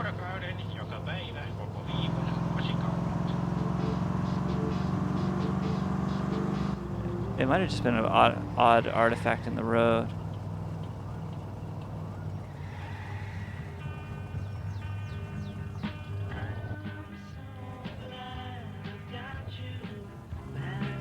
Oh shit. It was the crazy techno guy. They're racing.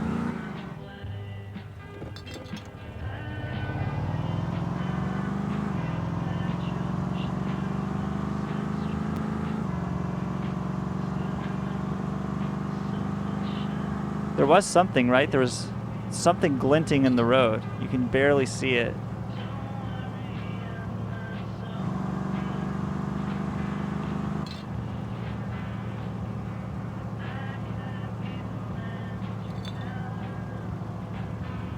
But I feel like this is right here where I stopped, and now I don't see it, so it must be gone. Oh no, there it is. Cigarettes. Looks like cigarettes.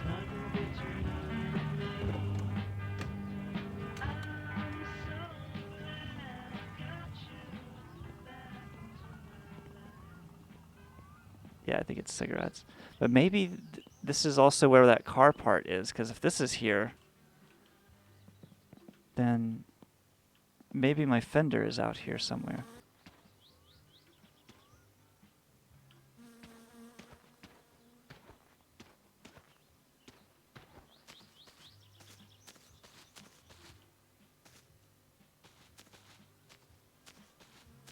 I feel like this is where I wrecked the van and the Satsuma at the same time.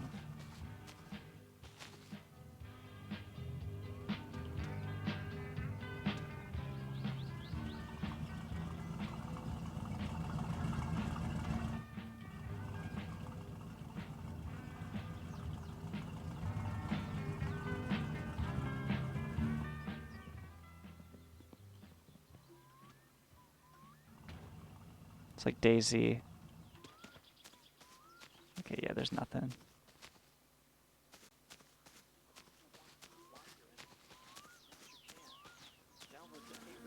It was cigarettes. SWAT Radio 2 and turn your own world into a Game of Thrones of doxing and swatting. It's every man for himself as the dogs go flying. Swat or be swatted. The gamification of life ruination is here.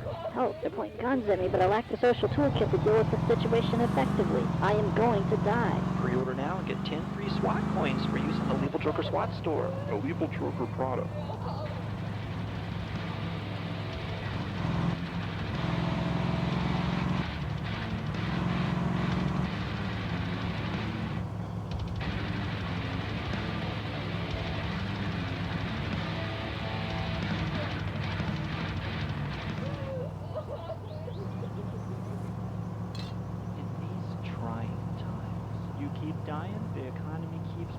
That's the Lethal Joker guarantee. I was a lumberjack until the coronavirus took my legs. Dr. Troubadour said it's no big deal. But now I got cyborg legs. Nothing to worry about. From Lethal Joker. Get out there and keep the economy going. That's what's most important. Insurance wouldn't cover it. Our lives are expendable. And the name of the economy, make a dollar, keep it going. Keep that engine going. Keep that economic engine roaring. In these uncertain times, by the bodies burning in the crematorium. That's the Lethal Joker promise.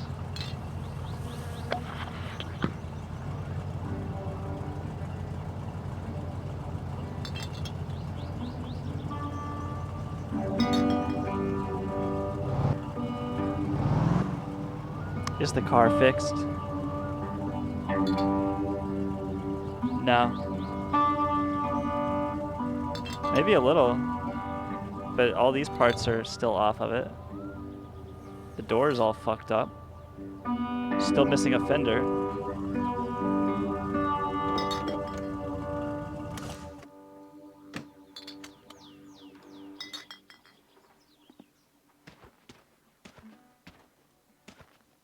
He didn't call me yet. Did he? He didn't call yet.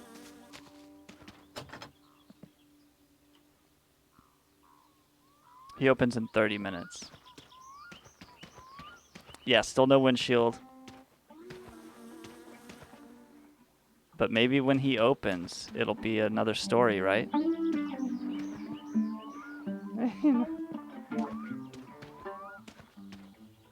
Is he not gonna screw it together?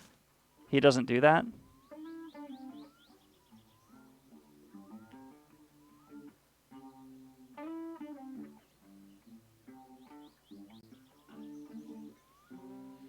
So I need to screw the door on.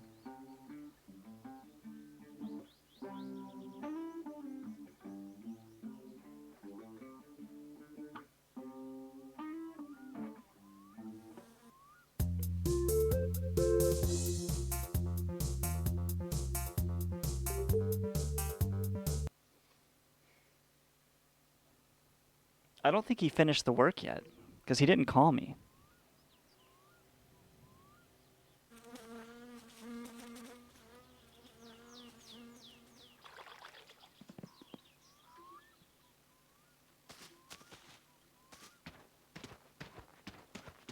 Let's just see what he has to say for himself. No terve, terve. Mikä oli pojalla mielessä? I think he's still working because the order form is not Ei jumalauta, there. nyt on sellainen juttu, että joku pistää mun silmään. And he insults the car. You see, I don't think he's ready for a serious relationship. Maybe I'll come back.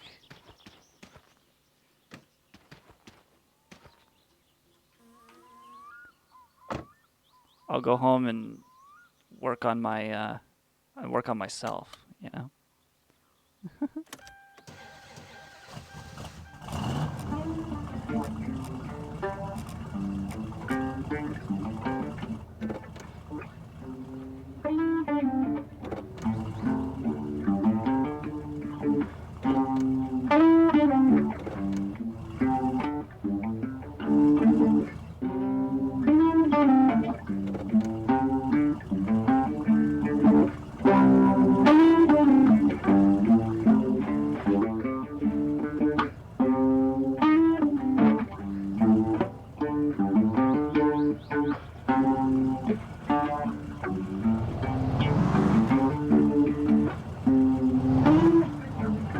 I'll go by the store.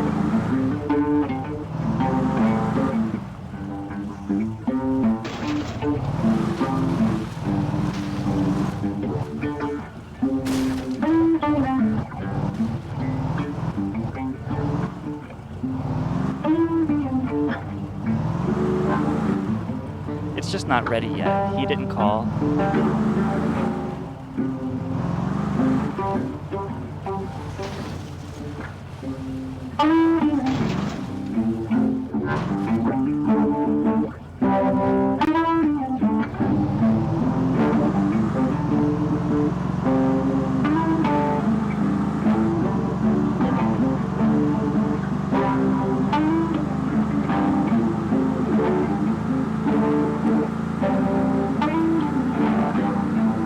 Something's going on up here at the side of the road. Oh, it's just wheat.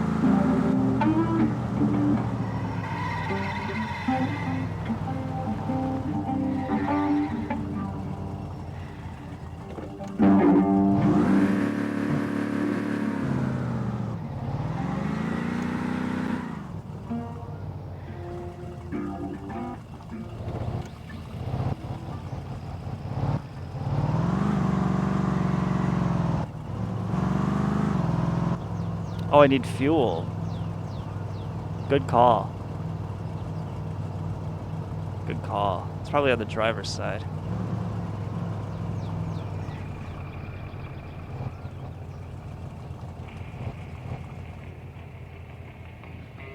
Your rights of privacy extends only as far as your ability to protect it. All information is monitored all the time and there's no escape, man. Until now, introducing from Legal Joker Research Laboratories, the Crypto Doomwave Serpent Set. Our Doomwave Serpent crypto keyboard uses lasers instead of keys. Now you can surf the net like elite hacker pros or catch the wave and get away with it. This kit comes with extreme... Alright. Wrong fucking side? Or is it like in the under the plate or something?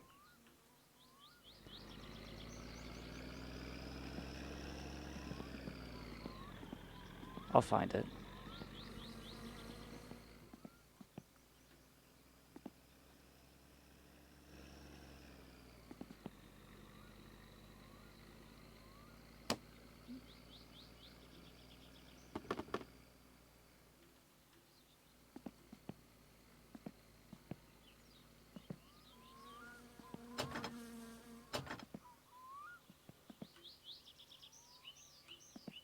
Oh, he's in there, but he won't open.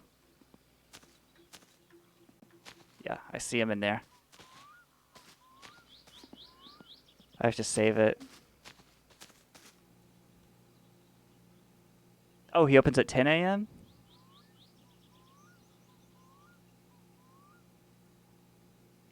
I thought it was just a glitch.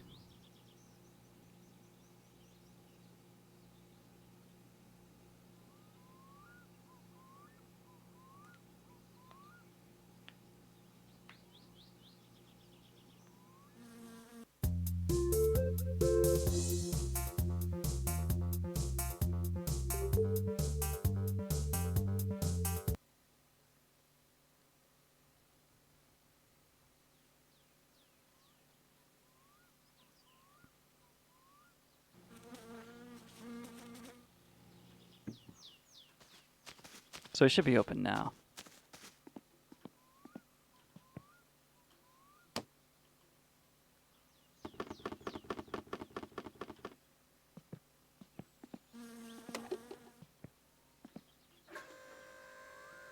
Should I fill it all the way up?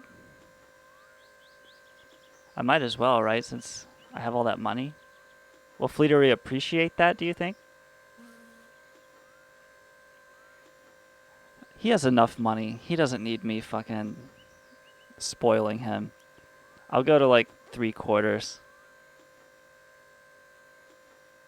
I'm not gonna drive this that much. He drives the gas out of it. It was full when I gave it back.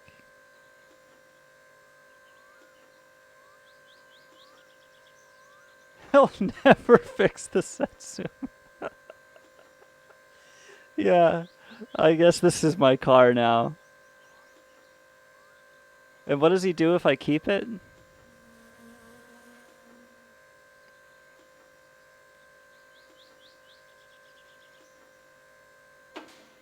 Oh, it shut off. Whatever, I'll take that as a sign. Whew.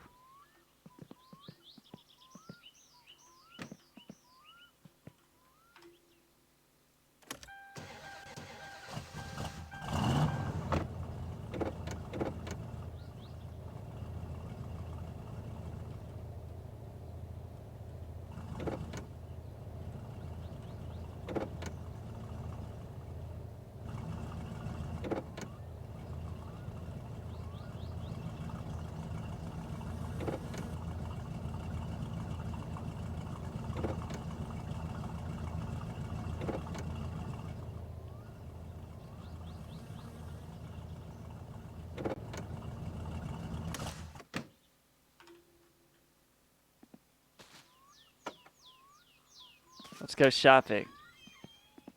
No päivä, mikä sinut tänne kirkonkylälle lennätti? Let's get some extra lights. Just cuz. Oh, he's got all new paints again. I like flat black. Kuulepa nyt, se We'll get a olisi glossy oikein black. sinun näköinen homma tässä. A yellow, Käy jakamassa because niitä Beast World wants it yellow mainoksia tonne kyläläisille, with zebra niin seats. minä maksan sulle sitten vähän siitä vaivan pojaa.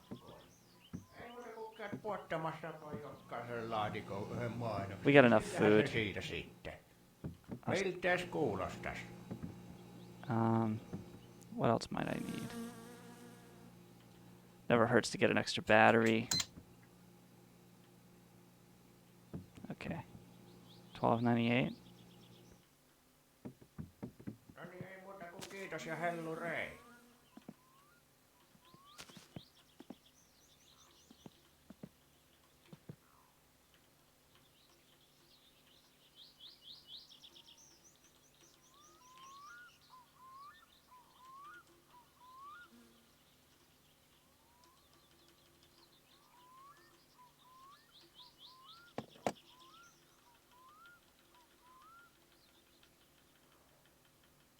Oh, he drops the car in the swamp if you don't fucking do what he wants? Yeah, Fleetery is fucked up, dude. His priorities are all fucked.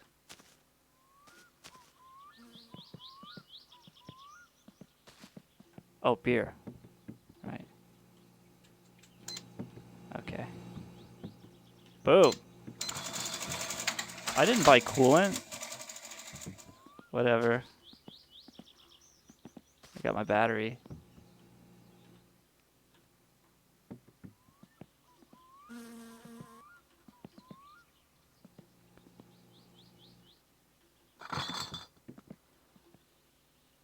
In a car like this, dude, you really just gotta go with as much beer as you possibly can.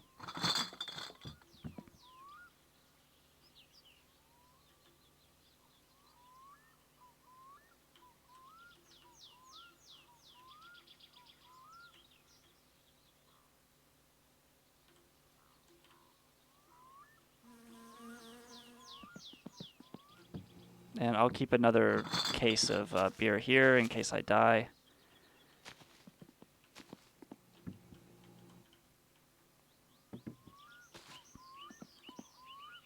I should have filled up that diesel can.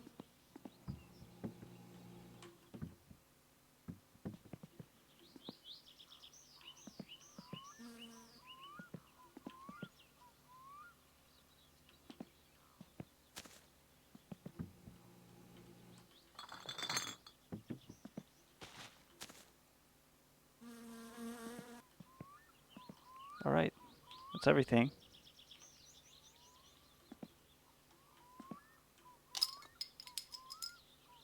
I won't close. It's the two-stroke.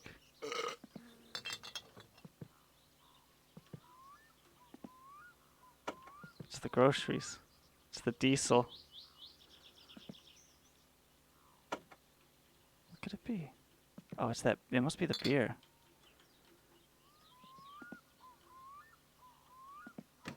There we go.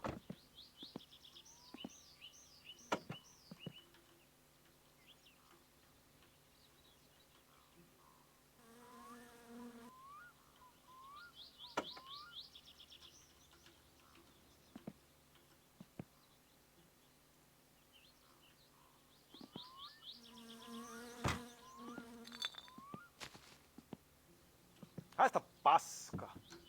Ja kyllä voit hakea muualtakin sun ostokset, jos ei tämä palvelu kelpaa. Ei kun hetkinen, etpä voikaan. Voi vittujen vittu. Painu vittuu, saatana. Satana. That's why you said Satana.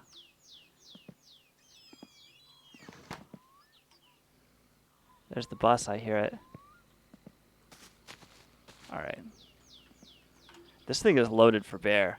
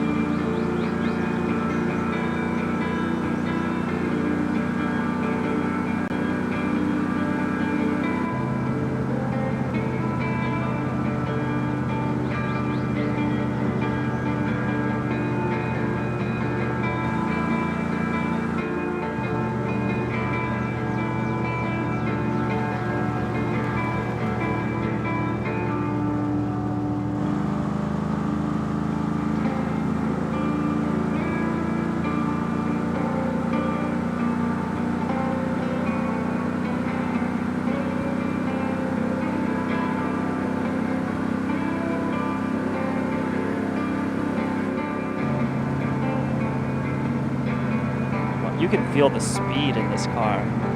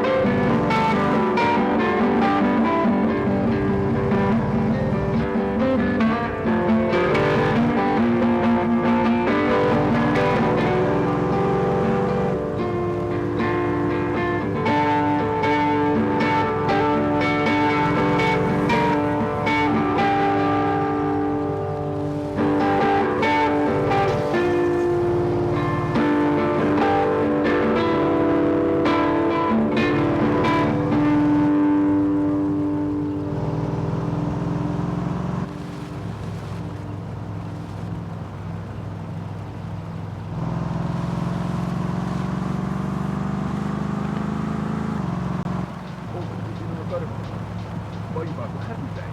Ei hätää. Osta uutta Pubisin häpytäiden poista tärpättiä. Tilaa heti numerosta 0700 525 625. Pubisin häpytäiden poistaja. Pubisin häpytäiset.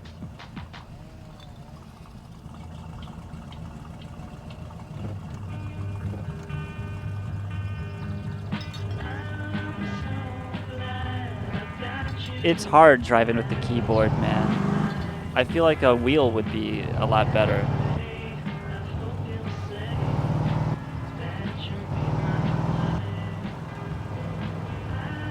You can tell by the way the steering wheel moves that I'm using the keyboard. It's just crazy. What steering wheel has that kind of play in it?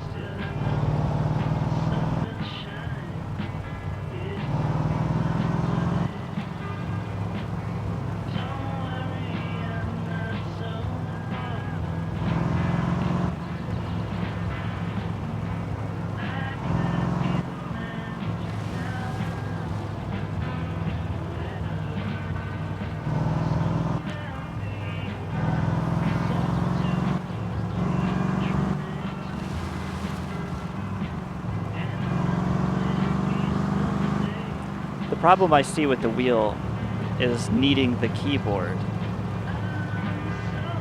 at any other time.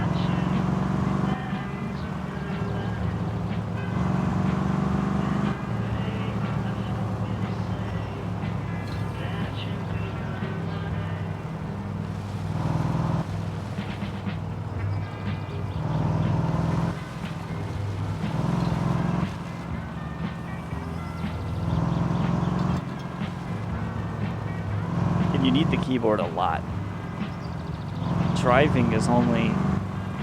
It's a lot of the game, but there's a lot of the game too where you're not driving. It's like being in VR and like doing Google Earth or something in VR. Like, yeah, you can do it, but it's not always the best. Yeah, you got the wheel in front of you and you gotta put your arms around it, under it, fucking like you're hugging it at prom. Okay. I guess I can unload the car. Get my beer stash built back up over here.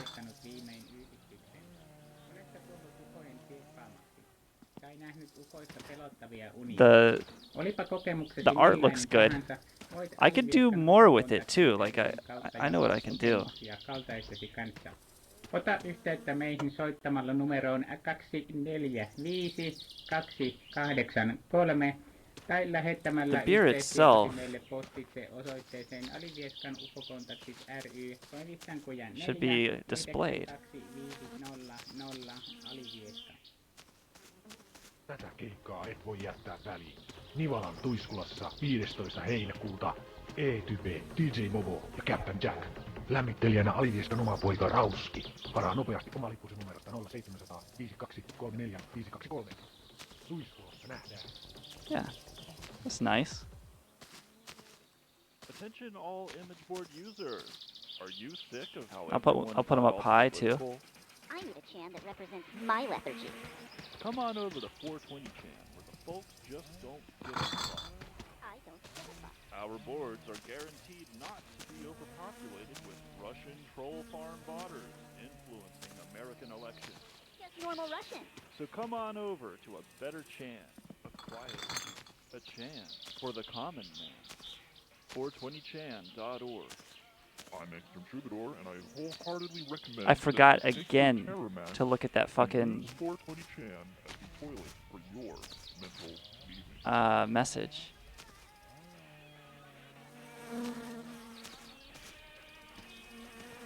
It's starting to look like something. It looks like a face. And it has like antenna, like an alien. And it looks directly in the window. Well, off to the side, sort of.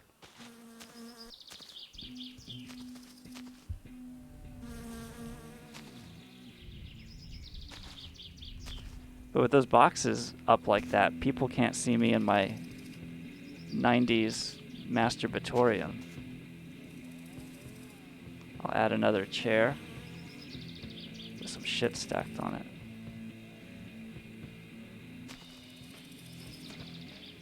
Can I build arms with the chairs?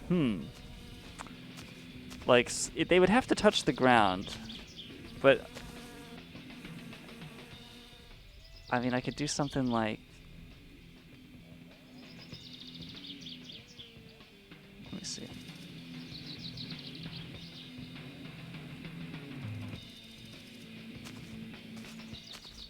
If it was, oh, there's a storm blowing in. They would have to sort of be stacked on each other to the sides. That creates more like, you know, a frame for it anyway. It looks like such a goofy fucking alien face with little feet.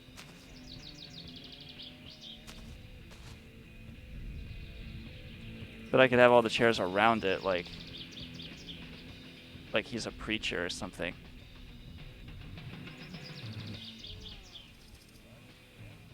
Like tell us more. Oh, great one.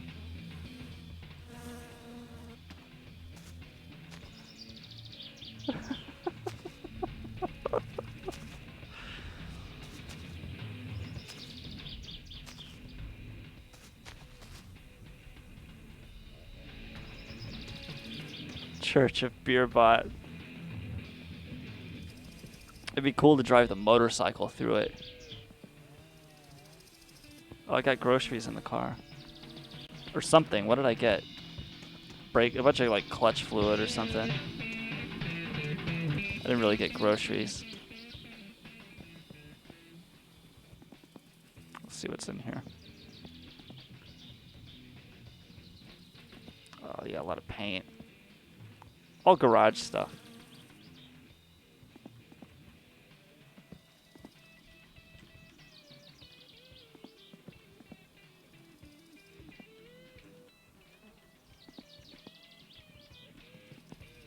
I can never be bothered to fucking organize this shit.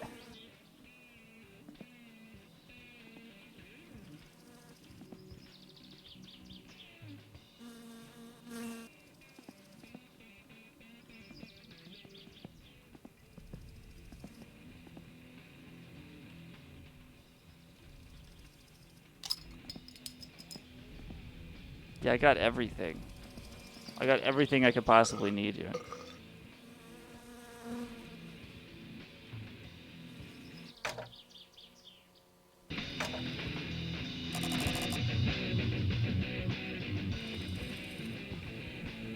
I've got these boxes too that I used them here to kind of create a, you know, I don't know what. Maybe it would fuck with the police or something if they came to arrest me. Just, you know, some half-baked idea I had, really.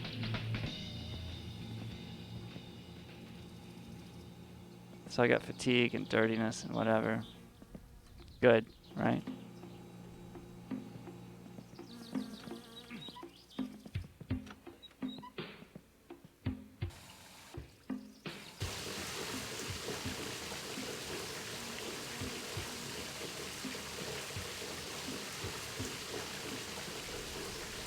You say the place is trashed, but I see home.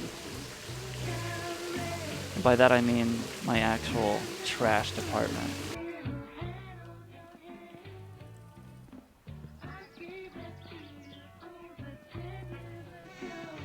I got a lot of beer, that's for sure.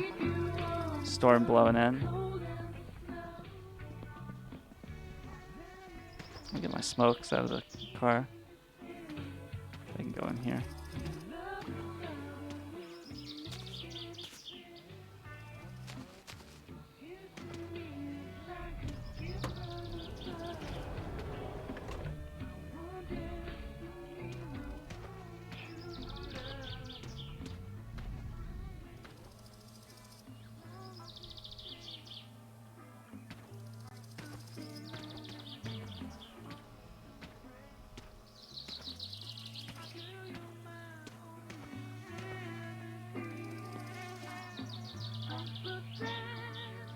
Oops. That'll happen if you're not careful.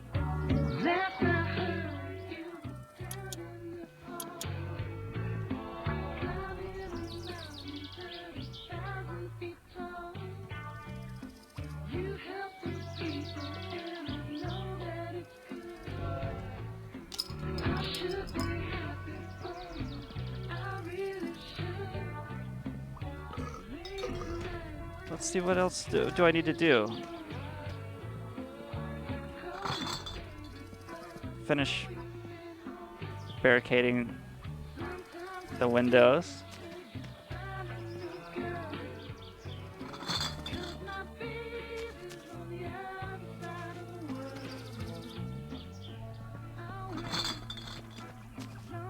Yeah, you say trashed, but I see rugged utilitarian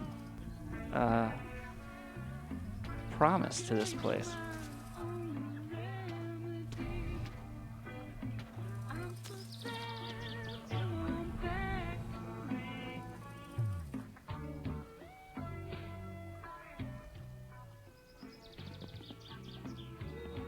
I thought the place was burning, but it's just thunder. It's just thunder blowing in. Still early in the day. You know, I might drive back over there and look at the board, but not in that dangerous car. I'll go in the van.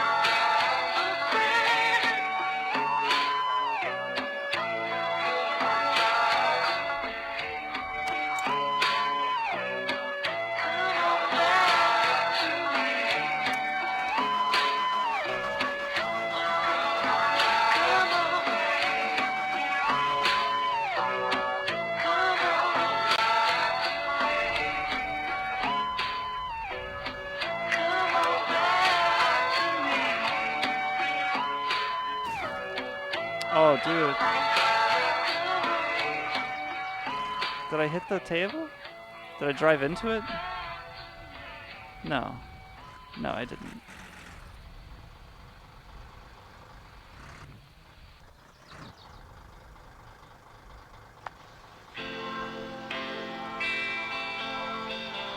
I hit it, really?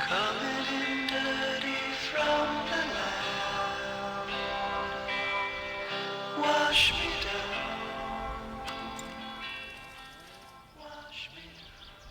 No, everything's fine. I didn't hit it. And it looks like an alien either way you look at it. The perspective is identical.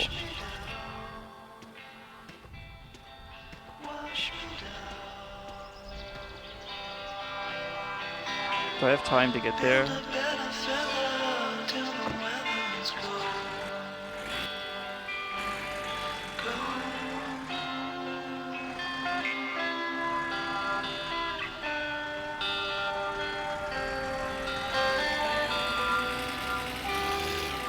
I'm not bringing the fucking his car. This van is way better.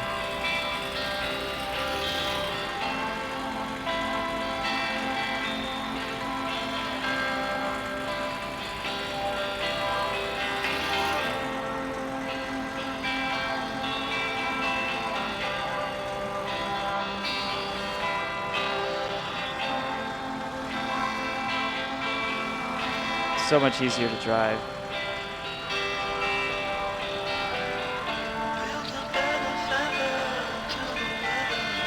Shit, motherfucker. I just had to let that out.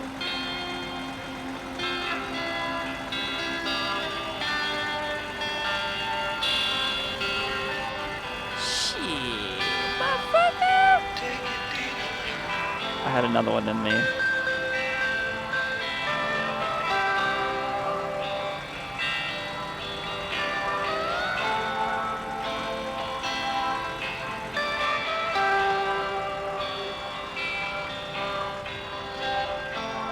Couch is good.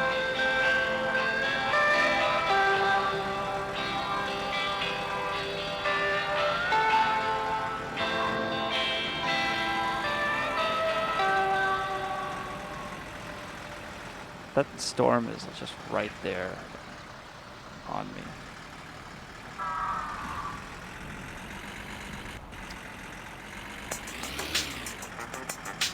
Jyhmikö päätä ja vaivaako armoton kankkunen?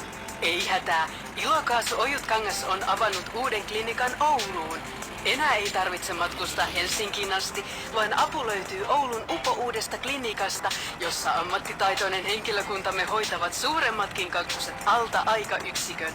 Tule Ojutkankaan klinikalle Ouluun. Iloinen mieli Ilokaasulla. Ojutkangas. You ever witnessed the birth of multiple universes only to realize you were too stoned to verbalize it to your friends? That's why Legal Joker Labs has invented Mind Over Matter to pattern out your logic trees in real time, so you can share it with your friends and trusted family members. Upload your philosophical renderings to Facebook and Twitter. Mind Over Matter can be inserted directly into the brainstem and is powered by any wall outlet. Your thoughts. Forgot what you were thinking? No problem, because Mind Over Matter offers a fully interactive and comprehensive read-write experience. Just turn a dial with your thoughts and select how far back in the past you wish to go. And Mind Over Matter overwrites your current state of mind with previous mental states. It's magic! Repeat as many times as necessary. Go back as far as you like. Mind Over Matter should not be used by children or people over 70. This product is not a toy. Mind Over Matter has been shown to cause irreversible psychological damage to people who insist upon misusing Mind Over Matter. Use Mind Over Matter in a controlled environment away from sharp objects and television. Some users of Mind Over Matter claim that sensation experience themselves shadows lurking in the periphery. If you become a shadow behind the scenes of your own memories, come into close contact with or find yourself becoming a religious superlative, or witness the death of the universe, discontinue use of Mind Over Matter immediately and avoid sleep for at least 36 hours. Mind Over Matter cannot be space-time, but studies have shown that ability to rearrange and retrieve star structures from billions of miles away should only be performed under close adult supervision. Do not first mental state any farther back than before 1 year of age. Study of shown using Mind Over Matter to recall prenatal thoughts has led to heart attacks, stroke, and death. Mind Over Matter is fun for the whole family and built 2 vaccine waters and right weight for you and your children.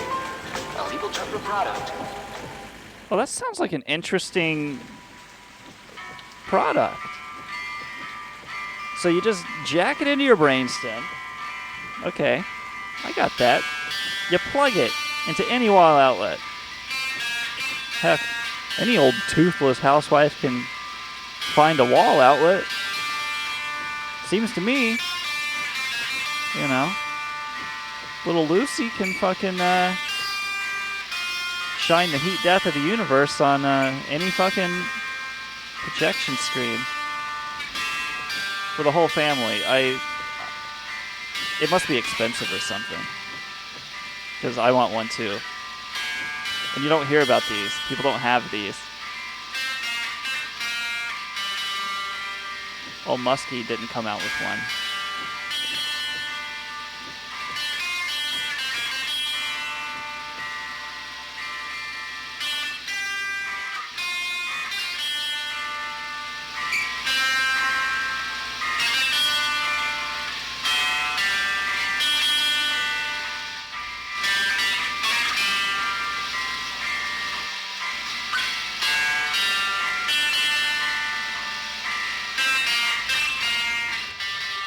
I want this to be on YouTube if I'm getting heard.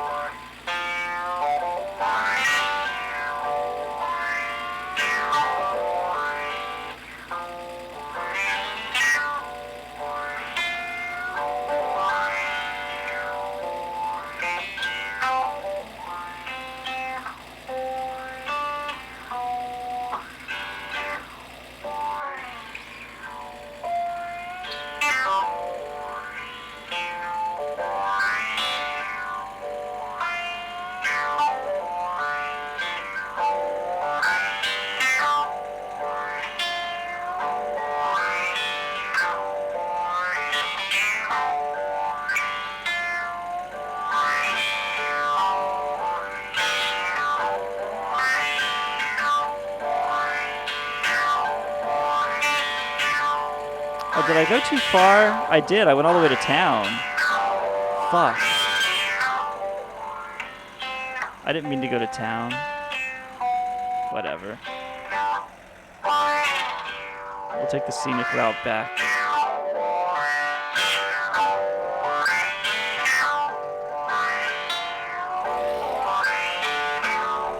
Jeez, I wasn't paying attention.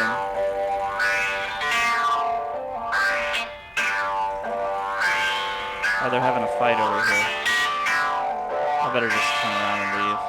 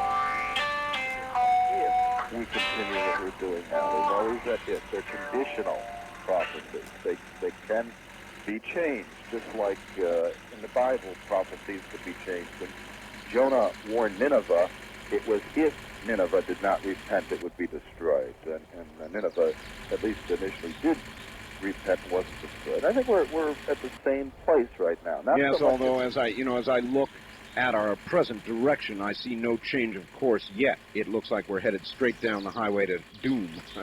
and more so Europe and other parts of the world, even in the United States. But it's really becoming flagrant here, and we better shift course, or I think the Lord is going to shift course for us.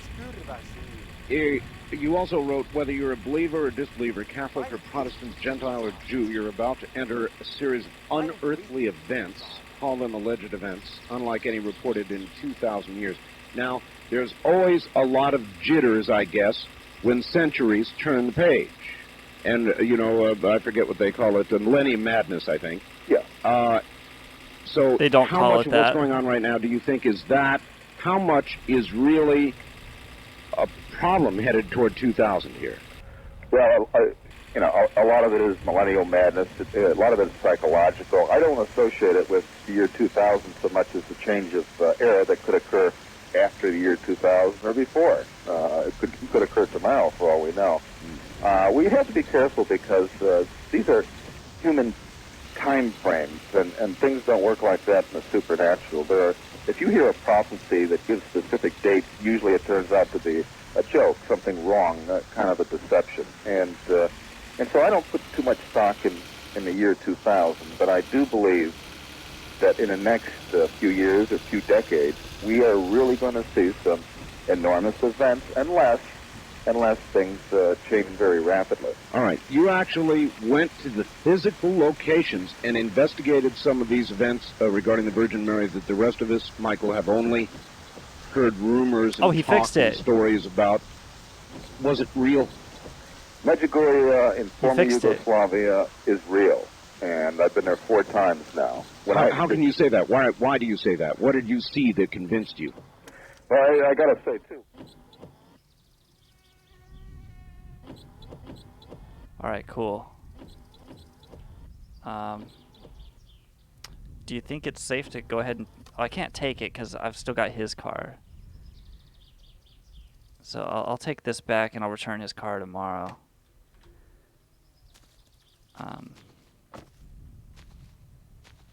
But I just came here because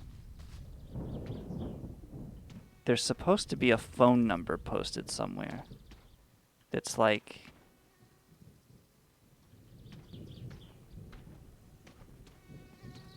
Not that number, though.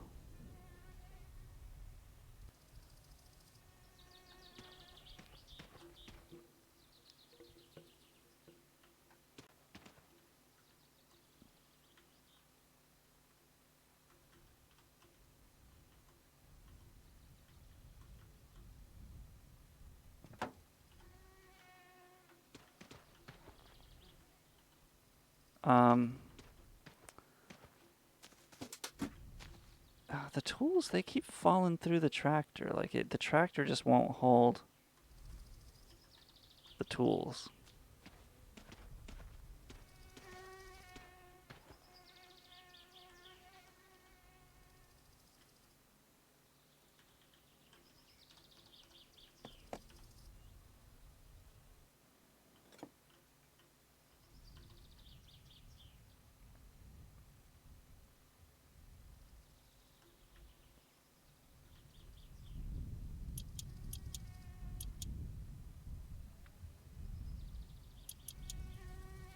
Oh, it's in the city near the inspection place. Fuck, I was just there. I thought it was here at Fleeteries.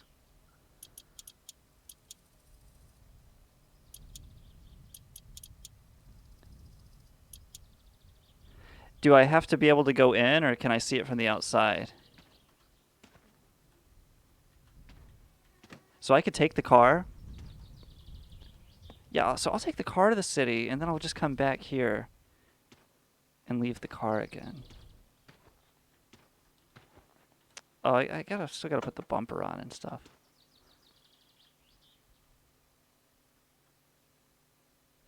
I think I might be too tired. Yeah. I'll just go back home in the van.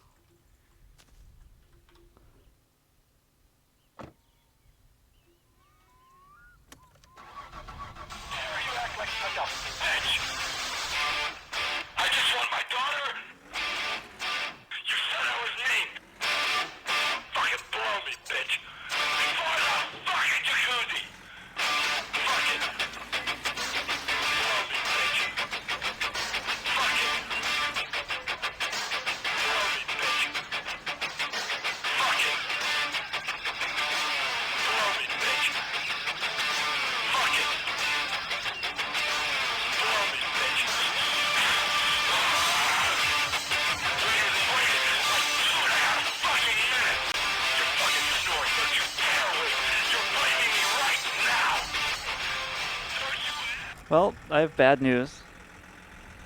I just realized it's 4 a.m. and, oh shit, I got rear-ended. Motherfucker is lucky he did not kill me. What a fucking asshole, man. Oh, he's passing me.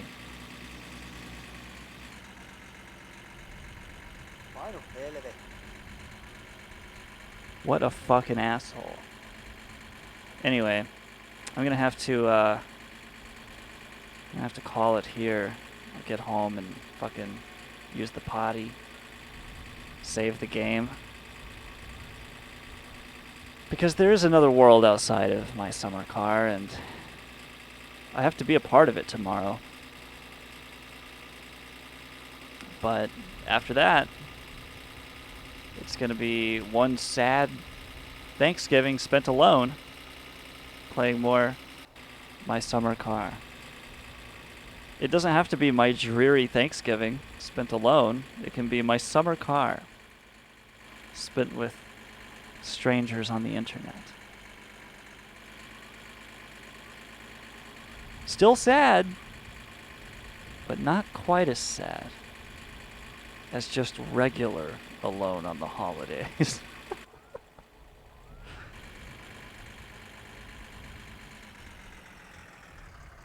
No, it's not that bad. It's a fucking pandemic, dude. This is the first year I have an excuse to be alone on the holidays.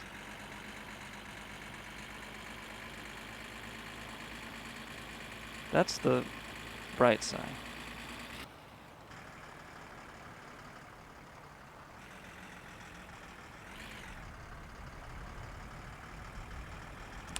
So we'll park this big blue sucker and take it to bed and fuck her.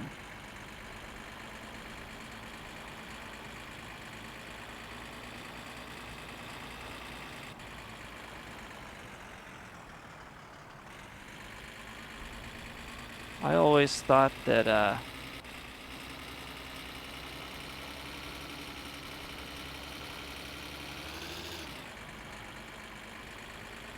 Bill Cosby was not funny. And everybody's like, oh, he's the funniest guy, you know, but he raped. But he was so funny. Funny guy, but he raped. But gosh, so funny. It's like, was he funny enough to rape and still be associated with comedy? And his name still, like, be something worth knowing? Was he that funny? Was he funny enough to where I could buy one of his old records for $2 and fucking slap my knee red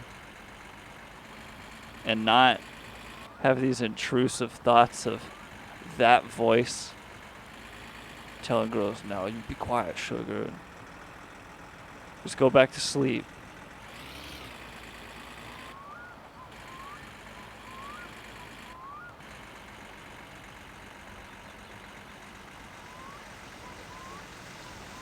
Yeah, I wonder if he ever made his victims laugh.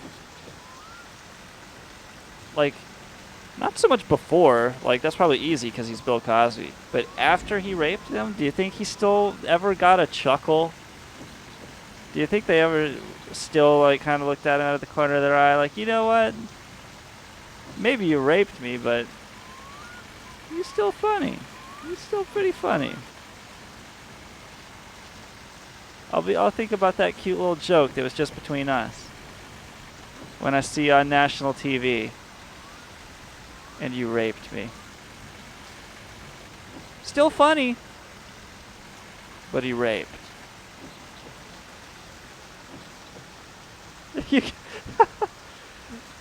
Adam Waffen. You got me there. Like the time you raped me. Yeah, it's a surprise. Like, humor is like in the surprise, much like rape. It's in the element of surprise, what catches you off guard. Even in the rainstorm, my sculpture stands strong and proud. Okay. Made it.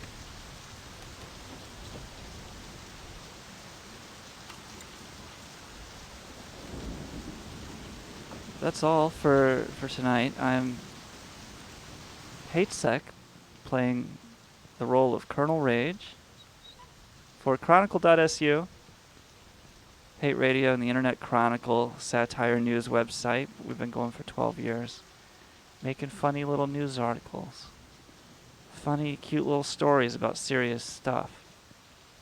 Like we're so fucking cute. Check us out at the Chronicle.su, Soviet Chronicle. Nice to have you, Adam Waffen. I think you're the last person fucking with a brain cell that's still quivering somewhere near your brain stem. It's always a pleasure. You go be a sweet angel, and I'll do the same thing. Let's get to sleepers and close our little peepers. How's that grab you?